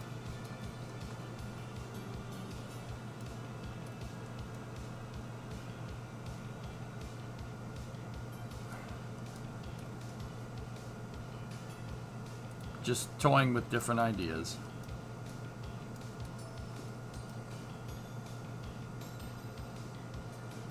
Is the intake involved in the effect? I don't think so.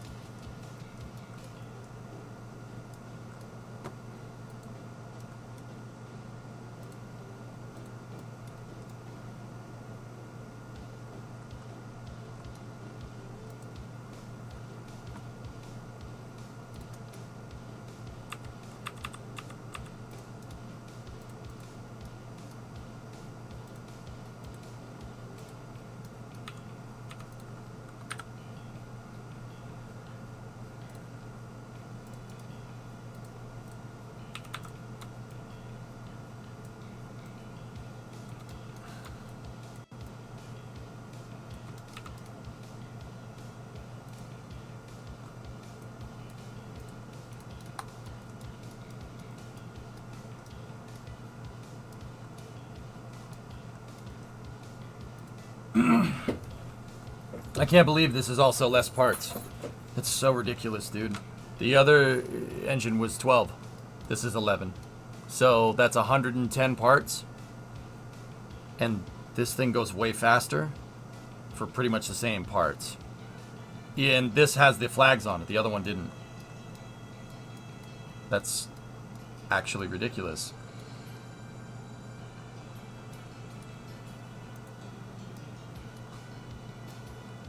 You know what we could do? What would be kind of cool? It would probably make a ton of drag, and I'm kind of annoyed that I took the damn plane apart, but we attach these in 4x symmetry to the Goliath and then move them forward and make them look like a stator at the front of the end.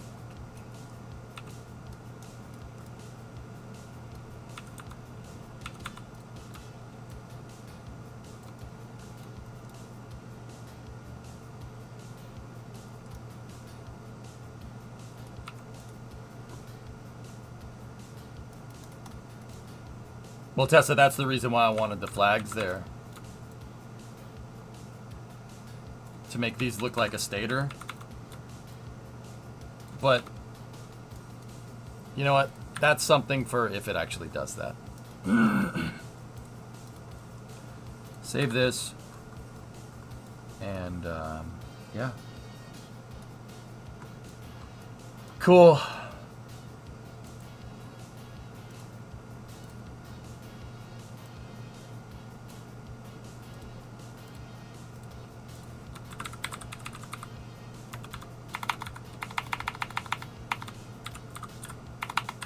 Scrubber 2 engine. Aero optimized version. Hey, Alleviate. With those 4 flag sections open up with the splits, it looks like a pod racer. Yep. Those splits, Lexi, in aerodynamics or in just with planes or engines, jet engines, they're called stators. Stators are basically a thing that's holding something in the center of the intake. So that's a stator. Scrubber 2, Aero Boogaloo. Yes. Alright. Now here comes the crazy part. Now we gotta take this and fix it. So my garden is halfway underwater right now. Rip.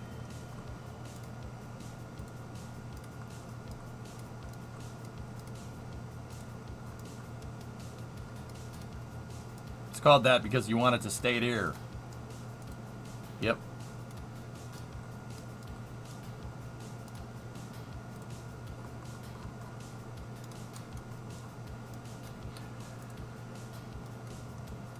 I'll try to add an RS-25 to the mix to make a giant Saber engine. Oh gosh. Is the new SSTO to replace Big Chungus? This is the Star Raker project, Riverin. I'm doing it not necessarily as a replacement. I'm doing it for a challenge. This is a hard project.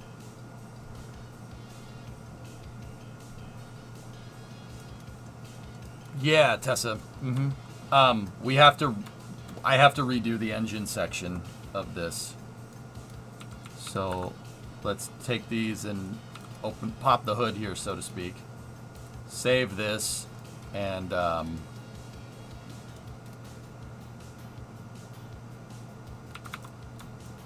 this is gonna hurt a little bit. I said this is gonna hurt a little bit.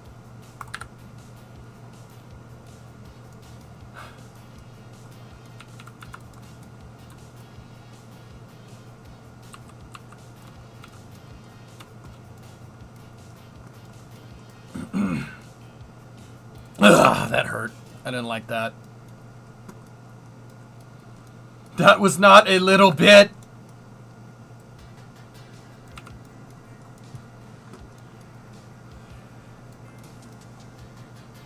Oh. Yeah, that was, yeah.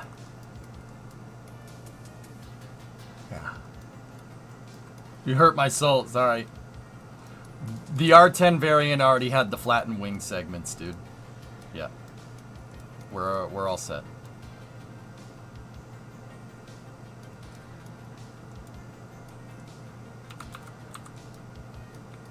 I just got to clean up some seams here.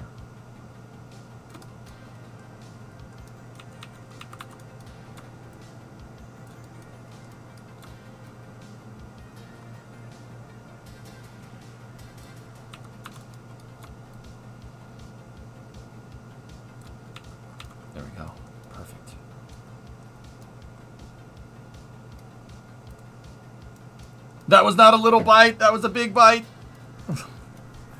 So, Tessa, I have an idea. Why don't we just do that for the tail section? Why don't we do what we just did for the tail of this? You know what I'm saying?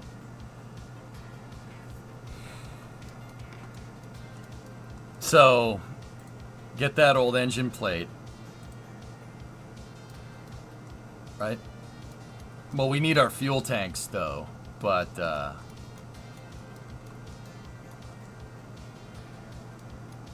alright, that's just a cargo bay indicator. We don't need that there. So, what I could do is take my fuel tanks and put them on... Actually, the crazy thing is that I think that was too much fuel tank for the back. So I am going to downgrade that fuel tank. We were using a 5 meter. I don't want a 5 meter there. Give me the 375 tank. Right? Okay, that's in the right spot. That's attached in the correct spot. Wait, you can make 375 tanks orange? It's orange! Oh yeah, you can. When did they start doing this?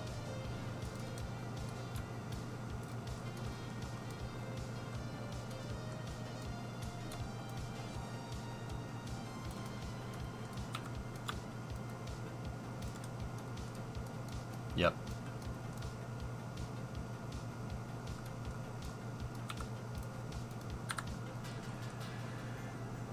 Yeah.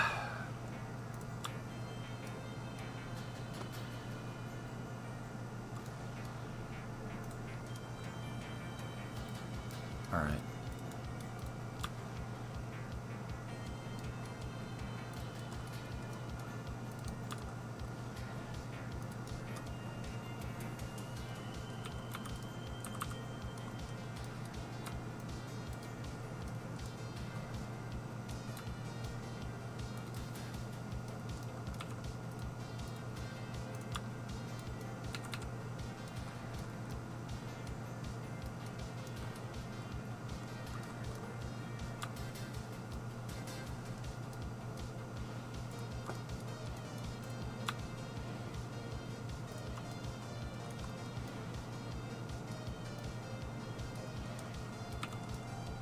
That's good.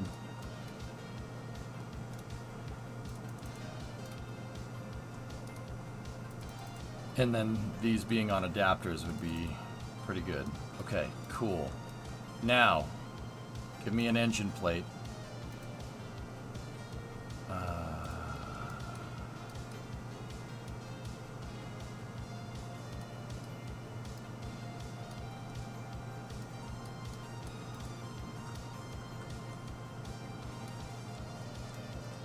And now go to this fairing, interstage nodes.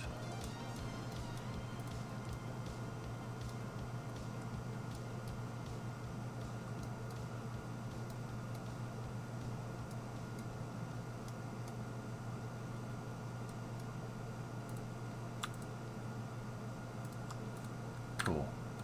All right. Now take this, right, and then go back to the fairing. Back to this fairing. Edit the fairing.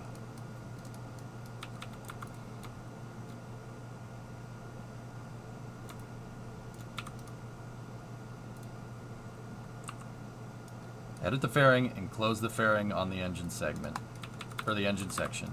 Now take the engine section and zip it right back to the front of the fairing in there. And now I need to cover it. Cover its attachment nodes. Actually, you know what? Just leave it. It's fine. All right, cool. Now what we can do is take this, take the tank, strut it to the fairing, like that. Actually, I'll do my ISO grid pattern.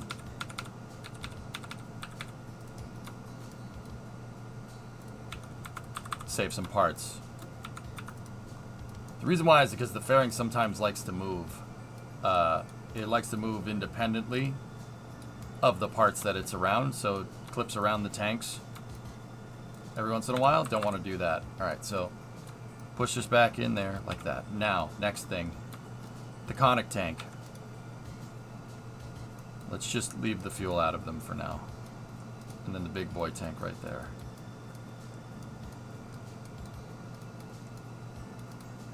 Just take the fuel out of these things.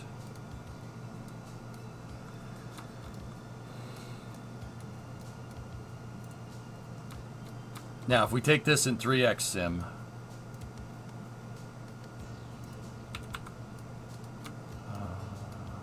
why didn't it run it? Okay. Give me the 375 tank, and let's move it. Just one tick. One tick in like that. That should make it so we should be able to do that. Basically, what I'm doing is all my tanks, I'm strutting them out to the fairing and using the fairing as a structural load reactor for these. Similar to how, like, Centaur on Atlas 551, the fairing on Atlas 5, the Atlas 500 series holds the Centaur in position inside of the fairing. It's called a load reactor.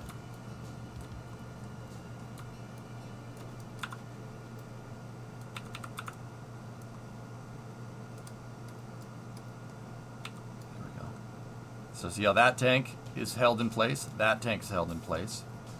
And now, what I'll do is find the cone tank. Take the cone tank. Clip that one back into the 5-meter tank that it's inside.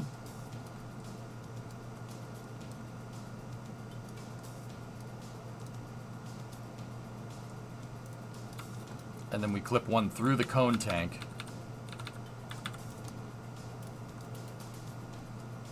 To the 375 tank. It's like a tri-symmetry grandparent strut here.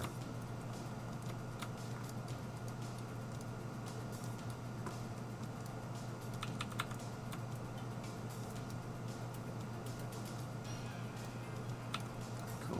What was wrong with the other design? I'm just structurally redoing it, cats. This shouldn't take long because I know where everything needs to go. We did some optimizations to the engines, and let's just say the engines go a lot faster. That's why. We reduced drag on the engines to basically nothing.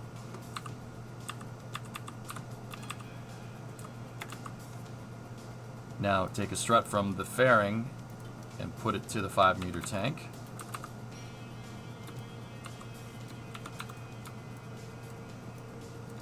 There we go. Alright, cool. Save that. No fuel in these tanks for now. And then we have the engine plate up there.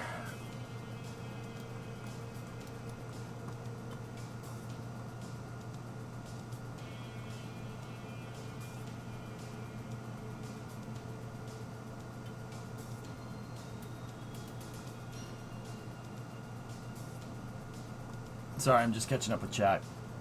Sorry, I missed it. This thing looks awesome. Thanks, dudes. Yeah, I flew it around a little bit running for testing, and we're making some changes based off of what we tested.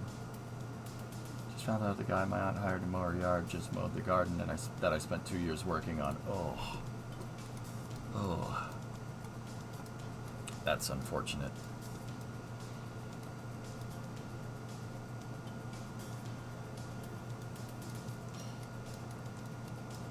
Plane does look good, though. It looks nice. Alright, so when we redo this thrust structure back here, there's other things we have to build into it.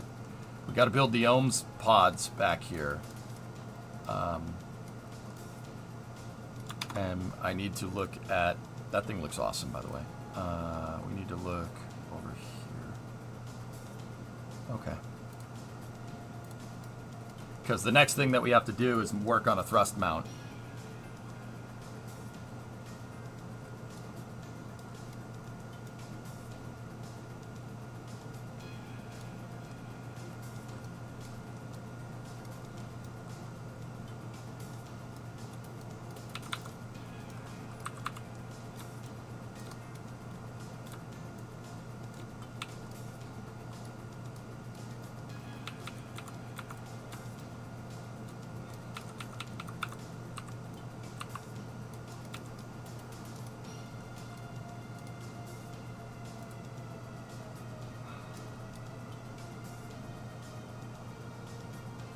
Another problem we were having with drag is the engines, my engine cluster from my old thrust mount was not,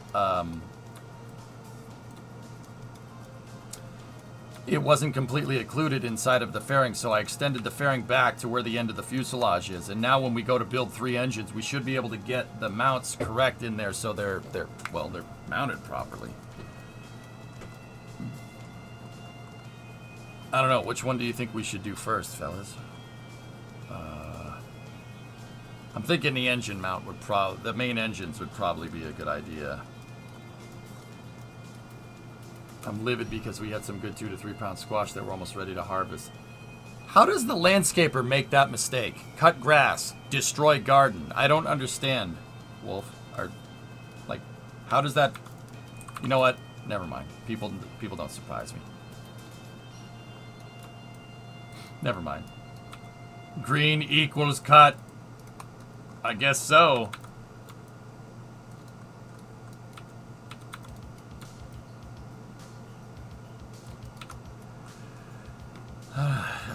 Whatever. I won't ask questions.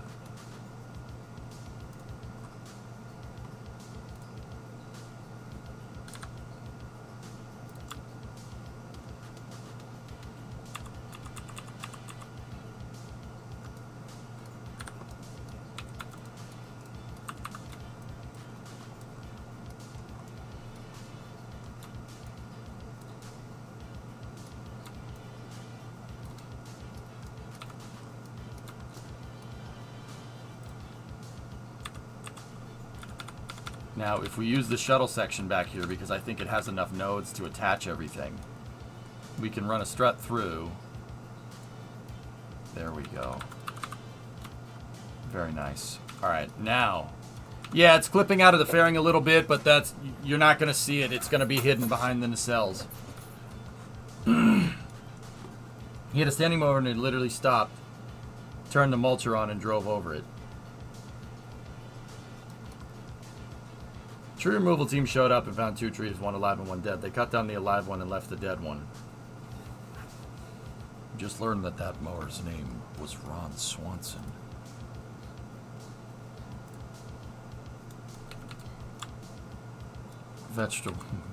Vegetables are for what my food eats. Tessa, what do you think we should, for the shrubber engines, should you think a 2.5 fairing will be strong enough? I mean, I could just attach to the interstage nodes there, but it's going to be nigh impossible to place the stupid engines. Dude, no freaking way. What is this flanking? Should be fine. All right. Is that a Supra? Is that a Supra? That's the meme, dude. Thanks, Ed. She's a beaut. Yeah, she's really a beaut, Clark. Ed, there's still some stuff that I need to smooth out right here with the triangles, I think. But, yeah, we're making some good progress.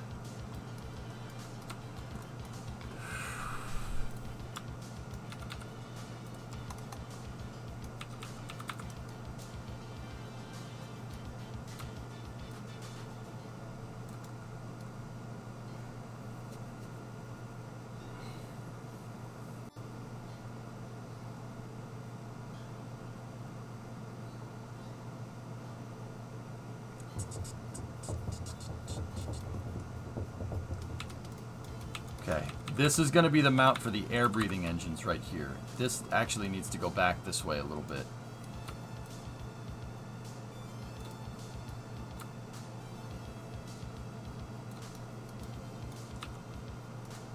Alright, grandparents strut that. Fairing staged out. Decoupler staging out.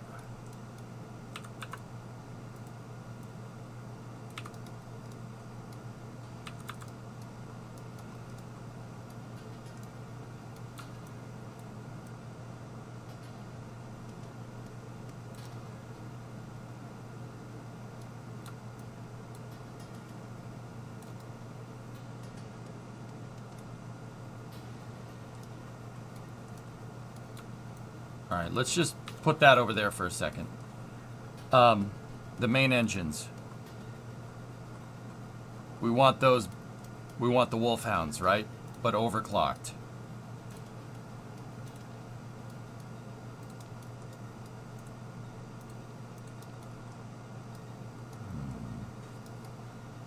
All right, so let me get a mounting point for these.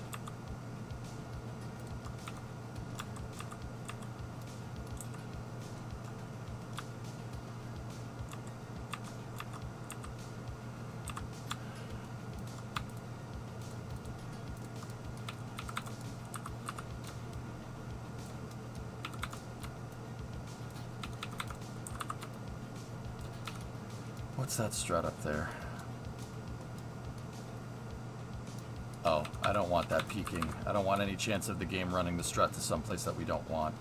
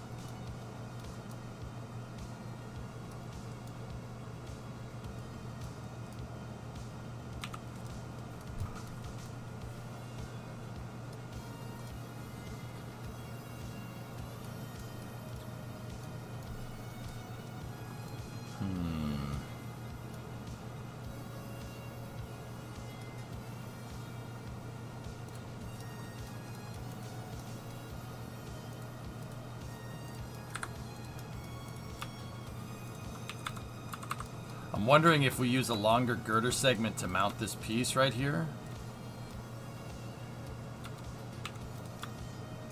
I'm wondering if it'll occlude inside of the fairing.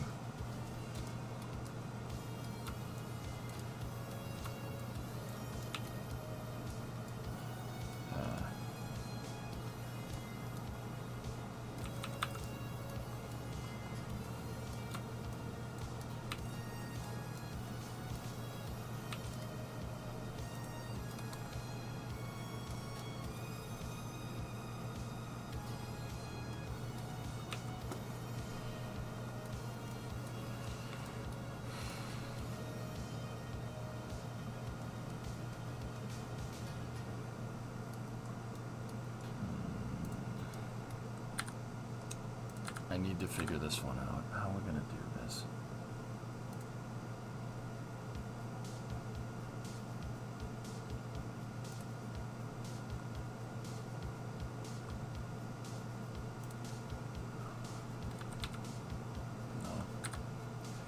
No. No.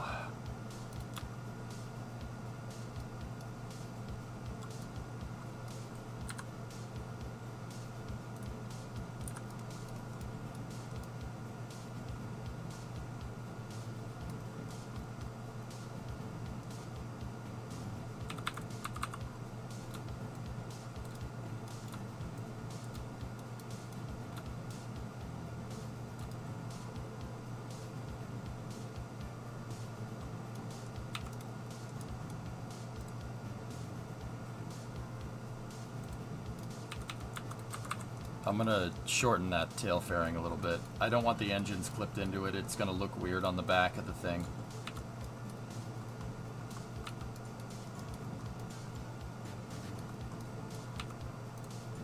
So let's just do it the simplest way. Simplest way to get this done is this.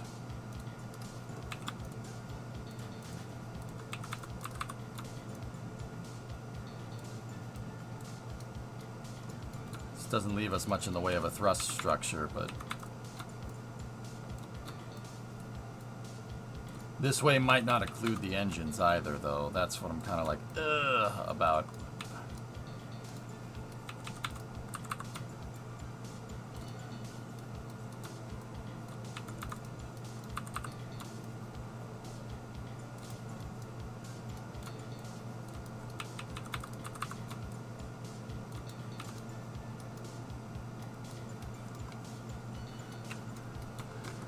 Hey, yes. What's going on?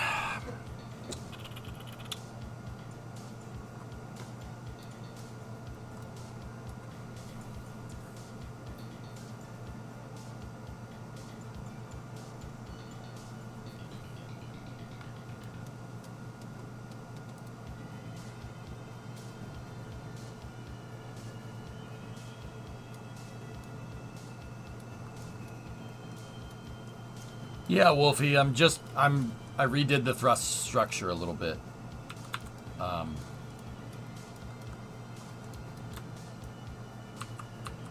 It might just be worth it having this just mounted on the direct back of the damn fairing.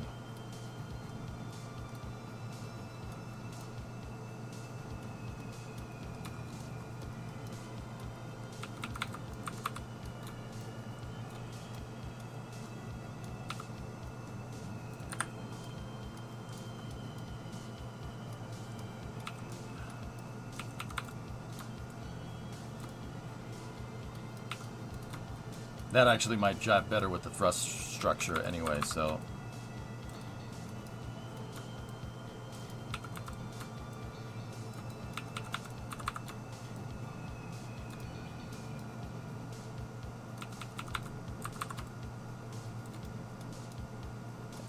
That's not bad. Not bad at all.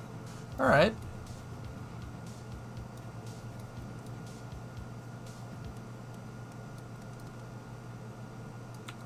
Here, let's just tick the shuttle engine back just a little bit to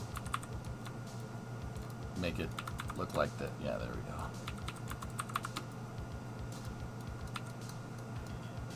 Oh, the freaking nozzles get... the nozzles clip. Damn.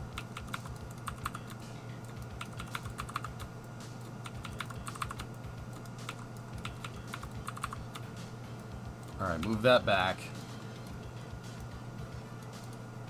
We could switch this back to the lighter color.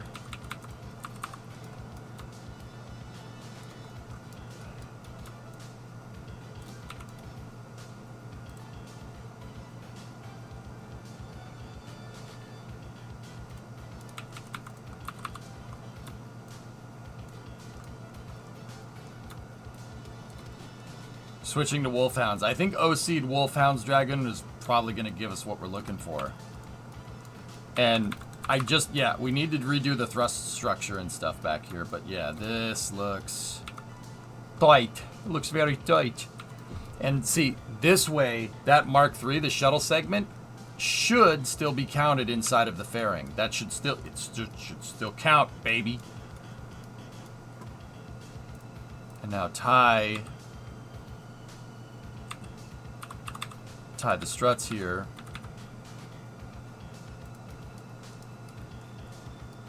Oh, we can't. It's too far. Crap. Alright. Well, that's no problem. What I can do is take this and go from the back tank to the shuttle section, because we're going to need struts for reinforcement back here, dudes. That's really, really important.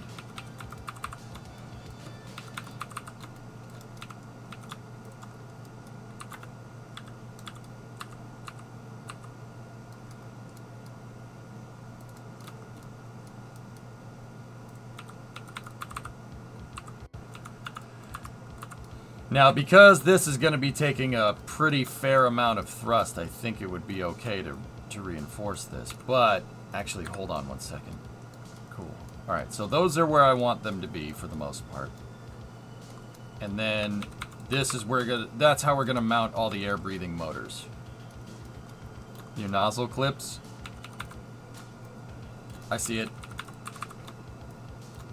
We can ticket one forward. That's fine. I'm not worried about clipping out the top. That's where the ohm section is going to be anyway, so don't worry about that. Thanks, though, Bane. Appreciate it. All right, so...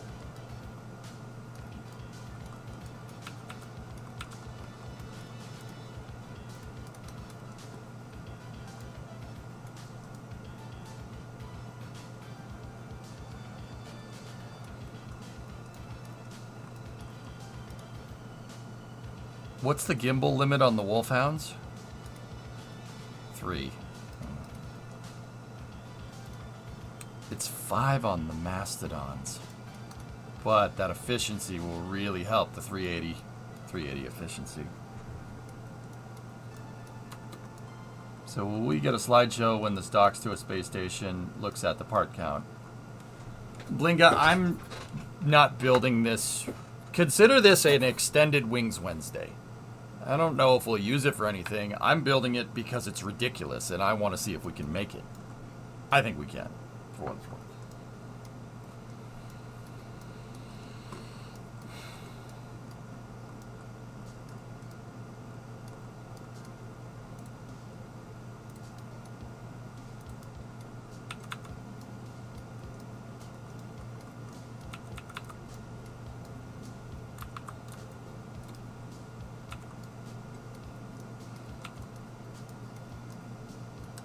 Yeah, Polly, we got it. We're working on redoing the engine mounts and the nacelles all back here.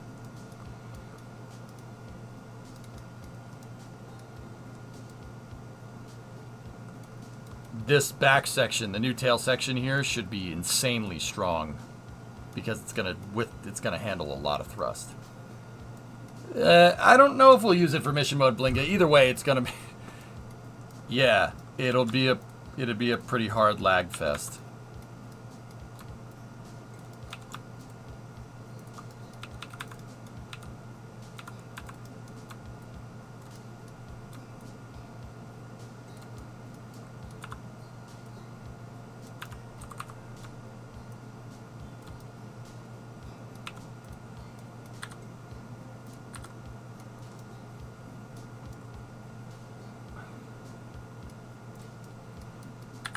So this is the thrust structure for the big engines. Let's go in here like this. We're gonna have to place these.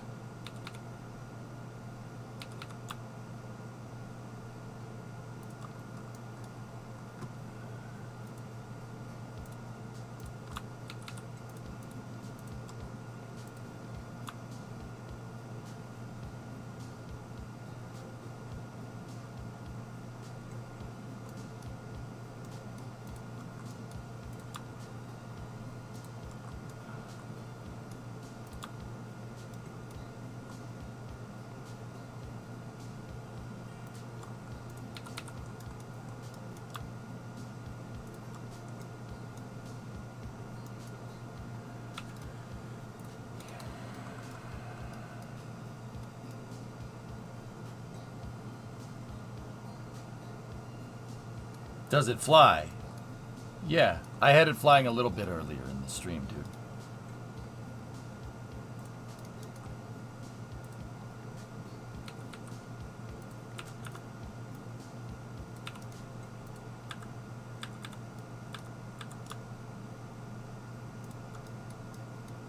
Those engines are freaking huge compared to the other ones. The fairing is way bigger.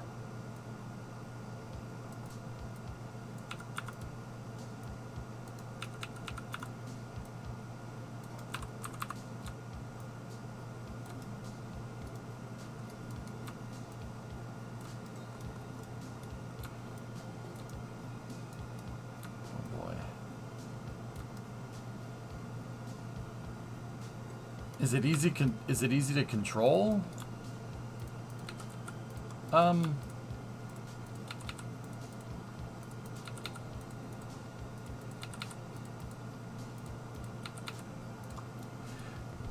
With our test variant, yeah, it wasn't too bad.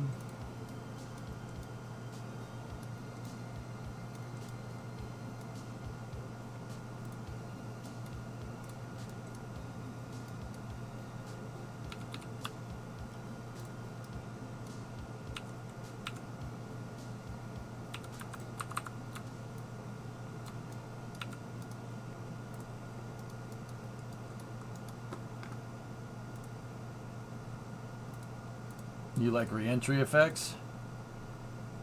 Oh, wow. Is that from KSP 2?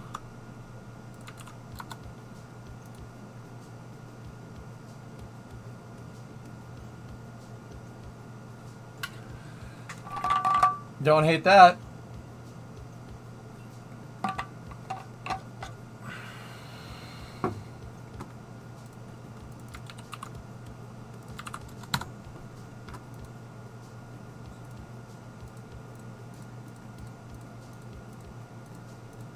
It's orange. Cool. That's gonna be sweet, dude.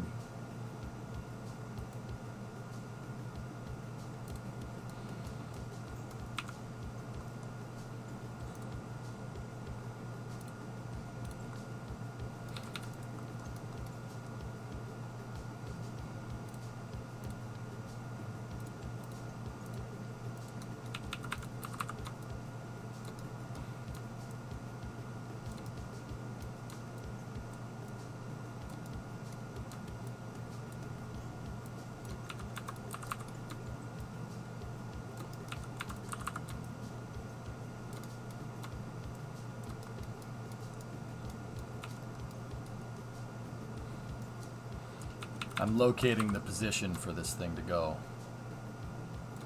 So, because I can't play, if we're gonna node attach them like this, guys, can't place them in symmetry. So we gotta do that.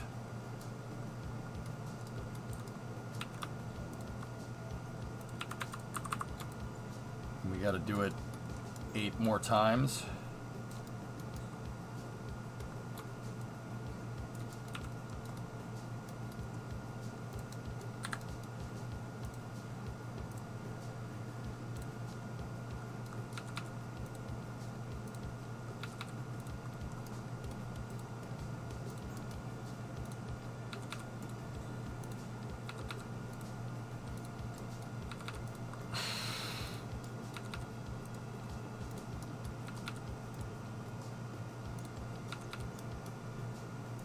There we go. There's all of them. So this one is going to go right. No.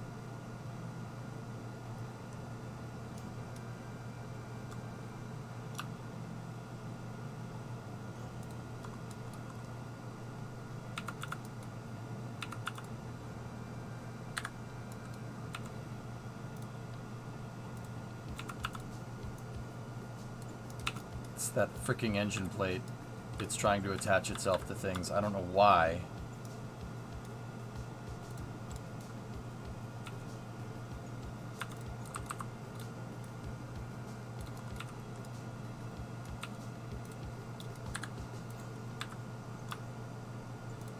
If we save time just doing this way, we're just doing it, we'll just do it this way. Because it seems like they like, that's not what what? Why? Does this have an interstage node? Oh. I caught the dumb. Interstage nodes are still on. That's why it doesn't like it. Alright, we can rotate this all back into position.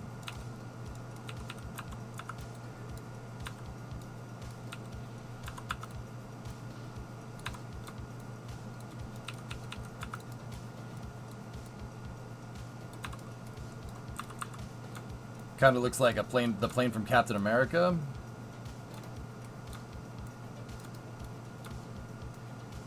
Yeah, except I'm not Hydra, but yeah. Yeah, the engines do end up clipping into each other a little ways. It ain't anything they weren't doing before, I suppose.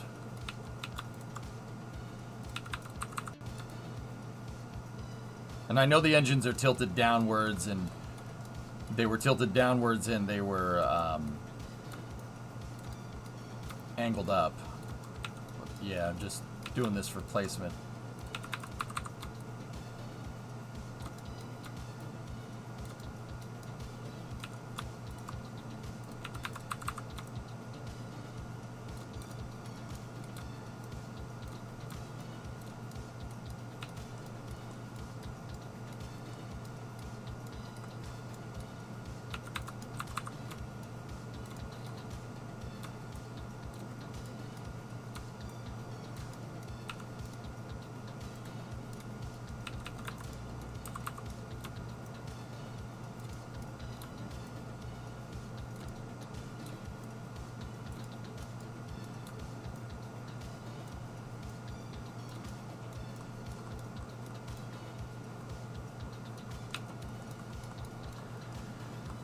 Okay, next.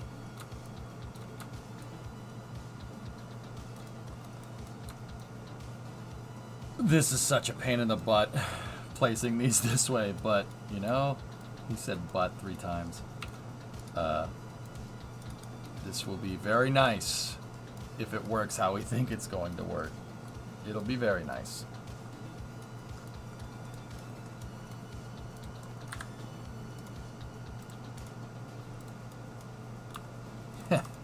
Butts.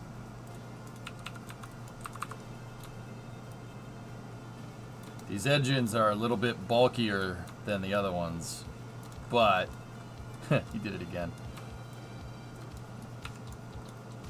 We should see a significant reduction in drag. I'm just wondering how the frick I'm going to make the nacelles for them work correctly.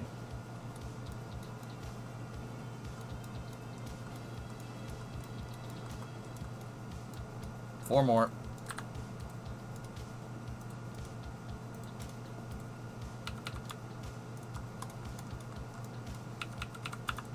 Is engine clipping going to be a problem? The nacelles might be a little bit of an issue. But, keep saying but. The nacelles that I need to make for these things, Polly, to make it look like the real one, might be a little bit of an issue. I'm sure we can figure out a way around it. But the reason why I'm node attaching all this stuff is so it,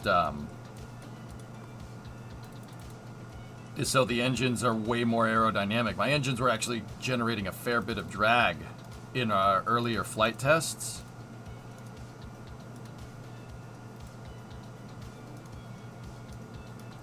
And these upgraded engines do not generate nearly as much, if any, drag. So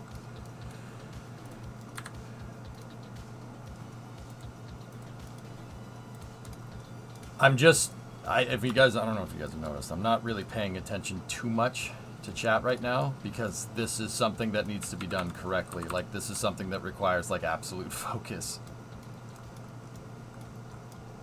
Wait, they really just used a new part to show re-entry effects?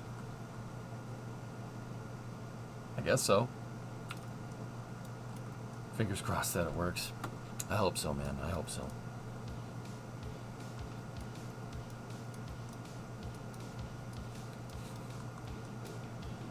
Alright, that's 8 out of 10.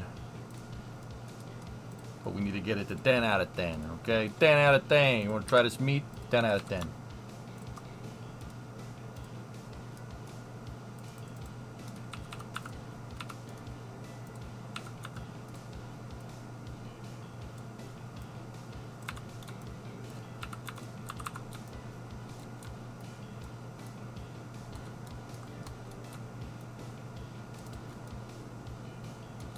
Discovery, go and throttle up. Hey, Paco, 70-month resub. Thanks, buddy.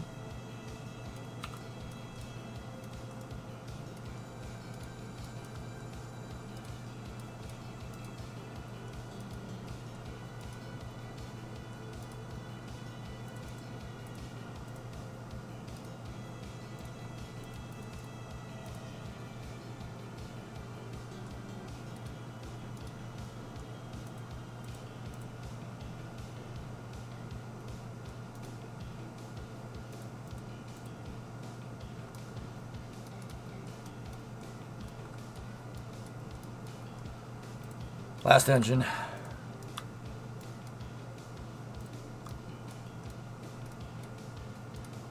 Turn off interstage. Set it to grandparent.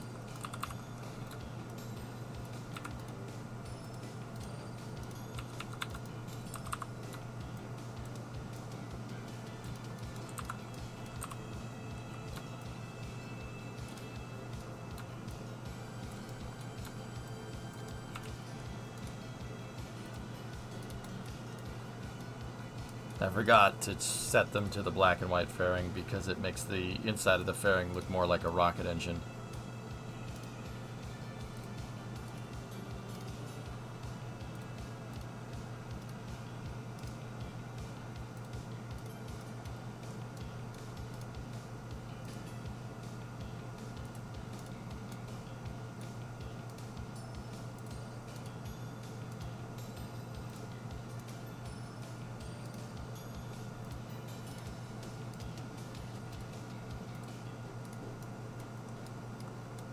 Alabama bound to this weekend. Toll Road, feller. There you go. All right. Yeah. Oh, boy. Okay.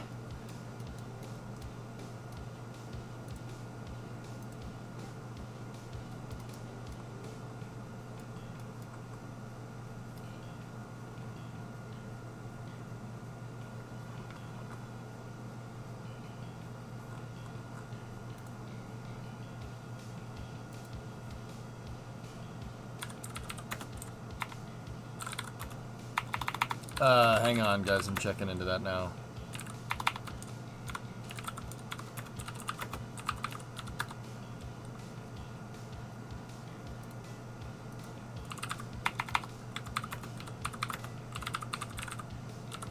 We got a checking. We got a checking. Save.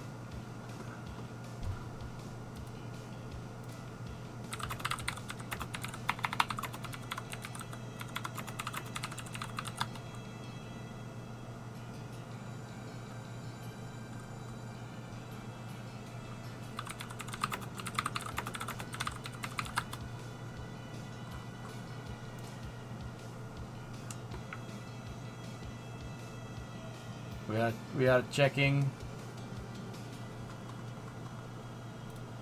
Do not Ferrari check it, please. Yeah, it might break something.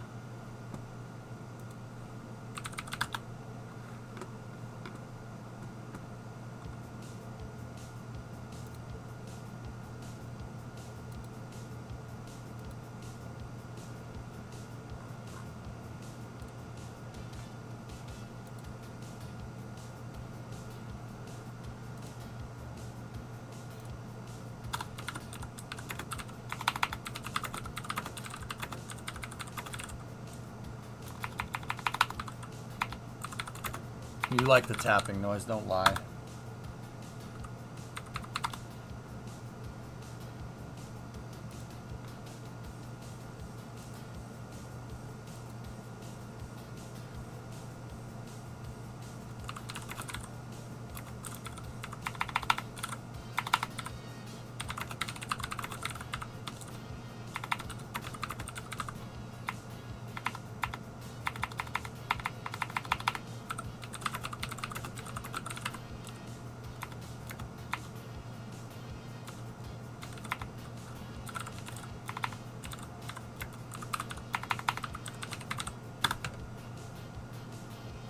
Okay. It's a good click noise. Come on. You know it is. Alright, so the master node on there is still undone. Alright, cool. So now that the spacing is right,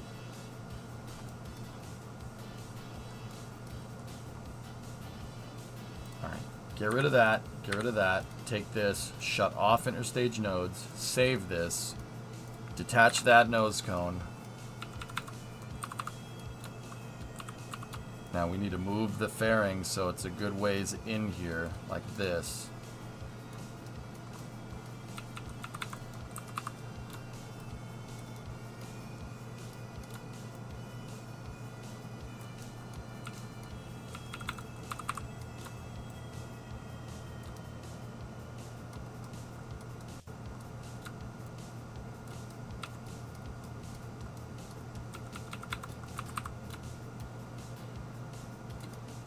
I did the spacing, so I know we would just have to move these backwards.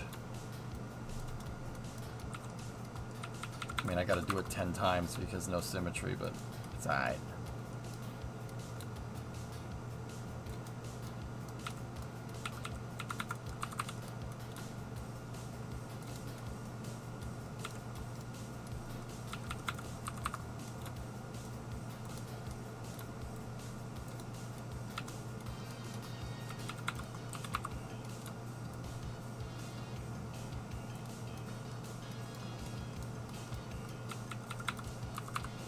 Test flight. There will be a test flight with these new engines today, guys. But yeah, I gotta put the whole thing back together.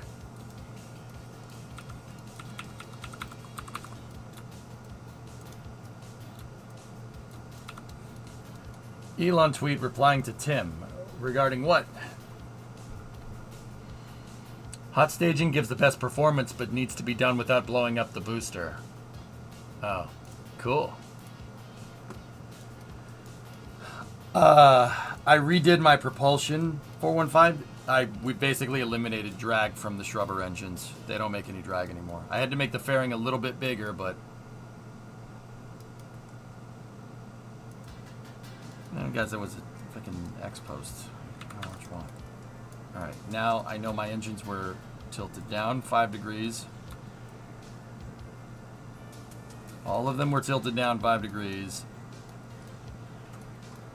And now we got to start fine-tuning the placement. That one goes down 3 ticks.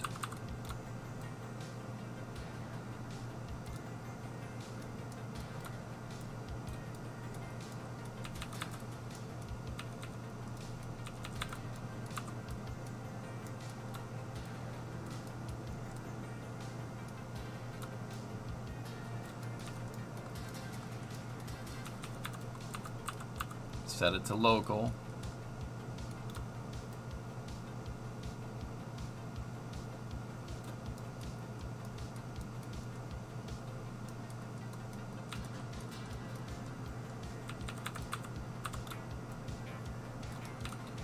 All right, there might be a better way to do this.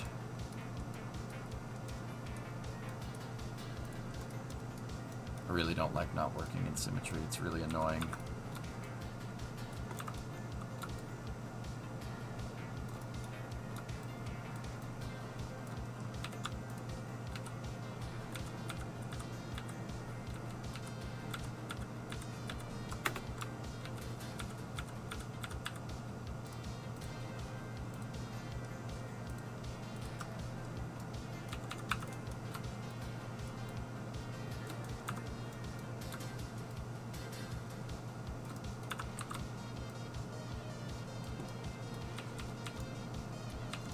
What's the top speed? I got it to about 900 before. It'll go faster.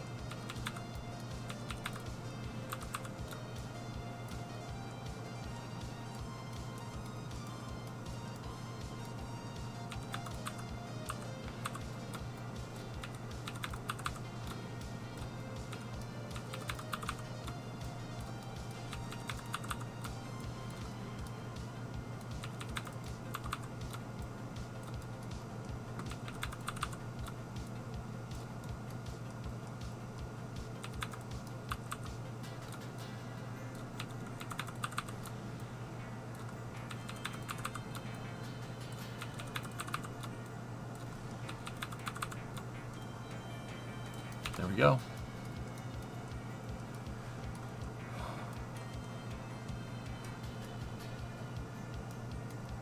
That might...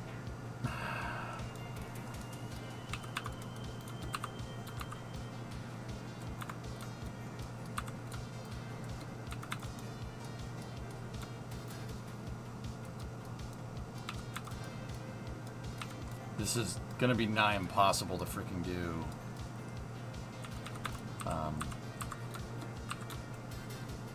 Not in symmetry.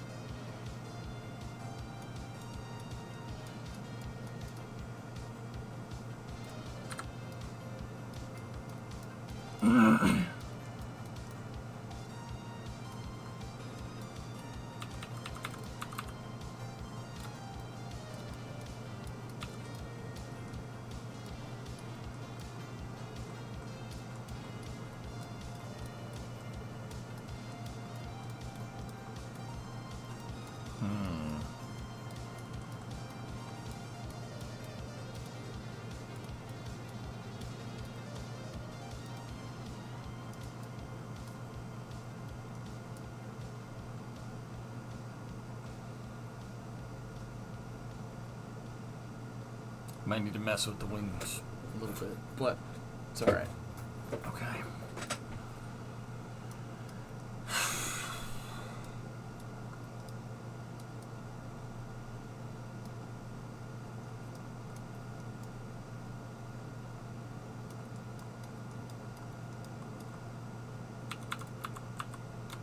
The good news is that one part can make the whole thing go up.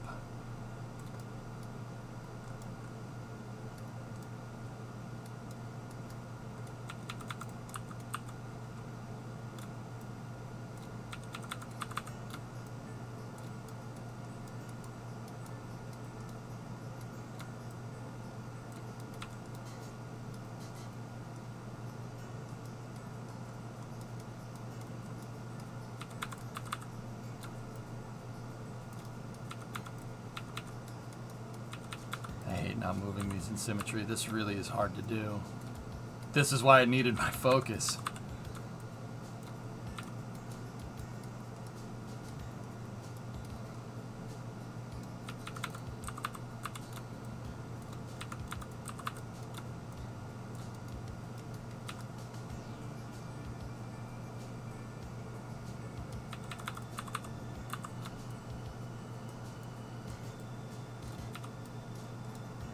There we go. All right. If our center of thrust is perfectly in the center, that would, we know they're symmetrical. Yeah, it's a little bit high, but that's what it should be. All right, cool. I-beam guide. Yeah, yeah. They're symmetrical, dudes. It's good, Core. All right, so now let's go in here.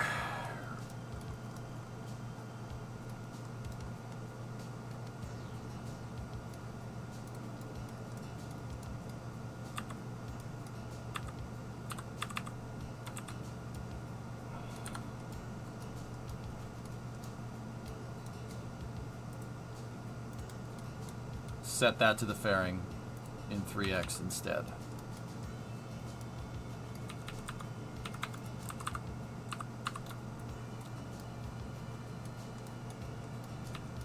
Yeah. Okay.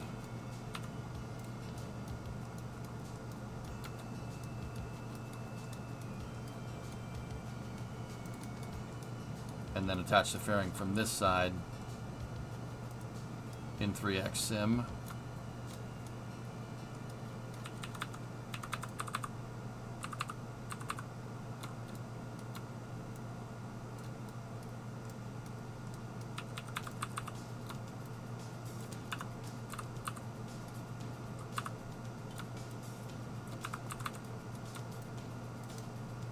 Okay, and just to make sure that this is braced up against the fairing,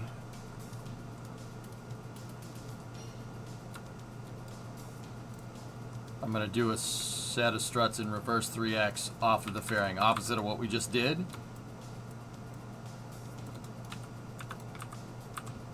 I mean, because there's going to be a lot of force pushing up on this thing. At times, we're probably talking 6 or 7 meganewtons easily. So, yeah, we just got to be a little bit careful here.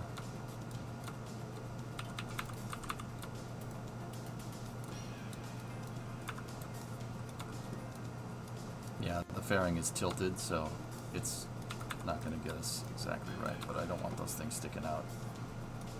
There we go. All right, that's a thrust structure.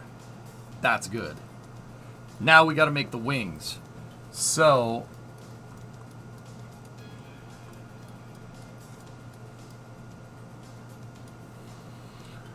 you're saying all the newtons, but we are talking figs or what? I mean, the fig newtons, the kilonewtons, the meganewtons, the town of Newton, Massachusetts.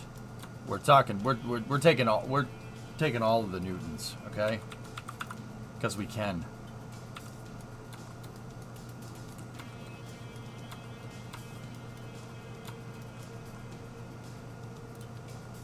Okay, now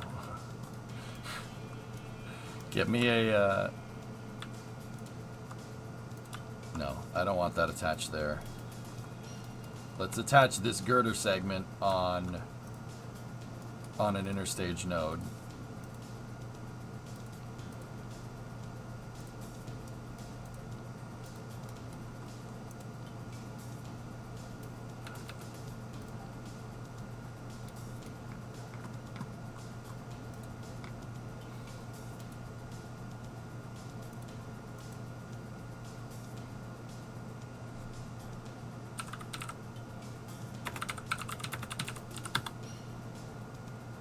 Yep, love him. I got you, buddy.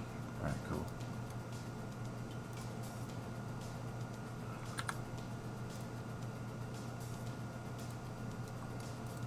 I wonder, let me attach this.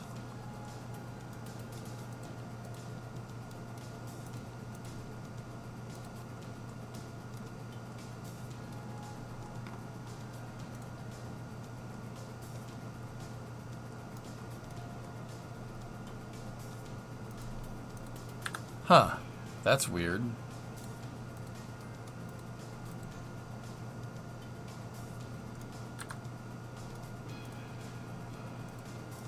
It won't attach. It's orange.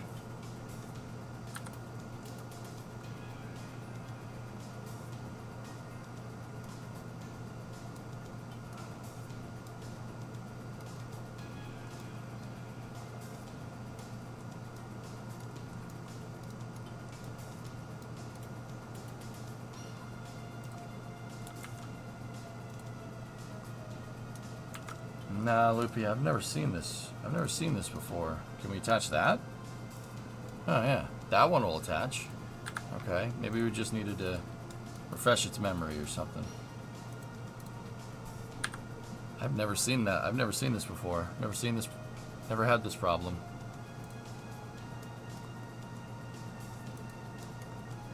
Here, let me hold left alt.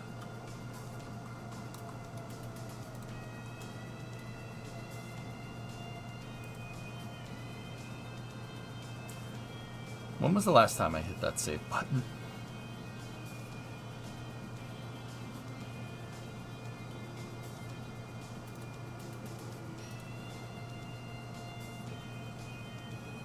I don't want to look. I can't look. Is it okay? Oh, thank God. All right. And the tri-sector struts will run just fine. Okay, cool. Discovery, go at throttle up. Hey, Demo, 49 months. Thanks, man.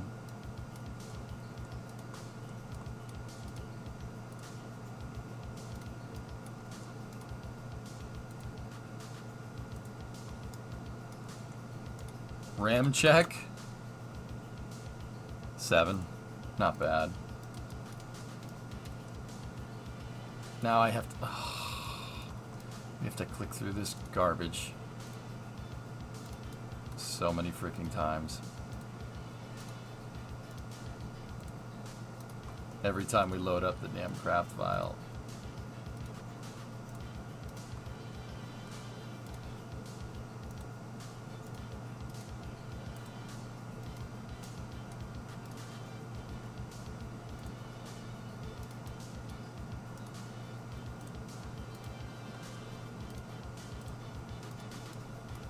Did you put the extra RAM in? No, Wisp. We had tornado warnings this morning, or else I would have done that. Yeah. The tornado didn't go near me, but... yeah. Do I get to claim subscriptions on your taxes? It depends, Demo. I suppose if you discuss work in this avenue here, you know, yeah, you can. Did you guys know that Demo has birds, collects birds. We got a new pigeon the other day. Pigeon. You know, birds. Drones. Demo, we have now discussed your work. Now you can. Yeah, Rebaron. There was a tornado warning in southeastern Mass. The warnings didn't go near me. They were all north, thankfully, but we still got the buzzer on my damn phone. That was a nice thing to wake up to. Oh, tornado warning in your area. Seek shelter immediately. I'm like, this is good. Remo, we're going to the basement.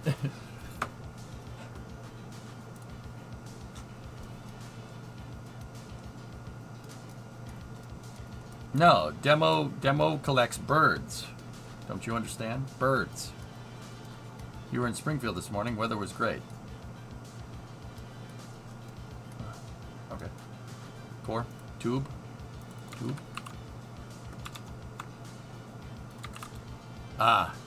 Yes. Tube. What differentiates you from a street performer is that I donate charitably.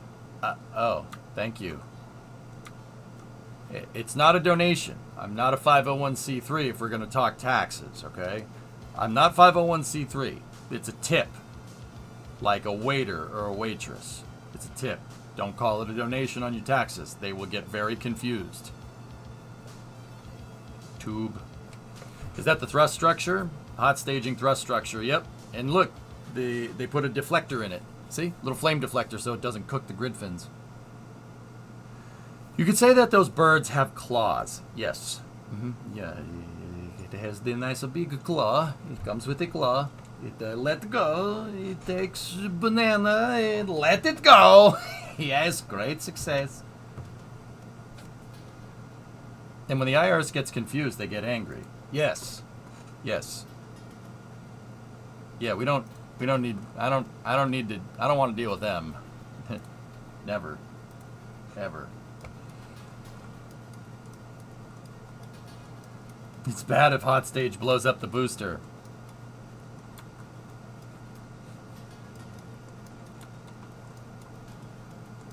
Oh, I could make a joke. Nope. Nope. Nope. Nope, not gonna do it. Come on.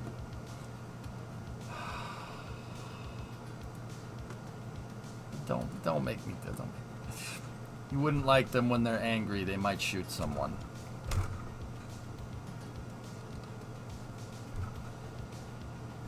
Why does my mind work this way? Why does it work this way?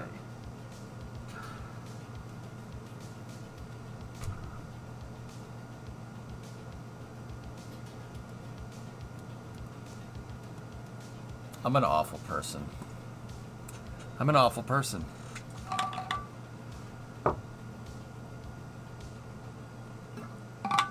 No, there was... For the record, I was referring to the IRS. I know. This happened yesterday. I saw this on the news this morning. Some IRS agents were at a shooting range, and one agent shot and killed another agent.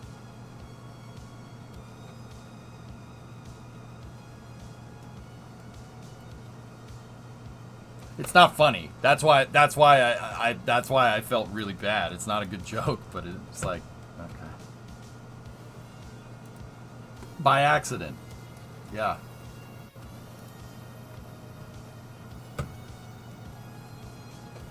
I saw it on the news this morning, guys. I'm an awful person. It's alright. It's not alright.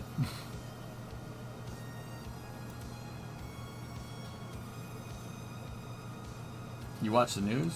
Every morning, see Kraken, yeah. I turn on the 9 o'clock news.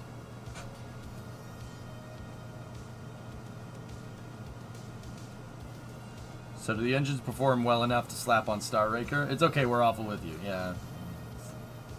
Going to freaking hell, dude. I need to repent! Anyway, moving on. I gotta build the nacelles. What I'm worried about 95 with these engines is they're gonna be sticking out of the bottom of the nacelles. On a different note, I got my car washed for the first time today.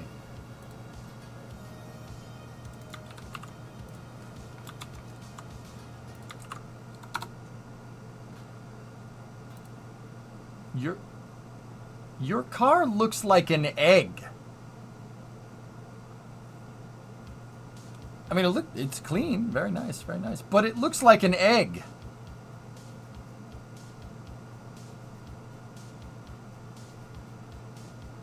I told you that would happen, Sawyer. It's an egg.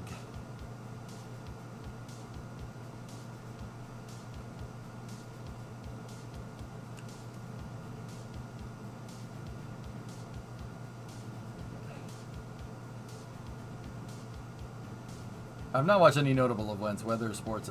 I watched the local news, guys. That was on the local news. It wasn't around here, but it's sometimes countrywide stuff makes the news. Local news is much more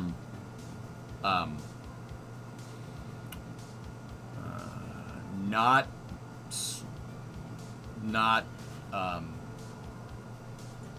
yeah, much more objective. Yeah, want to see the F-22 doing some tricks. I think I saw this yesterday, dude. Fly it like you stole it. Yeah, the demo team has been super busy. Oh, that's awesome. That's cool. All right. Anyway, yep.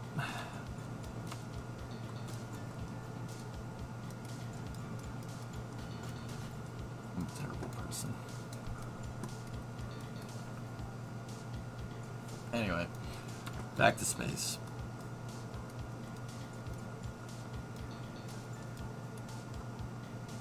Where is the mask ending up over here?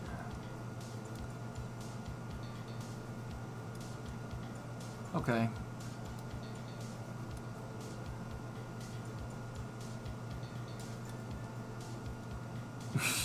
Yeah, Aqualex, interesting. Anyway, demo, neat car. It looks like an egg, but neat car nonetheless. Local newspapers for the win. Yeah, I watch the local news, guys. I haven't watched national news in a long time. I don't hate myself that much to do that. Yeah. Yeah. And I've been trying to cut back on social media. I have a house and a wife. I can't spend all day on Twitter like I used to.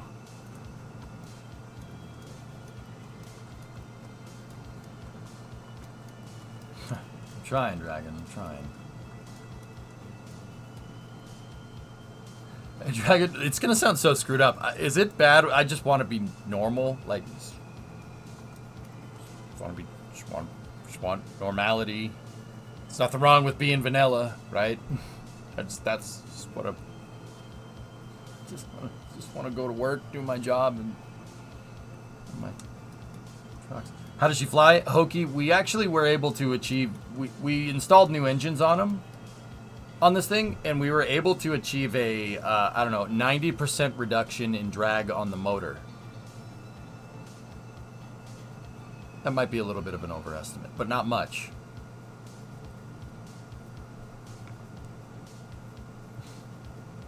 Yeah.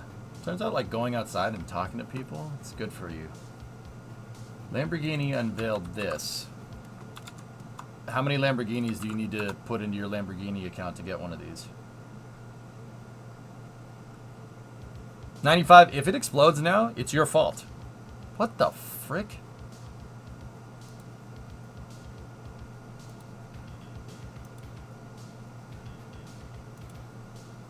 Unveiled their new fully electric Lanzador concept SUV with 1,300 horsepower.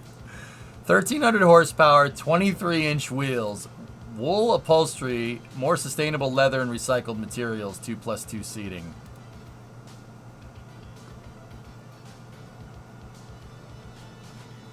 That's a spicy Volkswagen.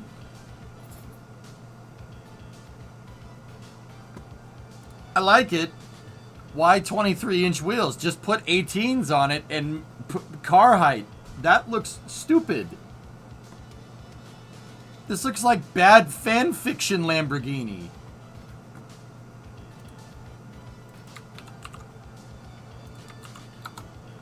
Oh, what's Jensen up to? Here she is, Proud to show off my Lotus cars, which I think looks absolutely stunning. Yeah. Yeah. All right. All right. Now see. Nice. That's how the Lambo should be. Indeed. Yeah. Oh. Yeah, that car is a looker. I like the green accent. That's really nice. She's a looker. Also, Slam and Jam. Hell yeah. Love Slam and Jam. Just...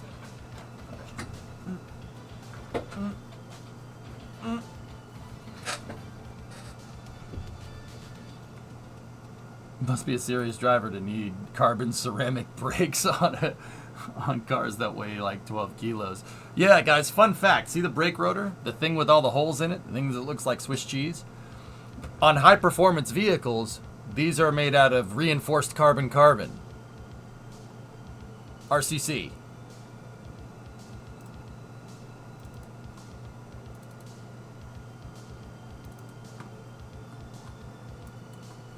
Pixels. See the nose cone?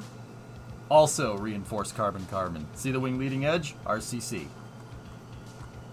Very nice. Very nice. Very similar stuff. It's not exactly the same, but it's close enough. It's close enough to say that, yeah, it's pretty much that. Oh, here it comes. Oh, it's carbon ceramic. RCC takes too much to keep hot. F1 uses RCC. How did I know? How did I know it was coming? How did I know? It's weird. Here, you know what? Just for that, you get to look at this for the next 5 minutes. I'll be right back.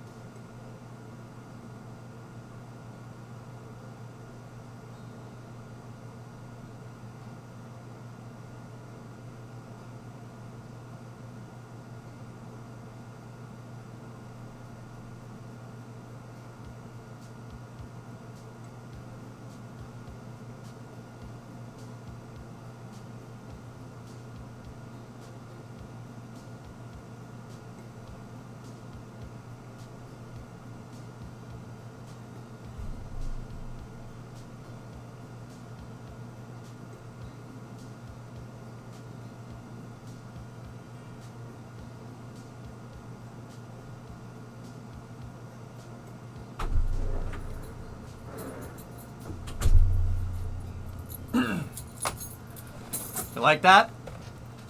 You like that? You like what you see? Good, you shouldn't. To be honest, the Lambo looks like they took a regular car into Photoshop, selected the bottom half, and stretched it down to 4 times its original height. Yeah, no, it looks awful. Yeah, awful. Yeah, it looks terrible. What were you thinking? What? Here's the thing, though. You know what the messed up part is? People are going to buy it. People are going to buy it. I know people are going to buy it. Because you know what? Money doesn't buy taste. People are going to buy it, man. And it's going to suck.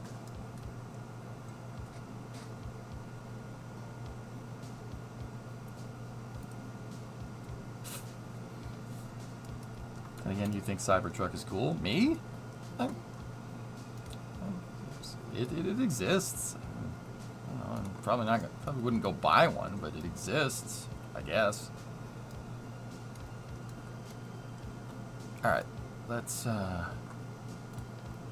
see if this will decide to actually cooperate for a change.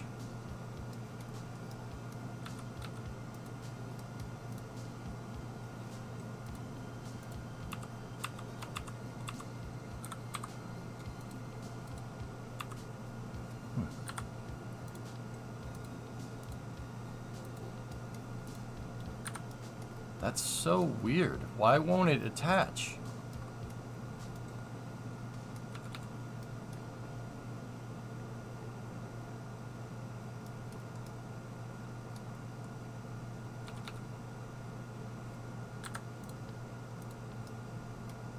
Did we break it?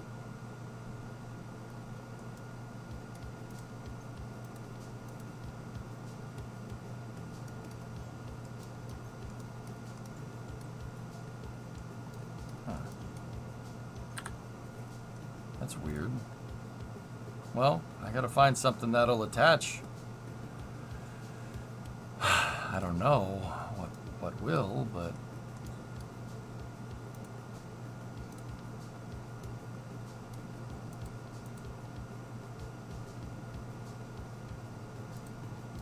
oh, there it goes. That's weird.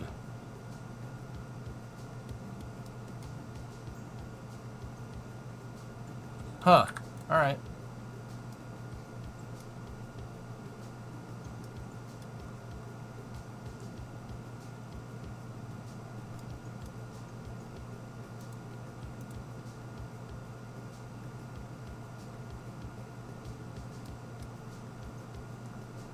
Huh. I got it. I just got it to attach and I... Nope. Nope. Keep it. Just keep that there. Yep. Yep.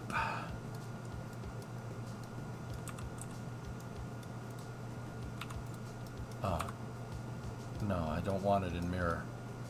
I mean, I don't want it in radial. I want it in mirror.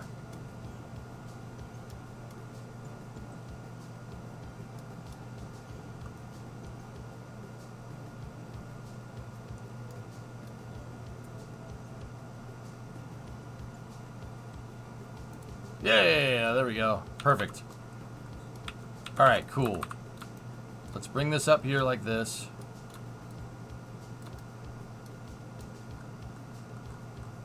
And let's, we'll start building out the stabilizer.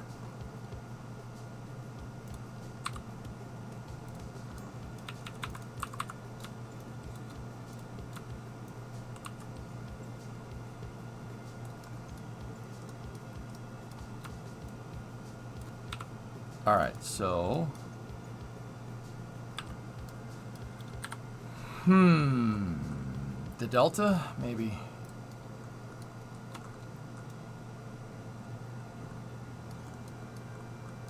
This is a huge frigging wing. That's some huge frigging wing. Some huge frigging guy.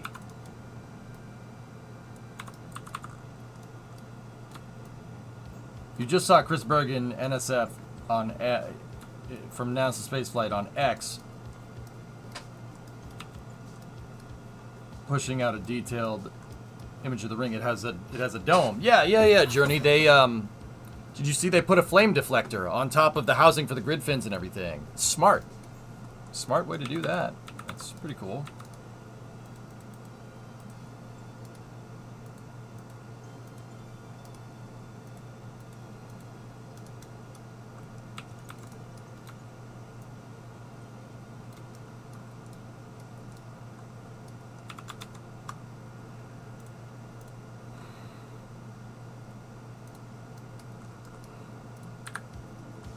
Alright, it seems like we might need one of these.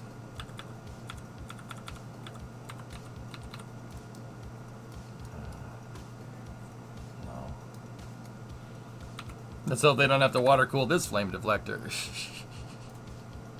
That's not the angle that we want. Crap. The delta would be the one that's closest.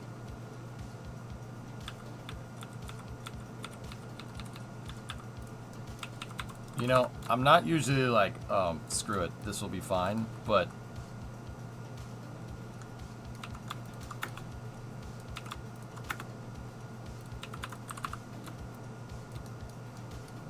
it's, yeah, I think it's okay.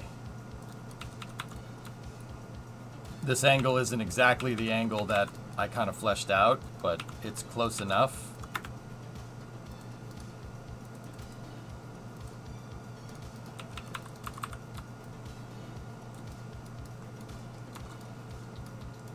Rotate the whole tail to match the top surface.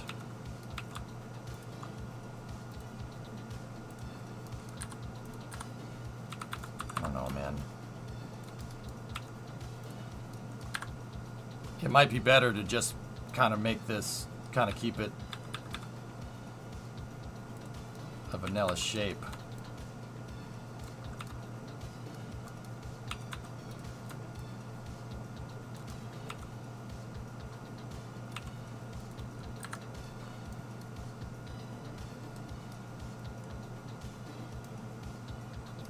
All right, we'll build this out. See how it comes together.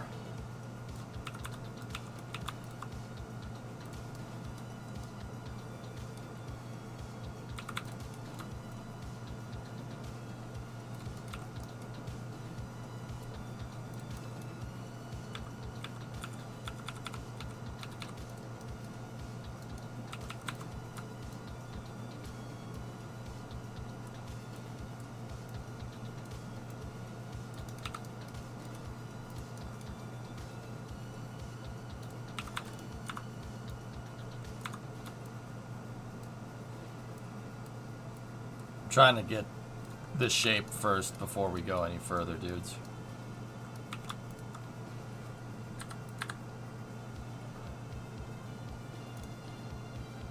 I mean, you know, I know what people are going to say. Why don't you just put like one? Why are there two in symmetry? Well, this wing was supposed to be big enough to have ullage tanks inside of it per the design, so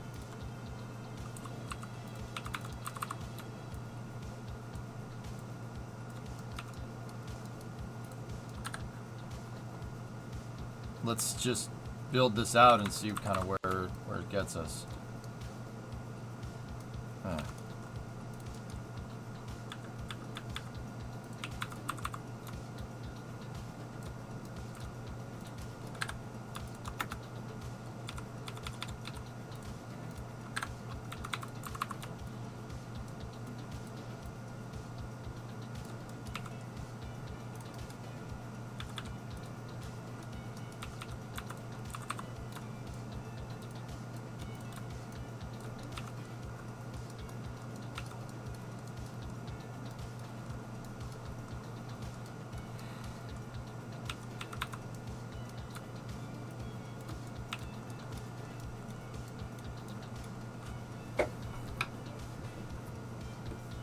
It's okay.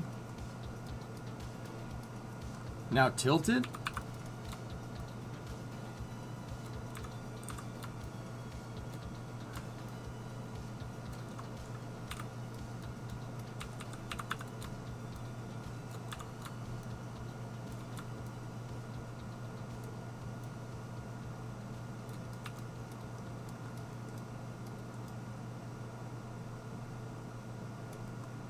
Hey, Stellar, what's going on, buddy? The tilt's gonna be harder for me to make control surfaces for this, dudes.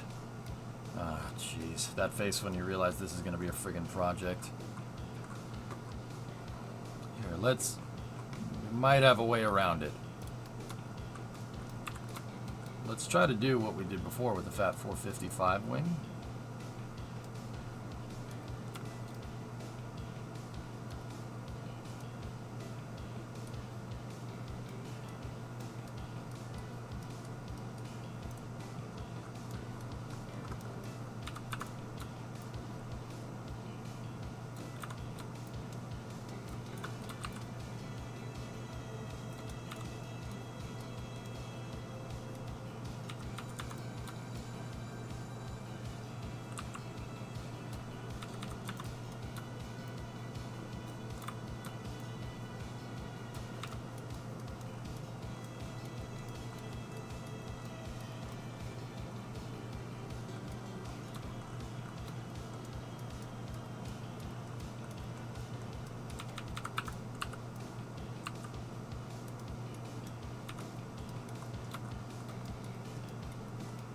Eating burger, feel good, feel American. Nice. That ain't bad. It's just, yeah, it's gonna be tougher to make a control surface for this. Also, I'm not entirely sure how that rudders. Oh.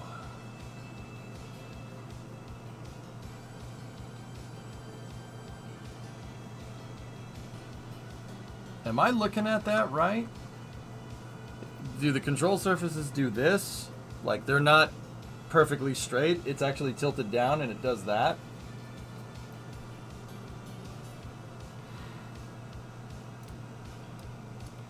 So the control axis for the rudder is this, is like that.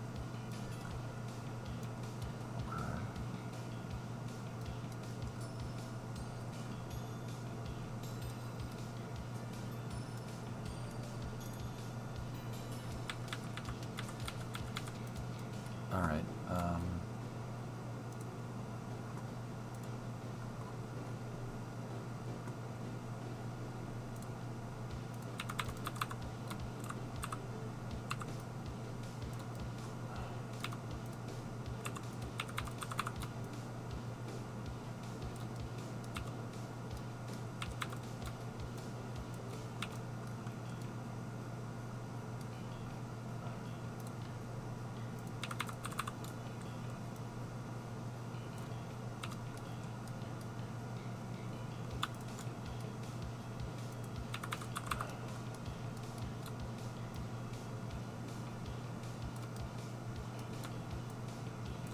Didn't really click on that, but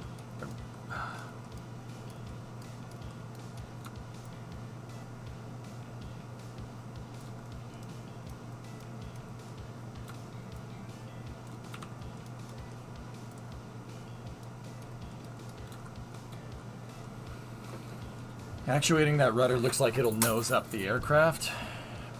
Yeah. I'm not clicking on that piece. Why does it think I'm clicking on that? I'm like, here, I want to use the weight. It's like, no. No, you don't. I'm like, yeah. I mean, yeah, I do. No, you don't. Oh, whoa, no, you don't.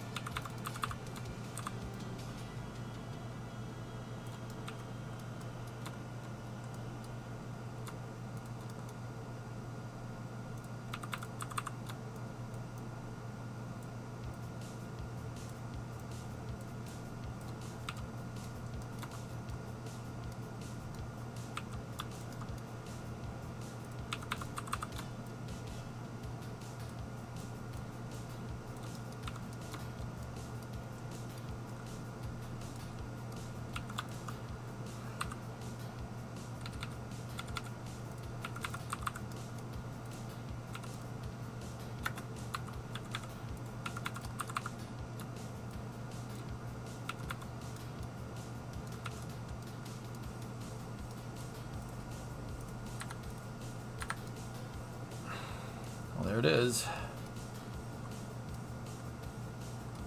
Angled rudders are actually the norm. Look at pictures of airline tails. Heck, look at the space shuttle.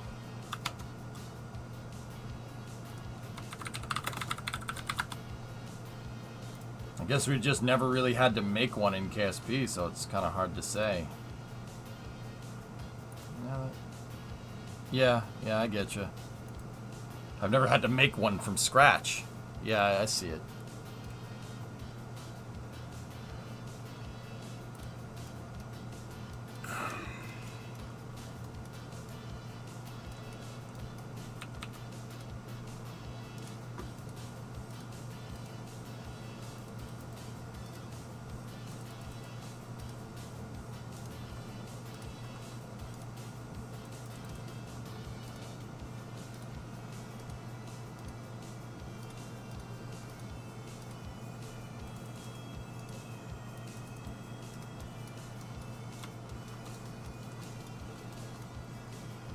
Maybe just put a conventional square at the root rudder with longer at the top than bottom.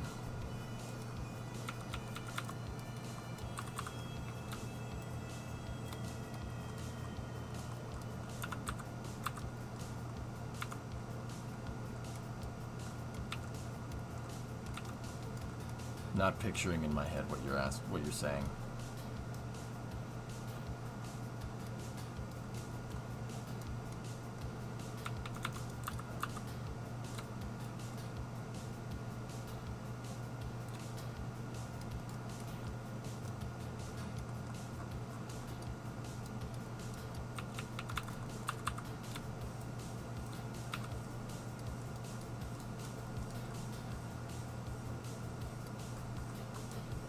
Like, look at one of the triangles on the back of the rudder.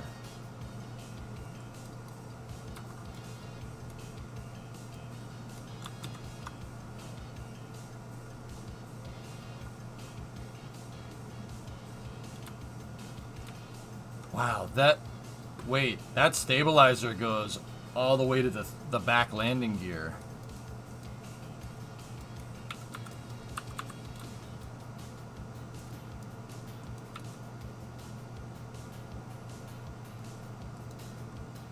Oh.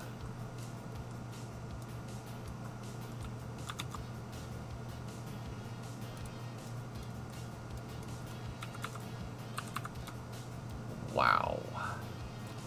Okay. Yeah, it might help with the side slip problem a little bit. Yeah, you're not wrong.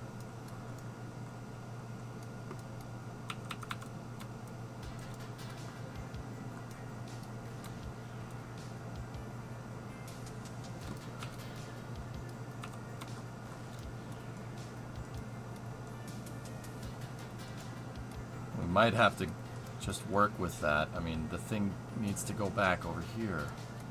Extend its leading edge. I think it lines up further forward than that.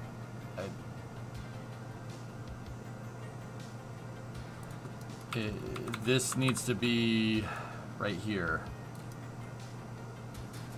Actually, right there is the shape that... I didn't realize this is going to be this many parts.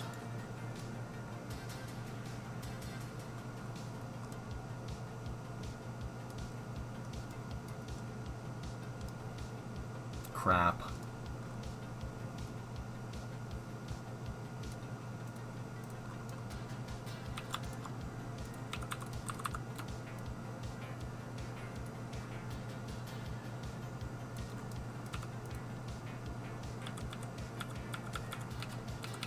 We're gonna need to extend the front edge.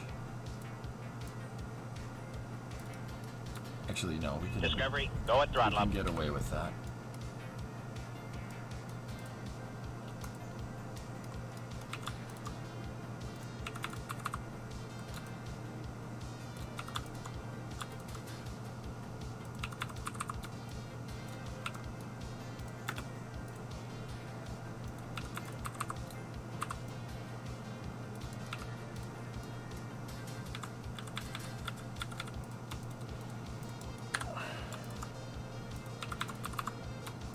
Who was that subbing? Dak Attack! Looking good? Thanks, buddy.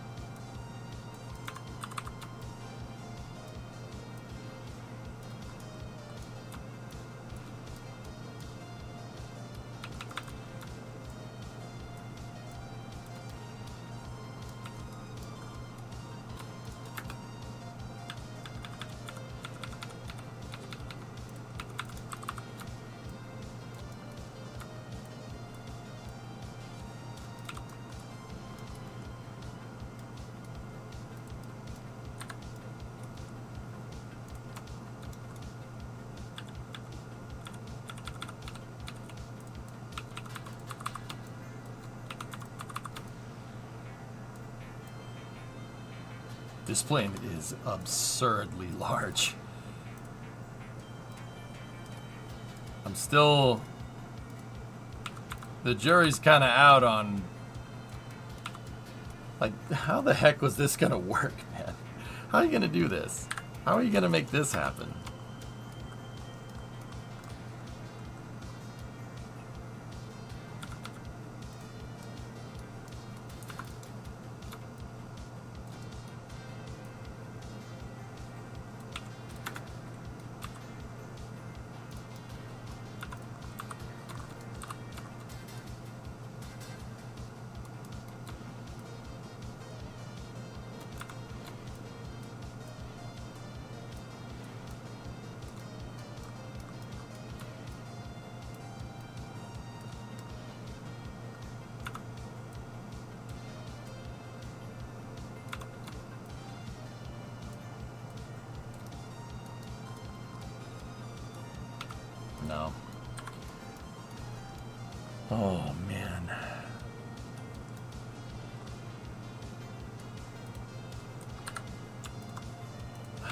just realized that that was the right part.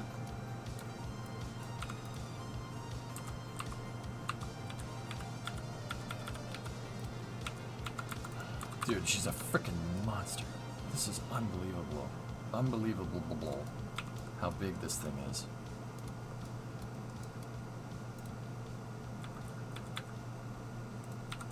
I mean, the control surface mechanisms on this are going to be 100 parts, easily.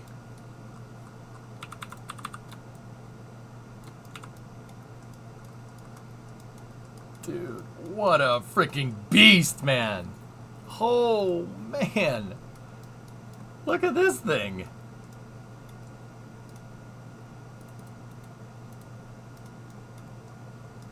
Alright.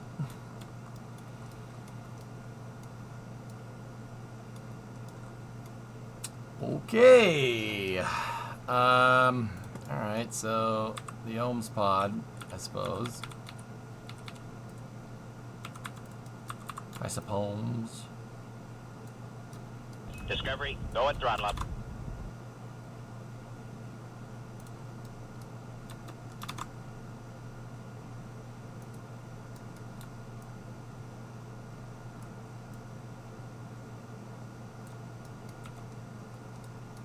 Just thanks.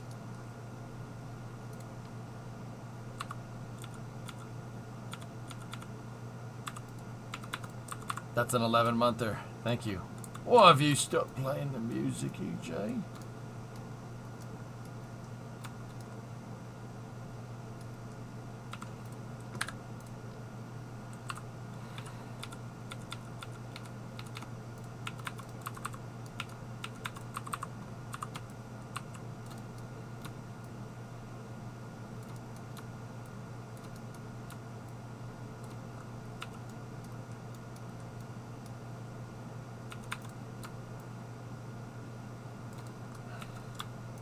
Discovery, go at throttle up. Foz!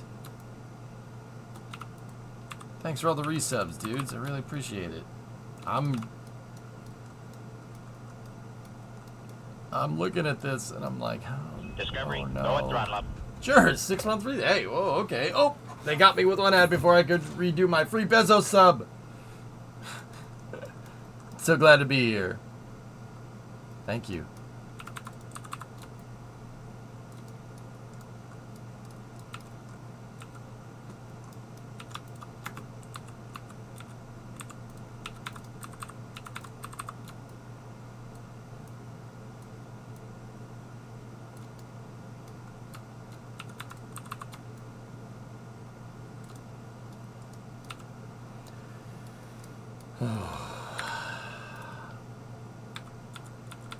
Discovery, go at throttle up. Oh, Dominator. Damn, dudes, that's just subs. Here, let's get some good tunage.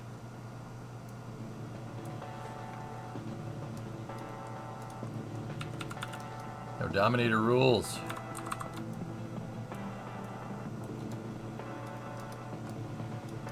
It's Friday. Discovery, go at throttle up. Let's have some fun with it, right? Hey, Marty. Thanks for the Prime sub, dude. I appreciate it.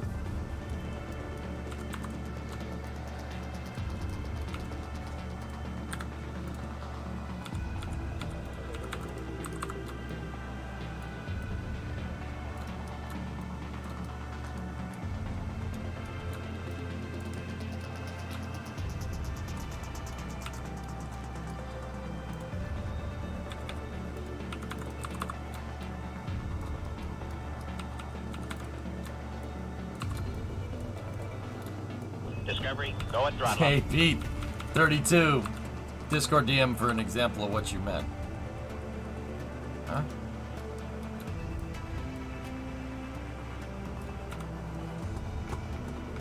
What? Tessa, I haven't been keeping up with chat. If you've been talking to me, I've not seen it.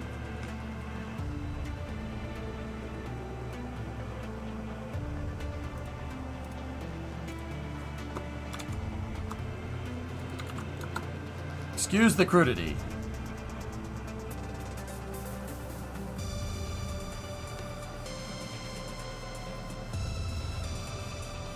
Yeah, I got you. Discovery, go at throttle up.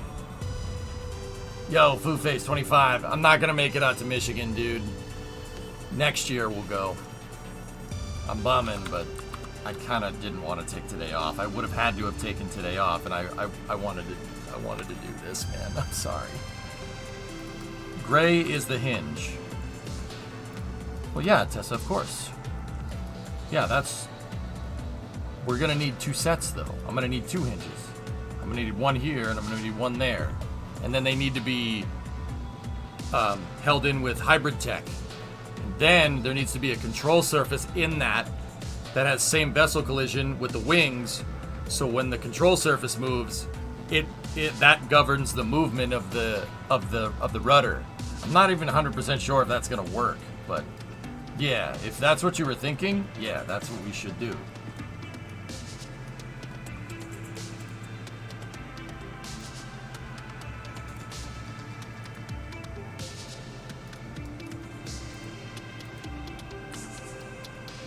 I don't know if Star Raker has an air brake, Eagle, and I kind of, at this point, I'm kind of too afraid to check. I'm not even kidding.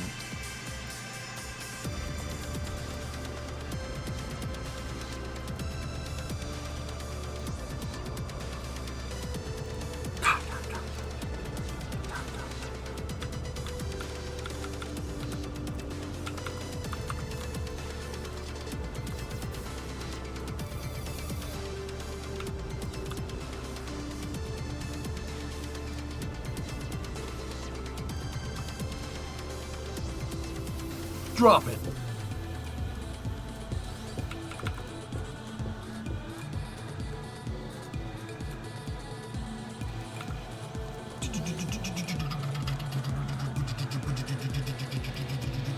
Drop the brakes.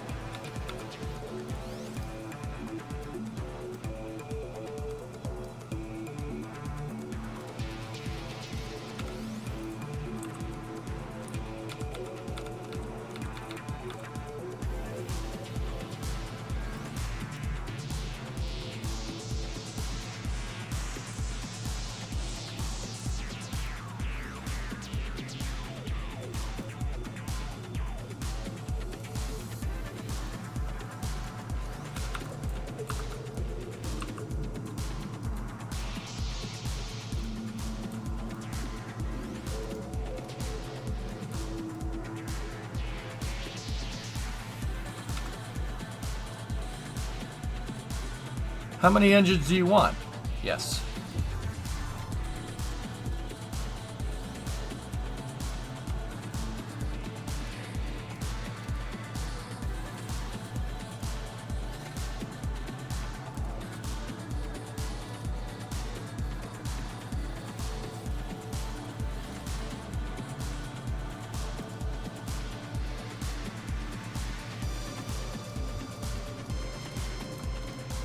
Not on an angle, on the vertical. The thicker the black, the thicker black. Why are you so obsessed with doing that? I don't understand. Discovery, go and throttle up. I'm not, dude. I swear I'm not trying to be a jerk. I don't. Why do you want to do that?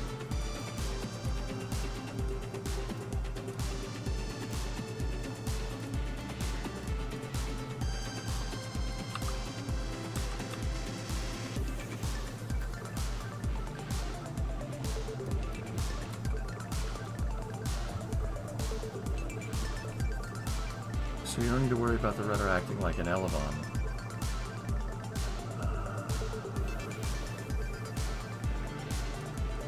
Yeah, right? I don't know. Yeah. She's a monster.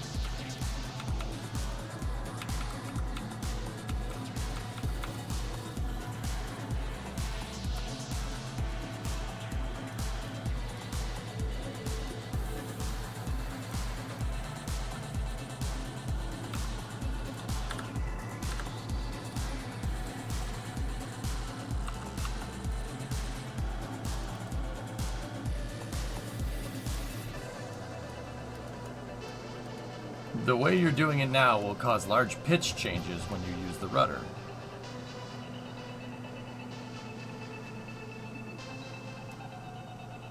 Only if it speed brakes. Only if it goes into speed brake mode. Am I wrong? What am I missing? It's gonna basically cause it to do that, which is fine. That's kind of okay.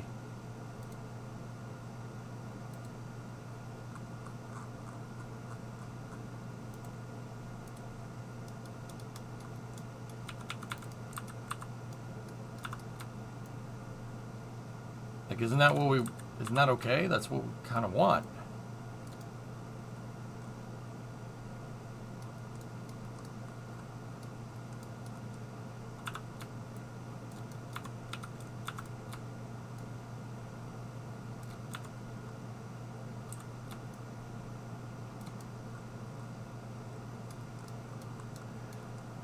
Okay. I'm confused, man.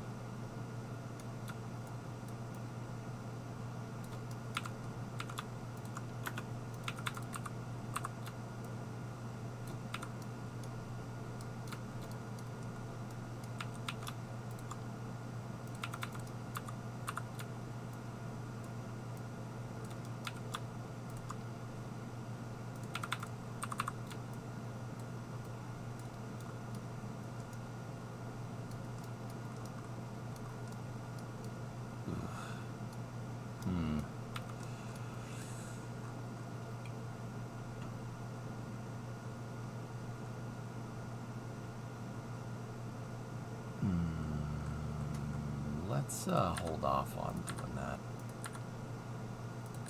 I was gonna put it all the way up to the top, but I'm not sure I'm into it. Fully electric Lamborghini. Yeah, that looks like a freaking toy car. Yeah, Creeper, I saw it. I'm not impressed. Off to bed. All right.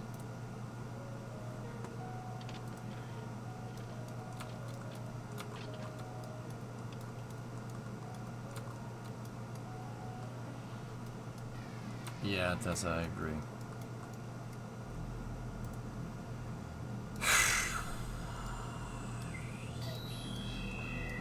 I mean, the elevators and the ailerons, or the elevons are going to be way more important anyway. It actually puts the force vector closer to the center of mass, which reduces the induced roll, which is probably why almost all modern designs angle the hinge like that. Nice, Doom. Well, that's good.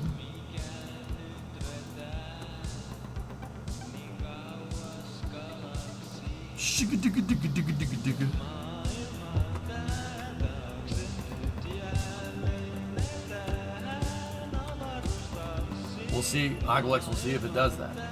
Might.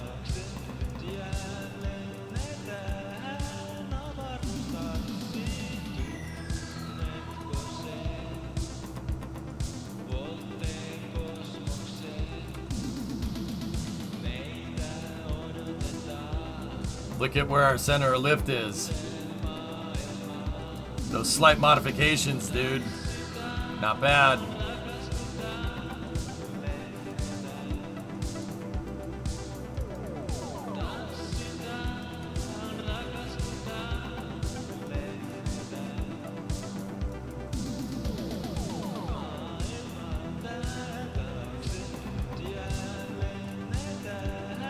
Yeah, but actually I gotta make the nacelles too, so.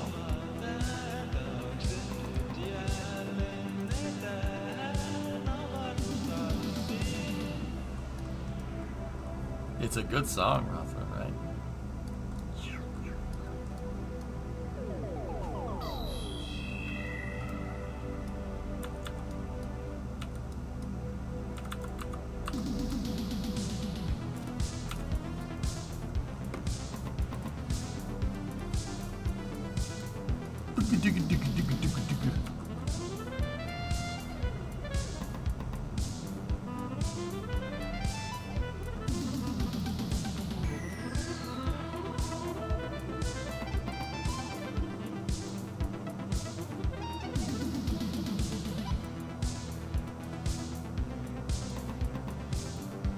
You guys know that this is the creator of Summer Car, right? Seriously, this is the guy that made Summer Car. That's him singing.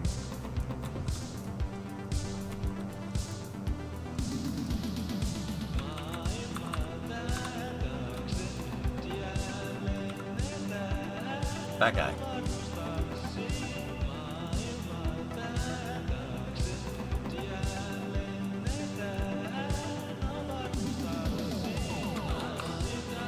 You need the song link? There you go.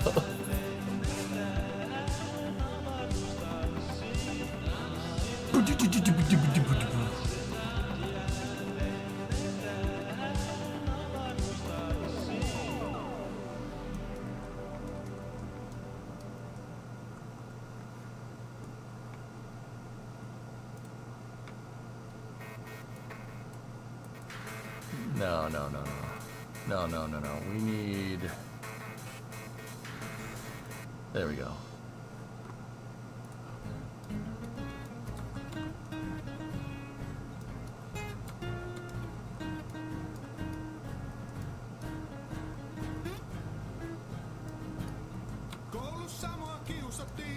We gotta get in the mood for later.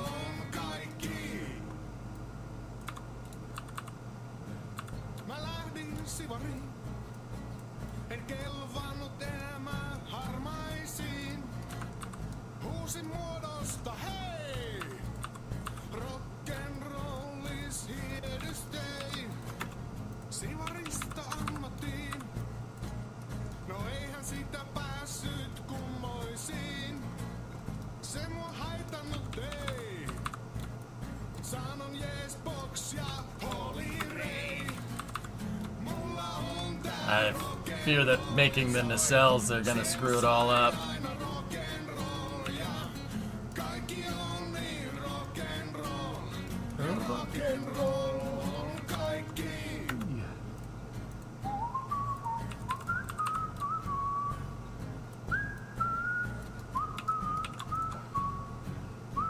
I have a plan though.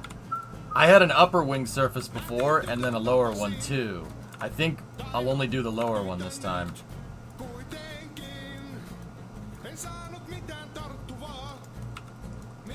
So make the nacelles out of flags. No lift to screw things up then.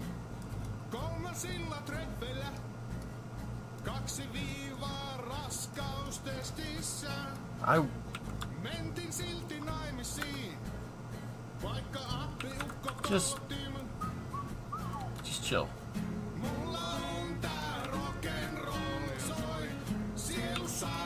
I didn't put grandparent strut on.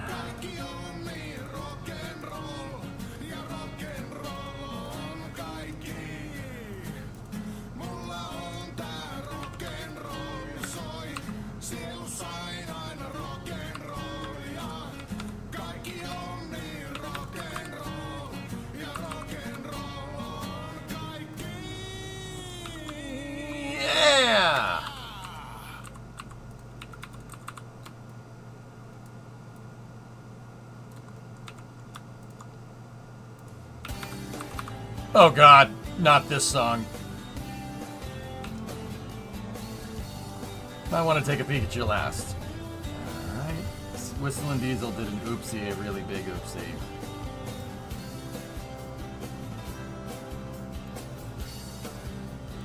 I'm not watching that.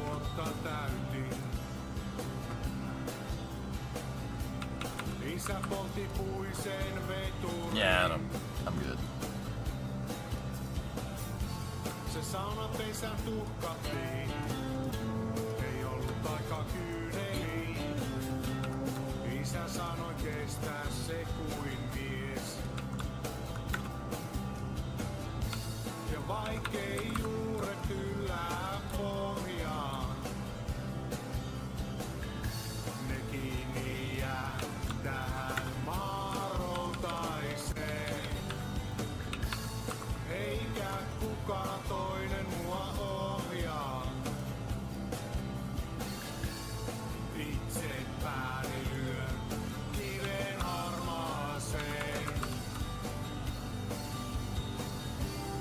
This song lives in my head rent free.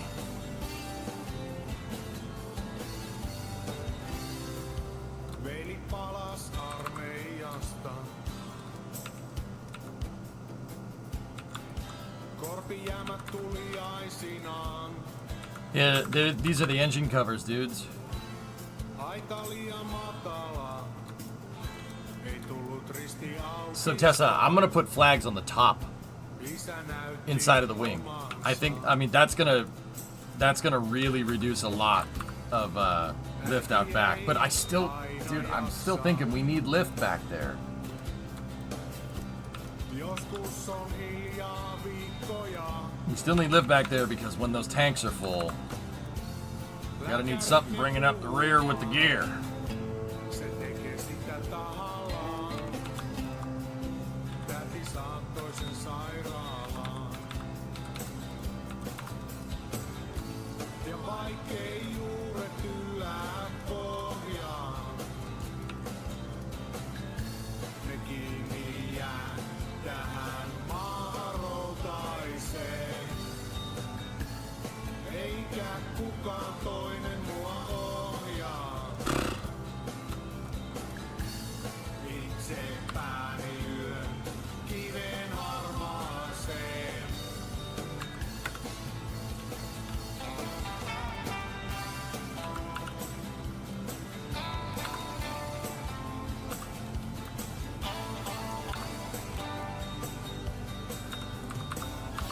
Ja vaikkei juuret yllää pohjaan. Ja vaikkei juuret yllää pohjaan. Ne kiinni jää tähän maarotaiseen. Eikä kukaan toinen mua ohjaa.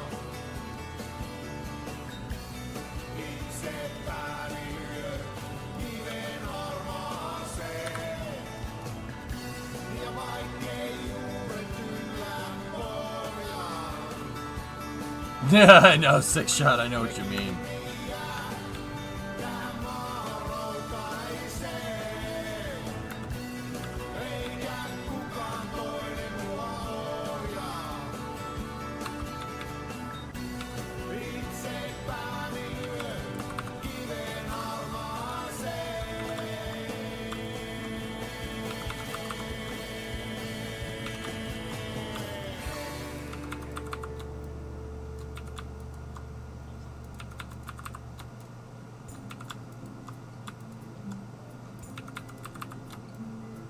Okay. I forgot I had to put these pieces on.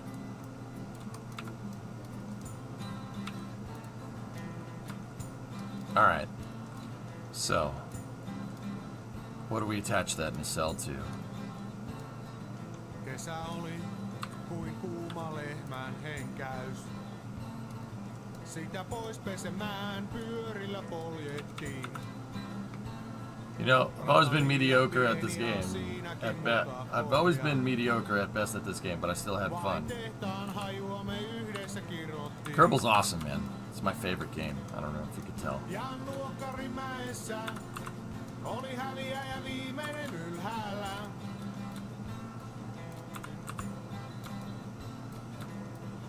Ja noista päivistä ei oo kuin rippeet jäljellä, mutta aikuisuuteen jotain parempaa. Niistä ammentaan, niistä ammentaan. Oli laudassa, loi käärmeellä sininen pohja.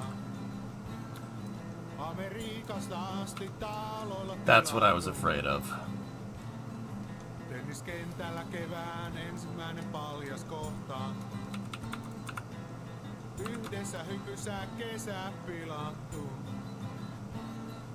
Radan varren metsään kaljat piilotettiin. Ja paljain takannuksi junia tervehdittiin. Ennen kaupunkia kypikassi ja mallu aski. Joku lukiolainen se parhaankin maniski. Maniski? Ei saa menettää peliä.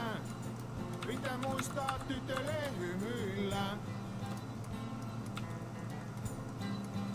I had ideas about probe designs, like a lighter-than-air probe-driven rover to explore Eve from hot. That's tough, man. Yeah, Ernock, for real.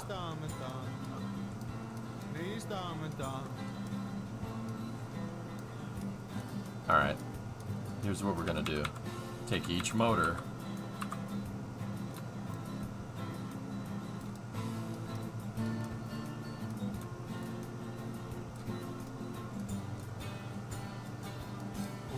Säkillä joku oli mua vahvempi.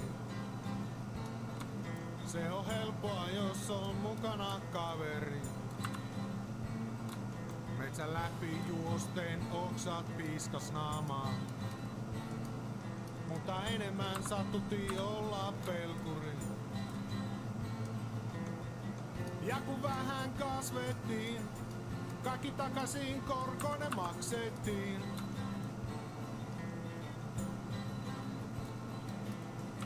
Ja noista päivistä ei oo kuin rippeet jäljellä, mutta aikuisuuteen jotain parempaa. Niistä annetaan, niistä annetaan.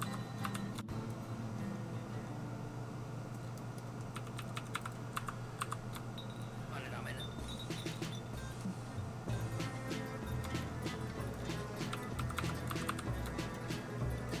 This song sucks.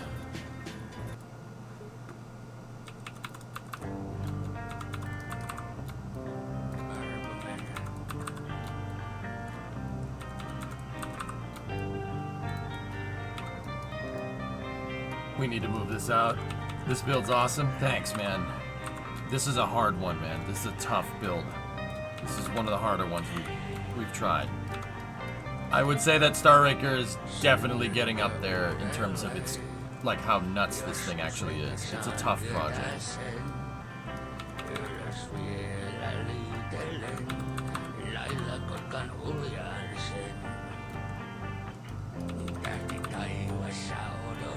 The reason why I'm focused is, like, why I'm like, is because when you're messing with the engines, they're not in symmetry because we opted for a low drag design.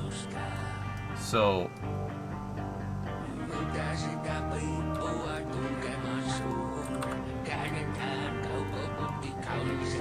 oh no, they're not symmetrical.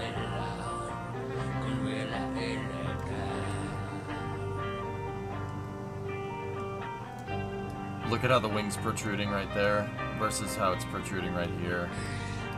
We're not symmetrical.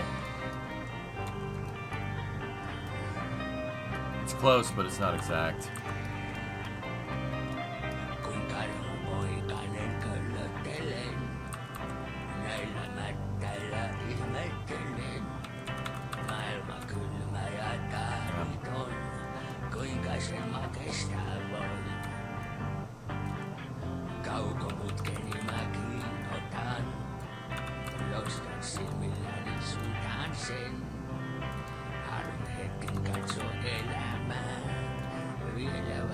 That's close. Maybe it's the wing that's not symmetrical.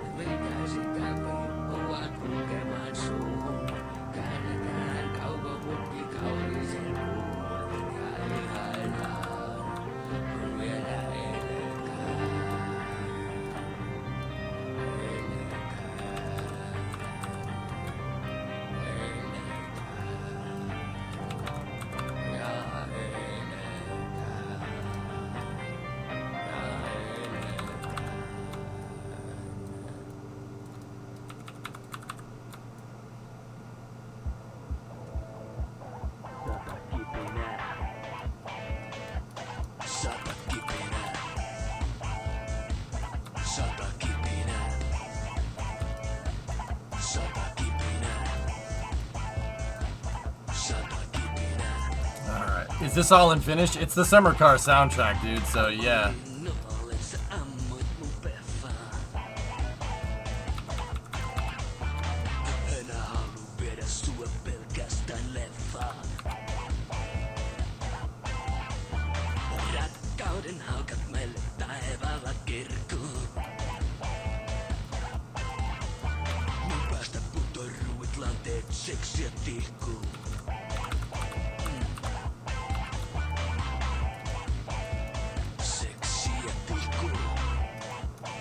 The background singers in this are the funniest thing ever. Listen.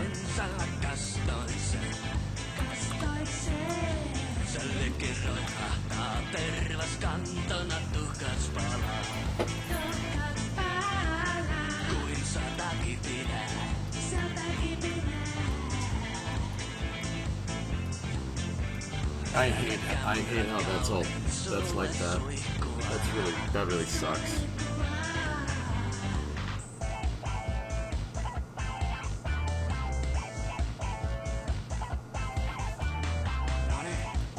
Damn.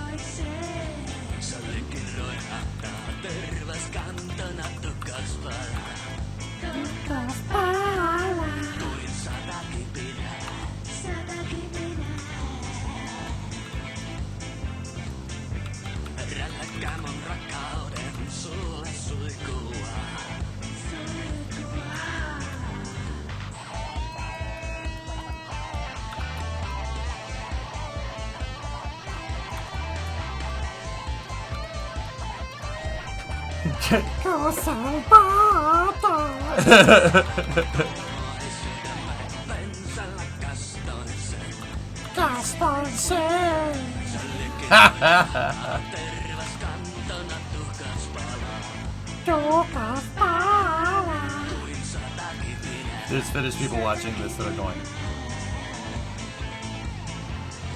what the hell is this? Yo, that's not how you sing that. What's wrong with you?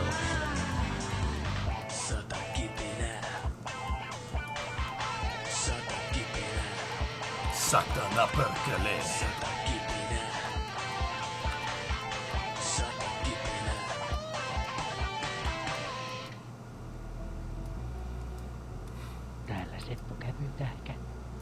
Check this out, weather related.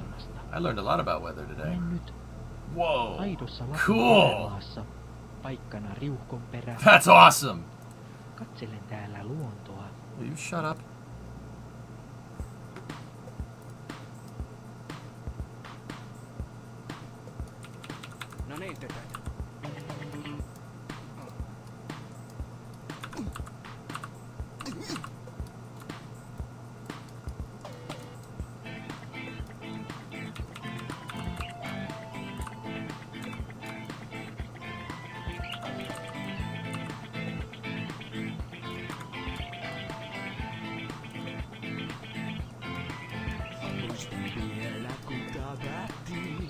I hate how the nacelles are sticking out, dude. It's really annoying. I'm just not sure how else we're gonna make that do that.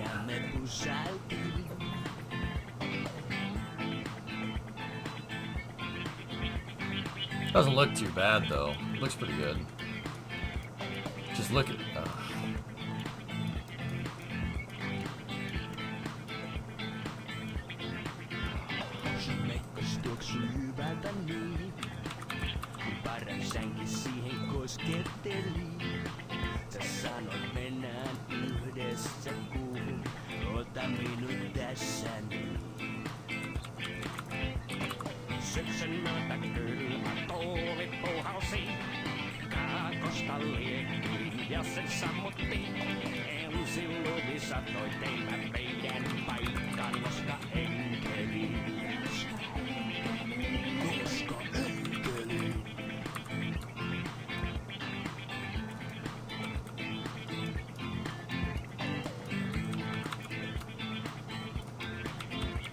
On the other hand, you really want to see this thing fire up.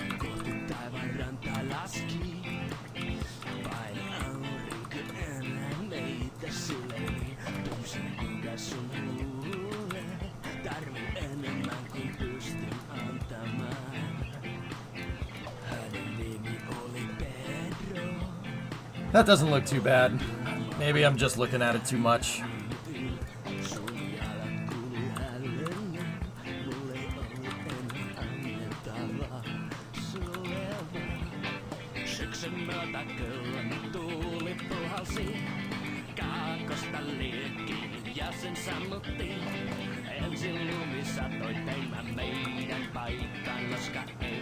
That's actually not bad, but once again, we still have these the big honking fairings. It looks ridiculous.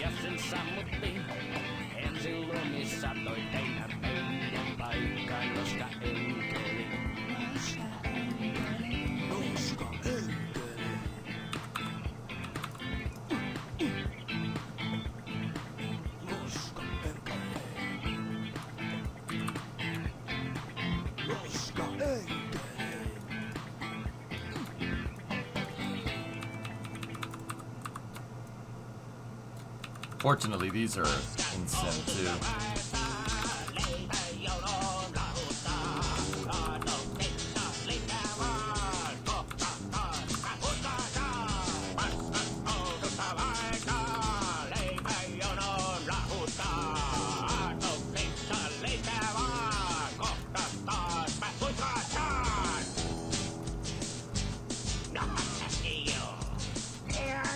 I swear he made MSC on a drunk bet.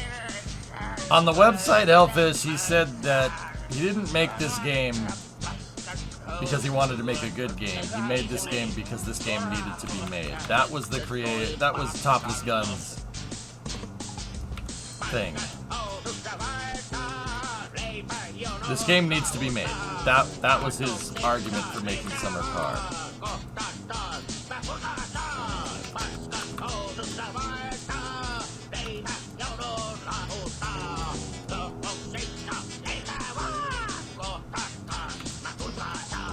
Well, he said it. He made Summer Car because it needed to be made. I'm not exactly sure what that means, but you know, not gonna read too much into it.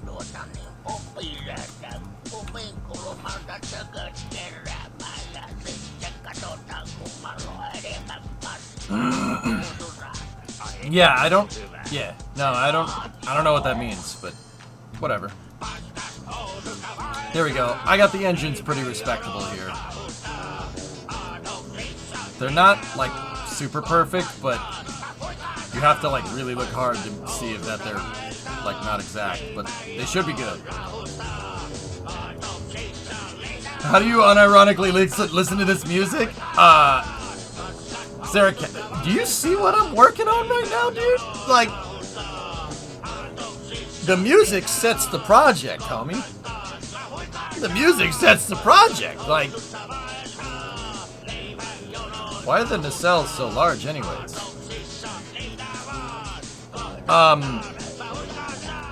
So Phoenix, these are the way that they are because they have a special intake on it. It has a variable geometry ramp intake inside that's going to, well, I could explain it, or I could just show you. It's basically gonna SR71 the intake. Kind of like the XB70, kind of like the SR71. Yeah, it basically impinges here and bounces the shockwave around to slow down the air. You know what they say about big nacelles? Well, big engines. Yeah, what I was thinking about doing, what I thought would be cool, is we could replace these pieces, or not replace. We could take these pieces right here, right?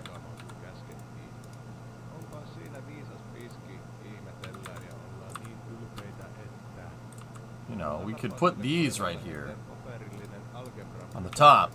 I had wings here originally, but we could get a little trick here. First of all, that would be really cool. And then what I could do is put a wing right here, or a set of flags to close the intakes. So like at higher speed, the intakes close up, I don't know what would bind it to or something, but I think that'd be pretty cool. Basically, on this build, I'm saying part count be damned. Let's make something awesome.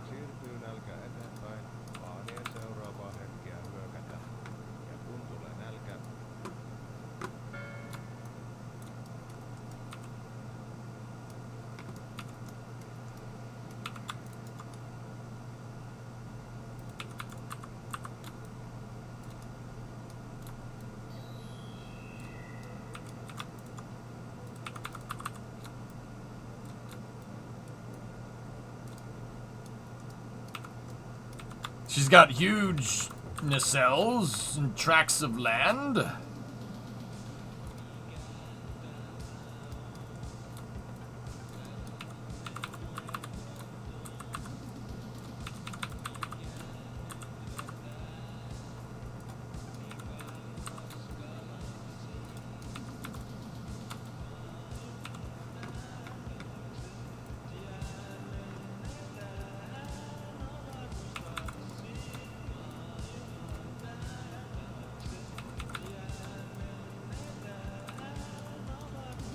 Yeah, that's actually pretty good.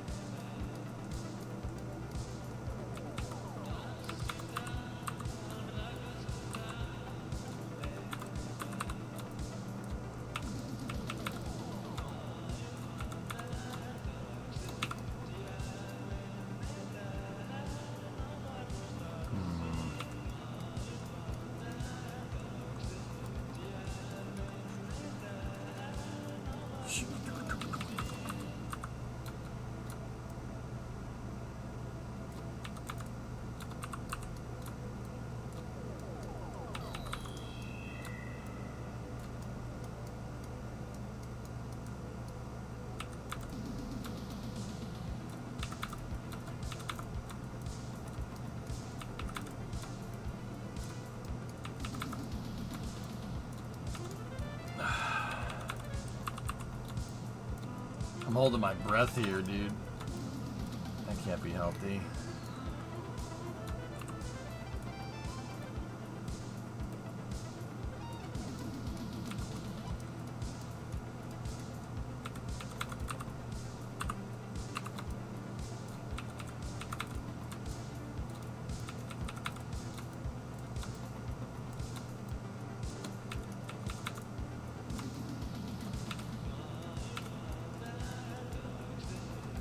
Man, the completed engine section looks ridiculous. In a good way, in a good way.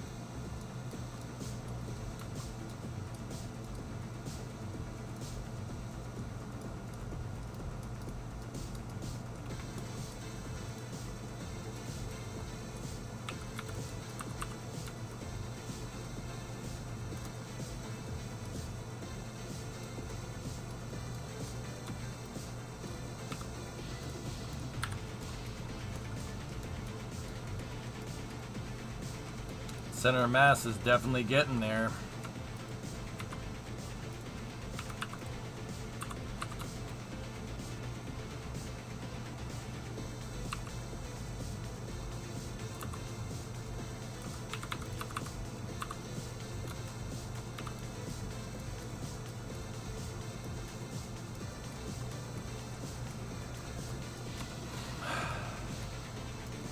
What do you think, dudes? I don't like that those engines are pointing out like that. I really don't like it.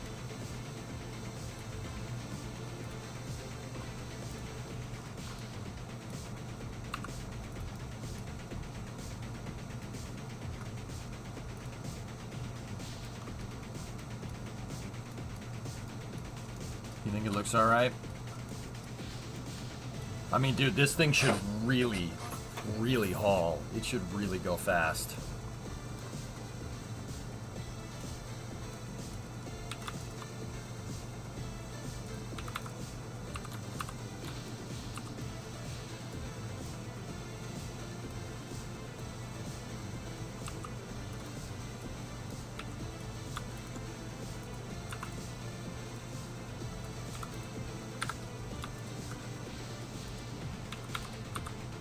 Add time.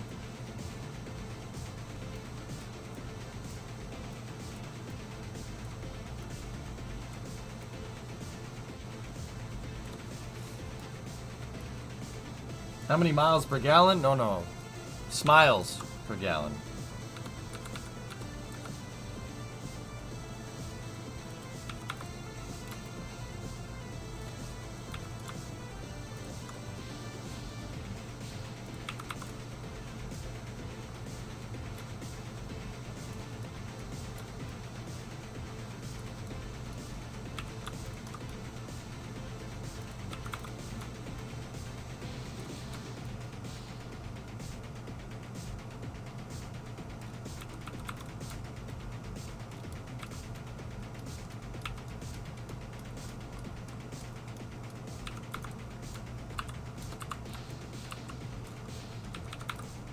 See, these flags are physics-less, guys, so it should be... These aren't going to screw with the arrow too much. It's just we don't have as many wings in this design, so it's not as much lifting force, but...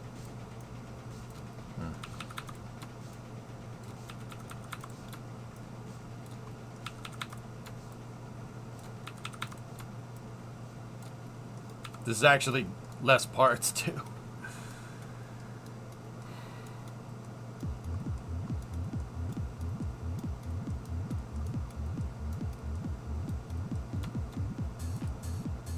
All right.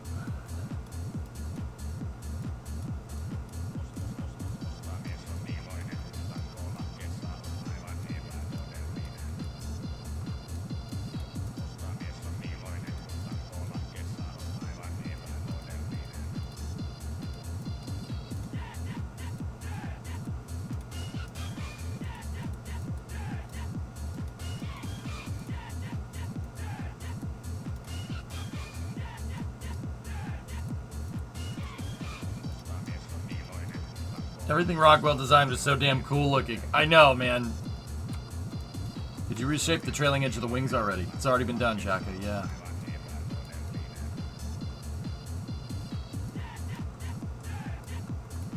I agree, Polly, yeah.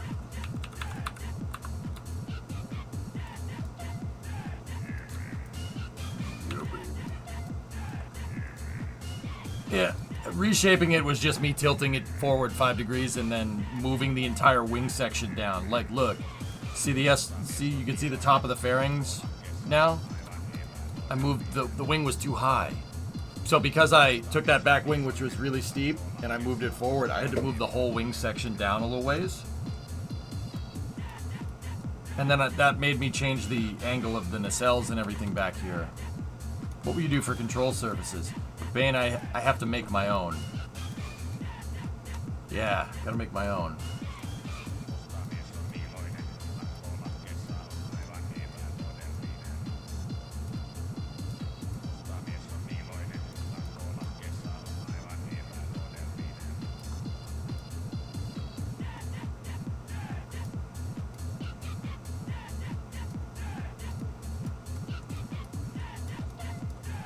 It looks a little strange with the nacelles kind of bulging right there, but... Yeah, baby. You want to test?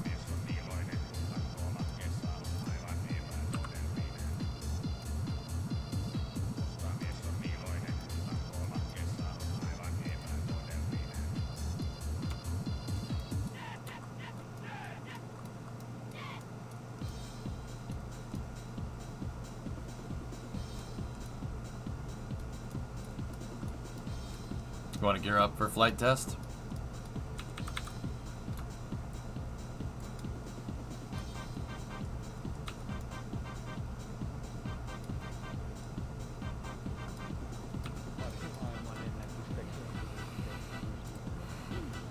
All right, let's do it.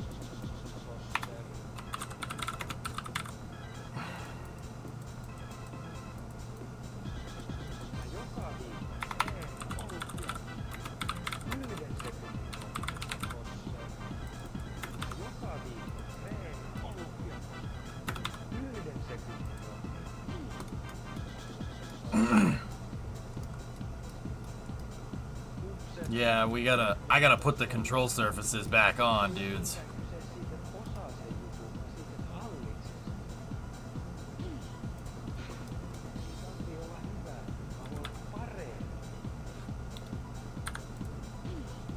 Alright. I'll start strutting it together. Flight test 2, so we can get rid of the jigs. Get rid of that. You saying this thing will leave the runway? I hope so.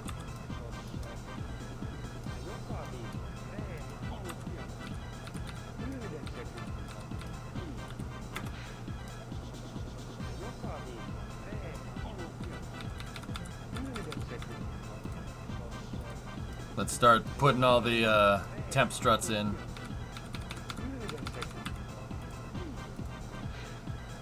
These are going to hold the engines into the cell.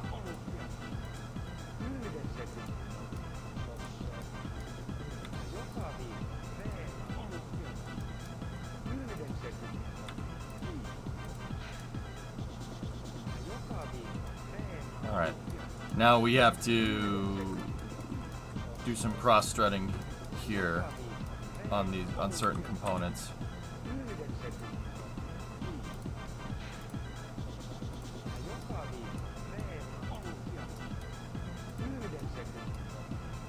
These will hold the wing sections together.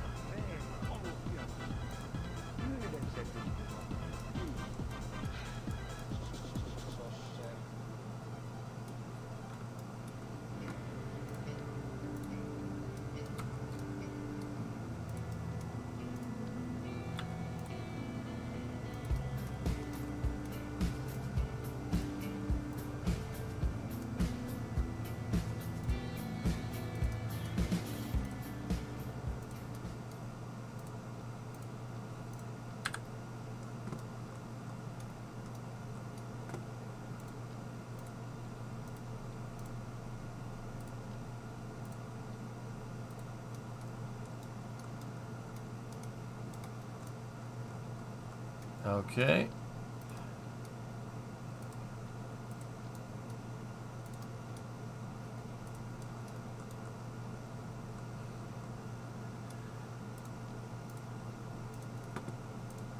This basically turns the wing into a giant sandwich of struts. It's good for it. Trust me.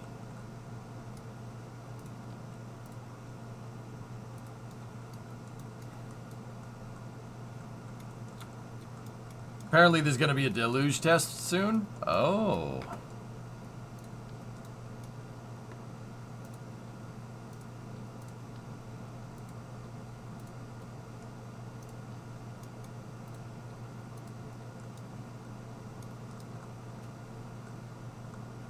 Potential deluge test. There we go.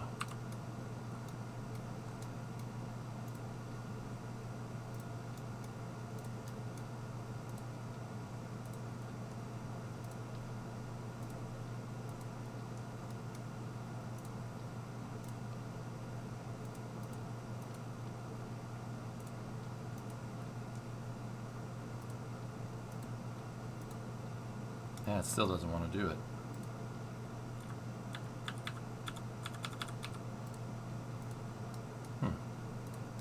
It's probably trying to get at the flags or something.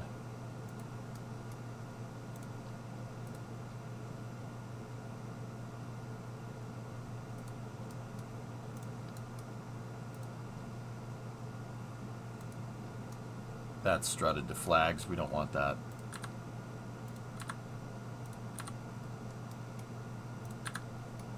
We'll do this how we did it before. Just to make sure that there's no...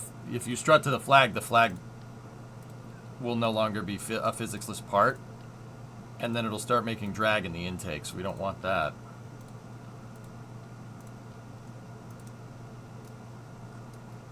So we're gonna do a flight test here, guys.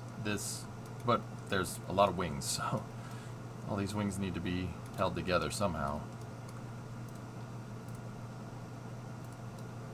And then we need to strut up to the SRB. And then we need to strut out to the fairing. And then out to the fairing again. There we go. Cool. Kerbal duct tape should do it. Yeah. The good thing is with this revised design, it's actually less parts, which is good.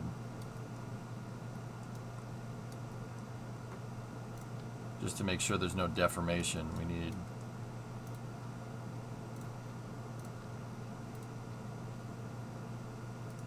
How the heck did we end up with less parts? I have the V-stab on here. But whatever. You know what? I ain't gonna ask questions. Oh, control surfaces. Derp. Hi, I'm EJ. Derp-a-derp. Derp.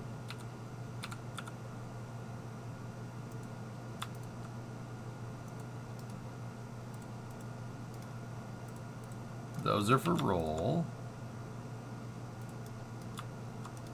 And then set that to pitch.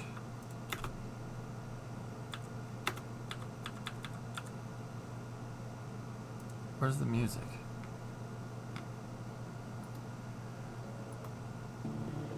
Yeah, we'll listen to new.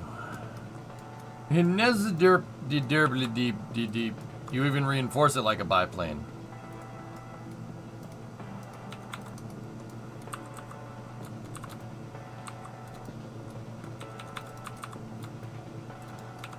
Yeah. That's not on purpose, dude, for what it's worth. That's just the right way to do it.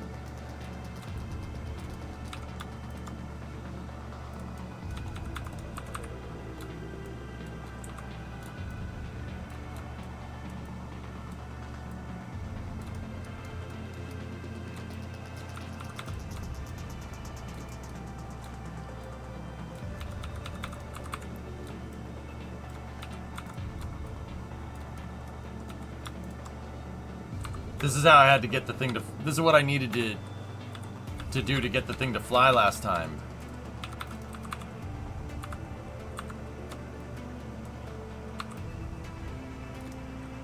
I needed to just sandwich a bunch of these together. I don't know if I should do this for the final design. I'm almost thinking a big Kraken Tech control surface might be the same amount of parts. I'm just not sure how those Kraken Tech surfaces are going to hold up to certain forces.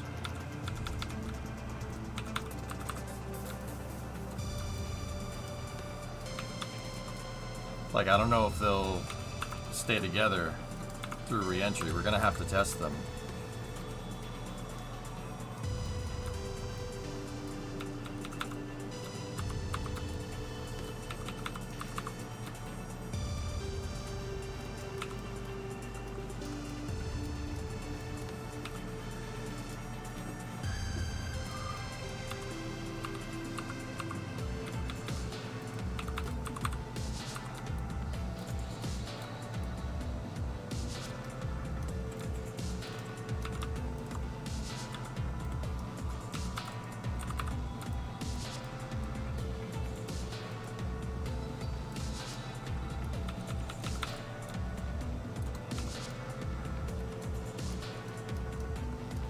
Are the vertical separators between the engines necessary? Might look cool without it. They're there to help with side slip, dude. Like, they're basically more rudders. And there's no indication that there's anything like that. I can just, by the drawings, it looks like those are there. See what I mean?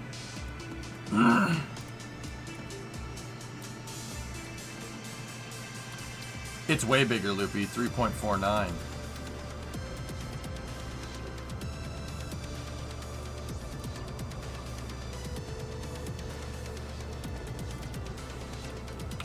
Thanks, Harb. Appreciate it, buddy. Alright. Now we're gonna need fuel tanks.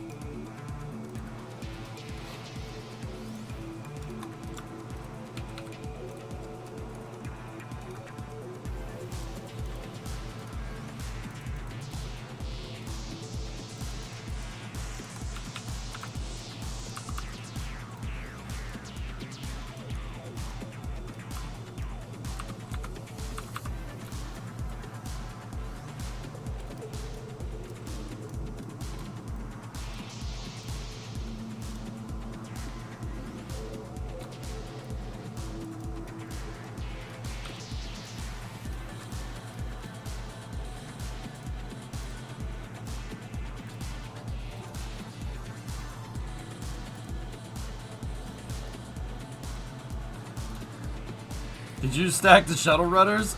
You know what? I'm almost thinking it might be nice to blend that design in. Because it doesn't look too bad.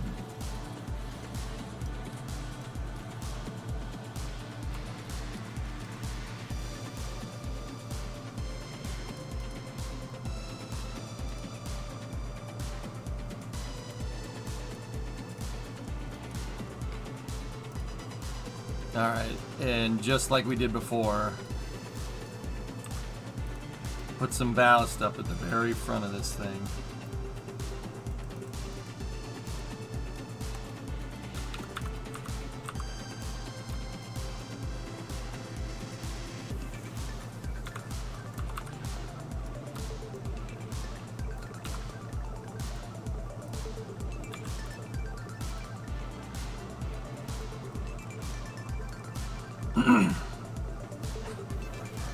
It is, yeah, we did call it Big Chungus.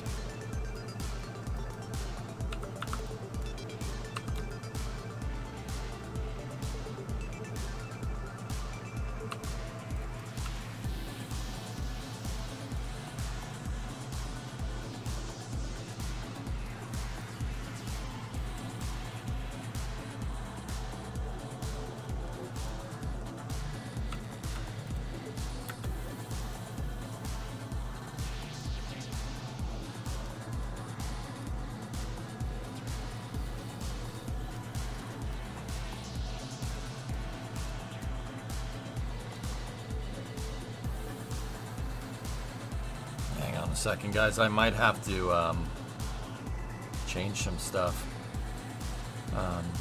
It doesn't look like we're making a lot of lift up at the front.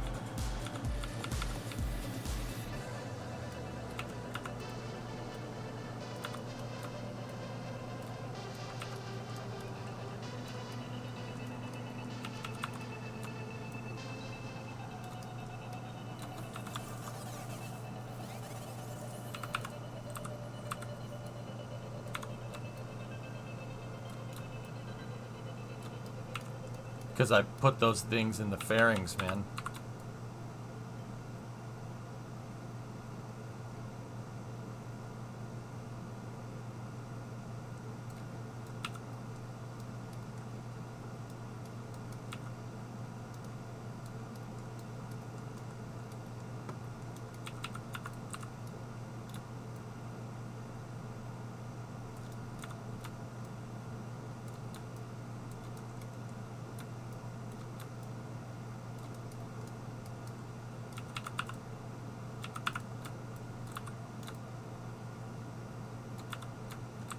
We might need to do that crap again. I'm not happy about doing this. We shouldn't have to do this every time.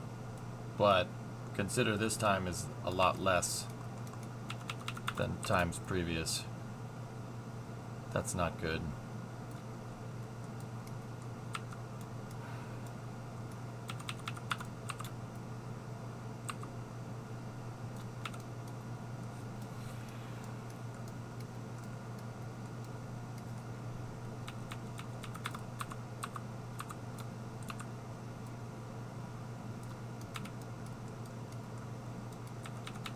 I mean, that's where they were before.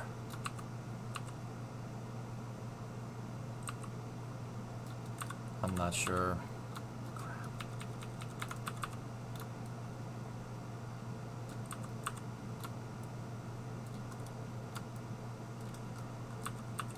What the hell?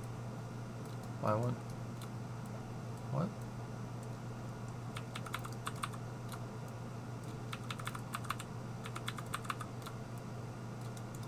Why, no, don't do this. Why won't you align? Please, just align, please.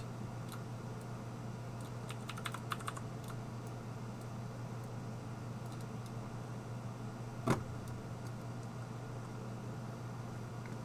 I play the I told you so now about the engine nacelles?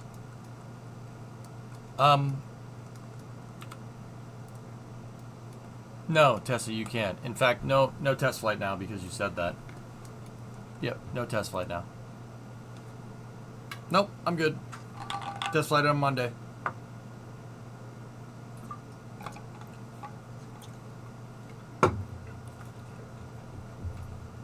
Oh, you think I'm kidding? No, I'm not kidding. Discovery, go and throttle up. Hey, Rezel, 80-month resub.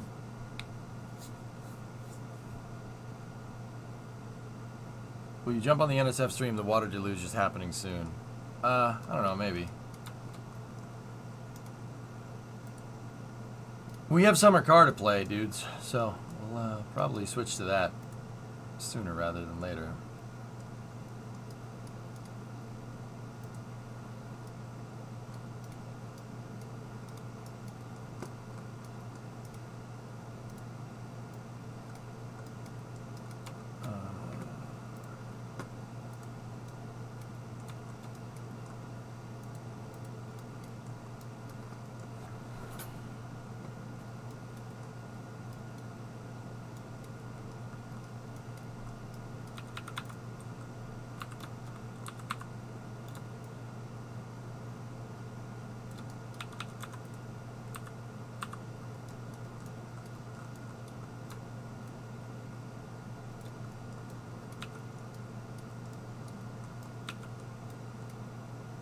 Did you absolute snap it back to level?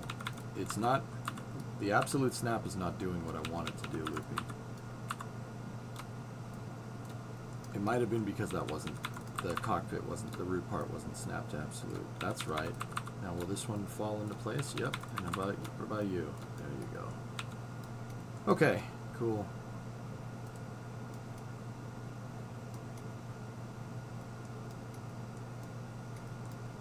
I have to say the wing shape looks damn good in profile. Yep. Yeah. Yeah, it doesn't look bad.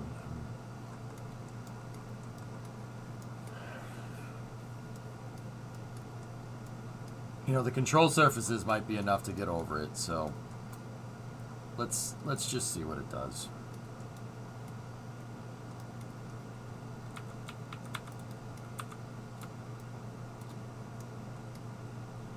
You know what? Screw it. Let's send it. Let's let it ride. See what happens.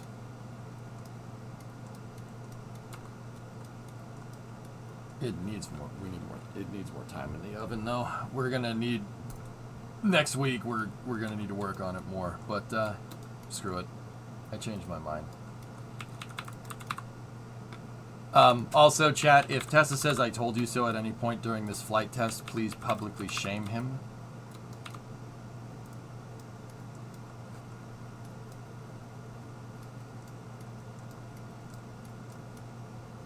I'm calling for public shame.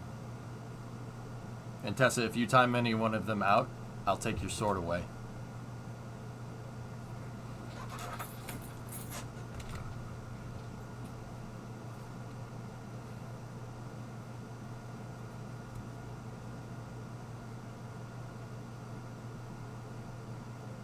He's Scottish. I think that's shame enough. Jeez. And I never said nothing like that. Those are your words, chat, not mine. You intolerant pieces of chat. What if I say I told you so? I don't value your opinion anyway. You're a Bills fan. Go lose more Super Bowls.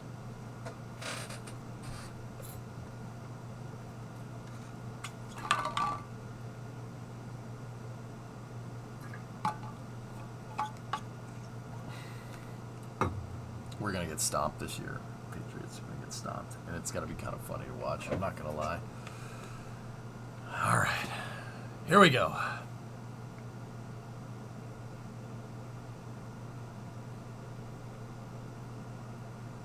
Oh, look, Madman just got deleted from Plex. How did that happen? I have other Plex servers.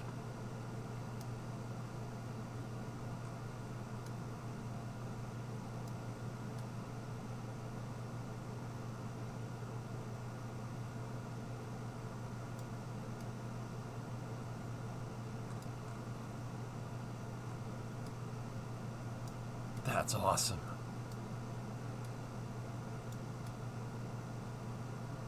I don't think that's gonna end well, dudes.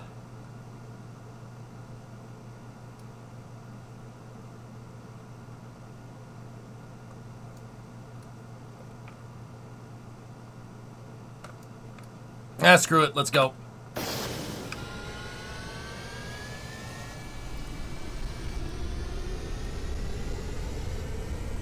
All right, Tesla. Let's see what drag. Let's see what the drag does Discovery, here. go at throttle up. So be it.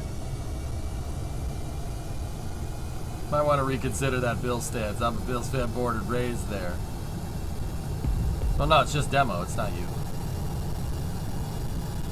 I'm a Patriots fan, man. I have to hate you. It's my job. And if you don't reciprocate that hate, I'm going to be a little annoyed. You know what I mean?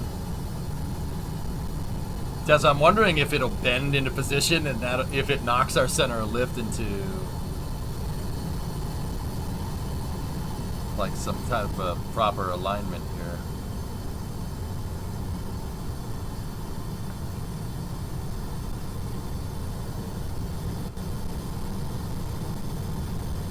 Oh, nope. Nope. Stop. Oh, yeah, we're done.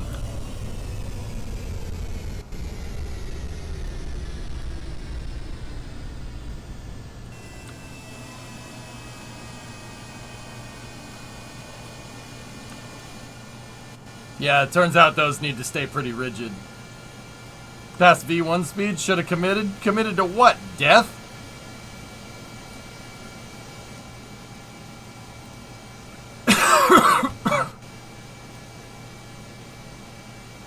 Because that's what would have happened. Nope.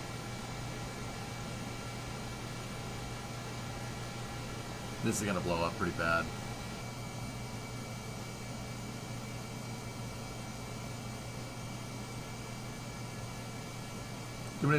Demo, don't try to defend yourself. You put yourself in the middle of a feud between Tessa and I. All right? No, that doesn't work.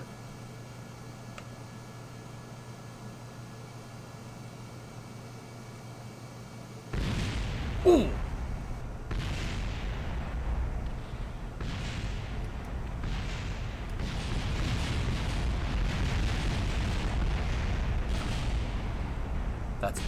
That is awesome. I can't stop staring at it. All right, cool. Sweet. All right. Yeah, the wing's bending. How did I put structure into them before, though? That's now I'm wondering.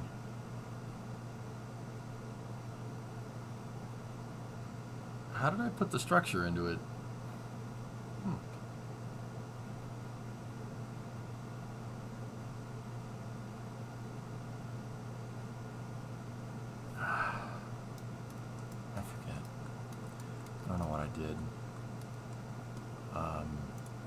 Might need to put something out there to strut stuff too.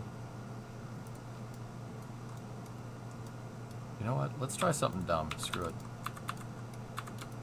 Let's put a physics-less part out here.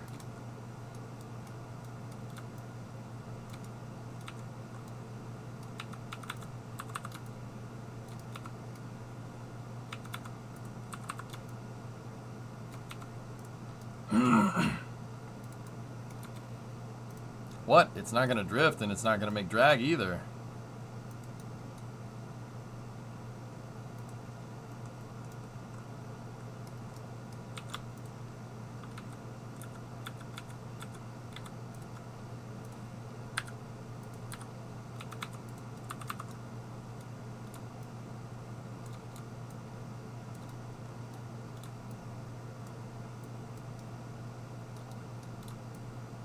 Might work.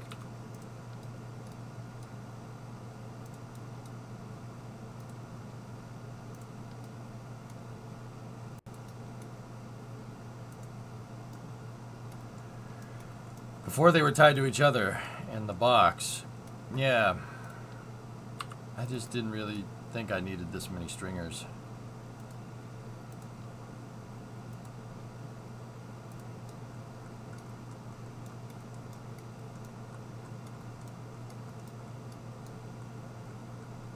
Let's see what that does.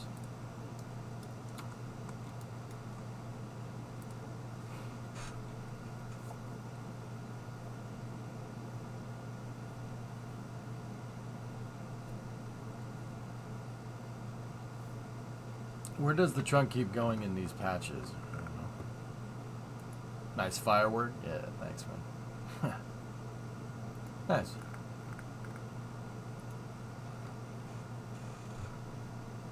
I hope so, Aqualex. We can get some. We should be able to get some pretty awesome deflection with it. But yeah, it's not cows bound to robotics. It's the control surface with same vessel collision on with a hybrid tech robotic surface. So hybrid tech will hold the thing in place, and when the control surface moves up and down, same vessel collision, it'll push the wings up and down.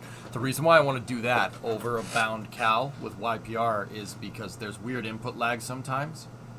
And also there's the control surfaces are already going to govern the movement anyway, and they have an unlimited amount of torque. Yeah, you could, if you took two control surfaces and put like 500 tons above it, deployed them, it'll lift it up. They have insane amounts of torque, like infinite.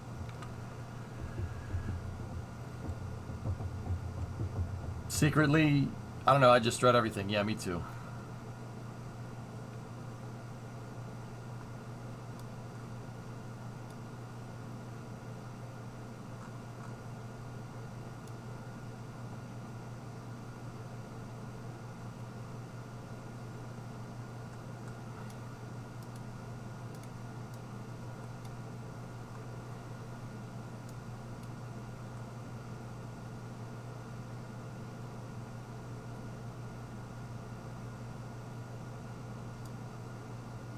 It's just going to crash into the ground again. But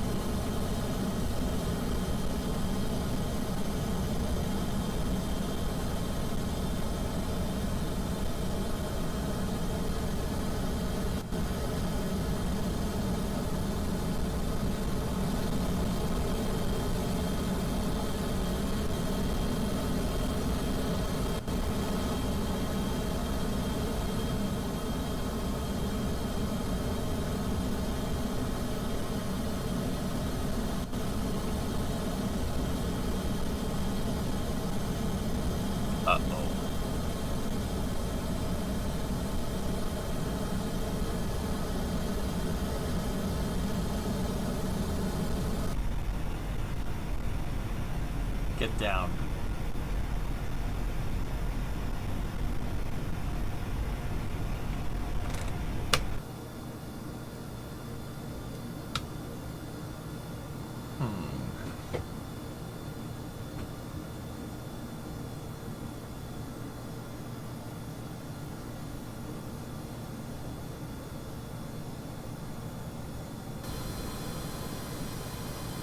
Well, this is going to be a pretty awesome wreck, but yeah, I don't know why it came apart there.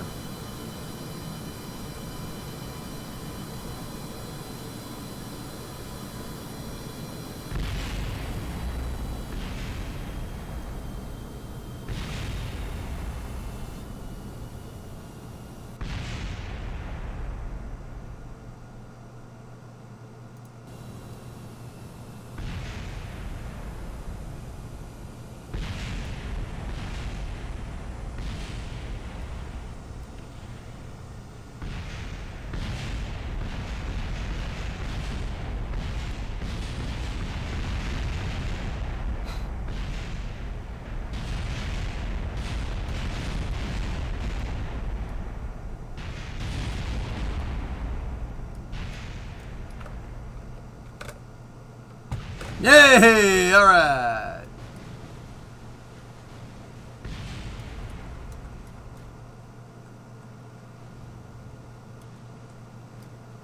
I can't park there? Well, what about exploding? Can I explode there? Because, I mean, we just did.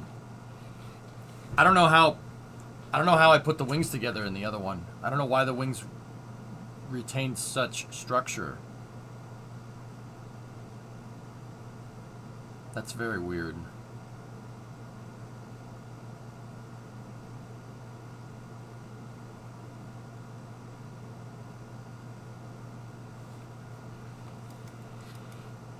See, I knew it was a good time to think in early aviation this was the only way to test. Yeah, I think it was good call not overwriting the flight test file. I made flight test 2 just to be sure. So we can go down here and check the one that actually flies. Let me take a look.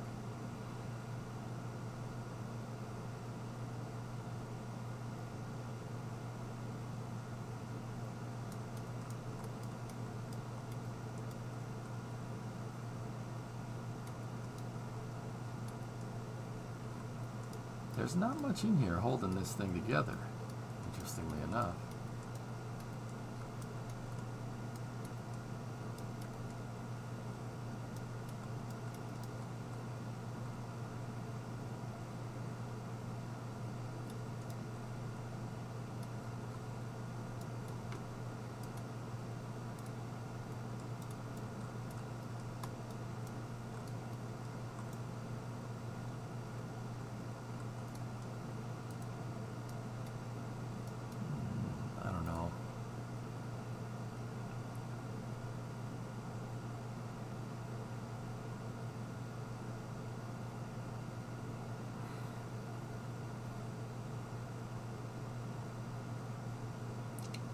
Jacket, that was the wings flexing too hard. I'm pretty damn sure. So, yeah. What happened to the front? I don't know. This one I needed to do that I needed to put more wing elements up at the front to compensate. But yeah. This has all the same struts and all the same spots. I don't understand.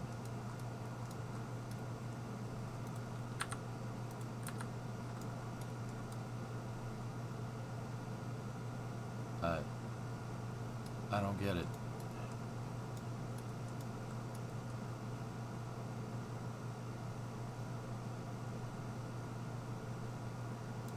No, the other one's 349. This is 337. I made a light. I made it lighter weight. It's missing the straps from the upper surface to the engine box. Yeah. Okay. We'll do it in symmetry this way, so we can. Well, we only have to do 5 keystrokes.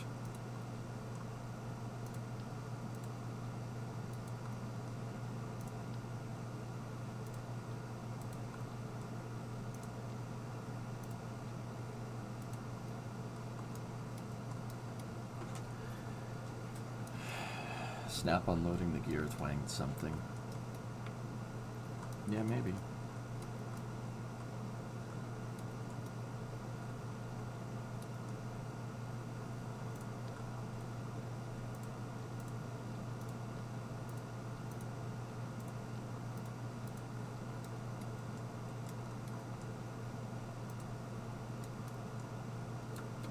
It still doesn't solve our crappy center of lift, which really sucks.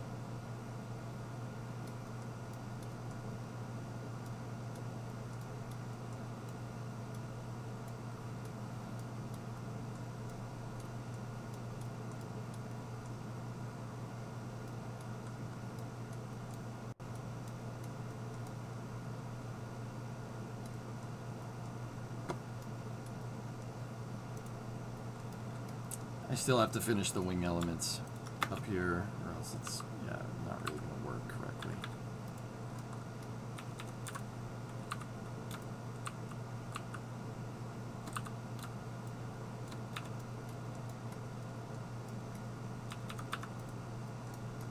Not to rain on you, praying, but the cells was, yeah.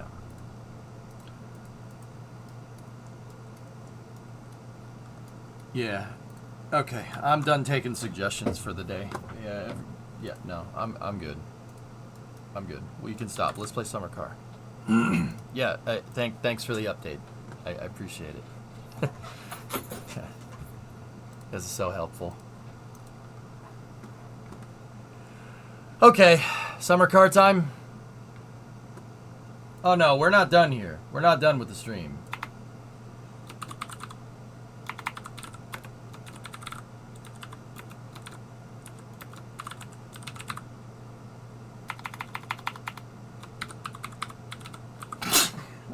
Excuse me.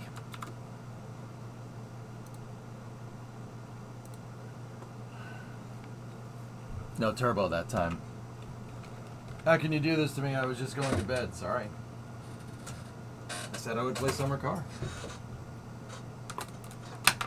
I gotta get the wheel and everything hooked up, so give me 1 second.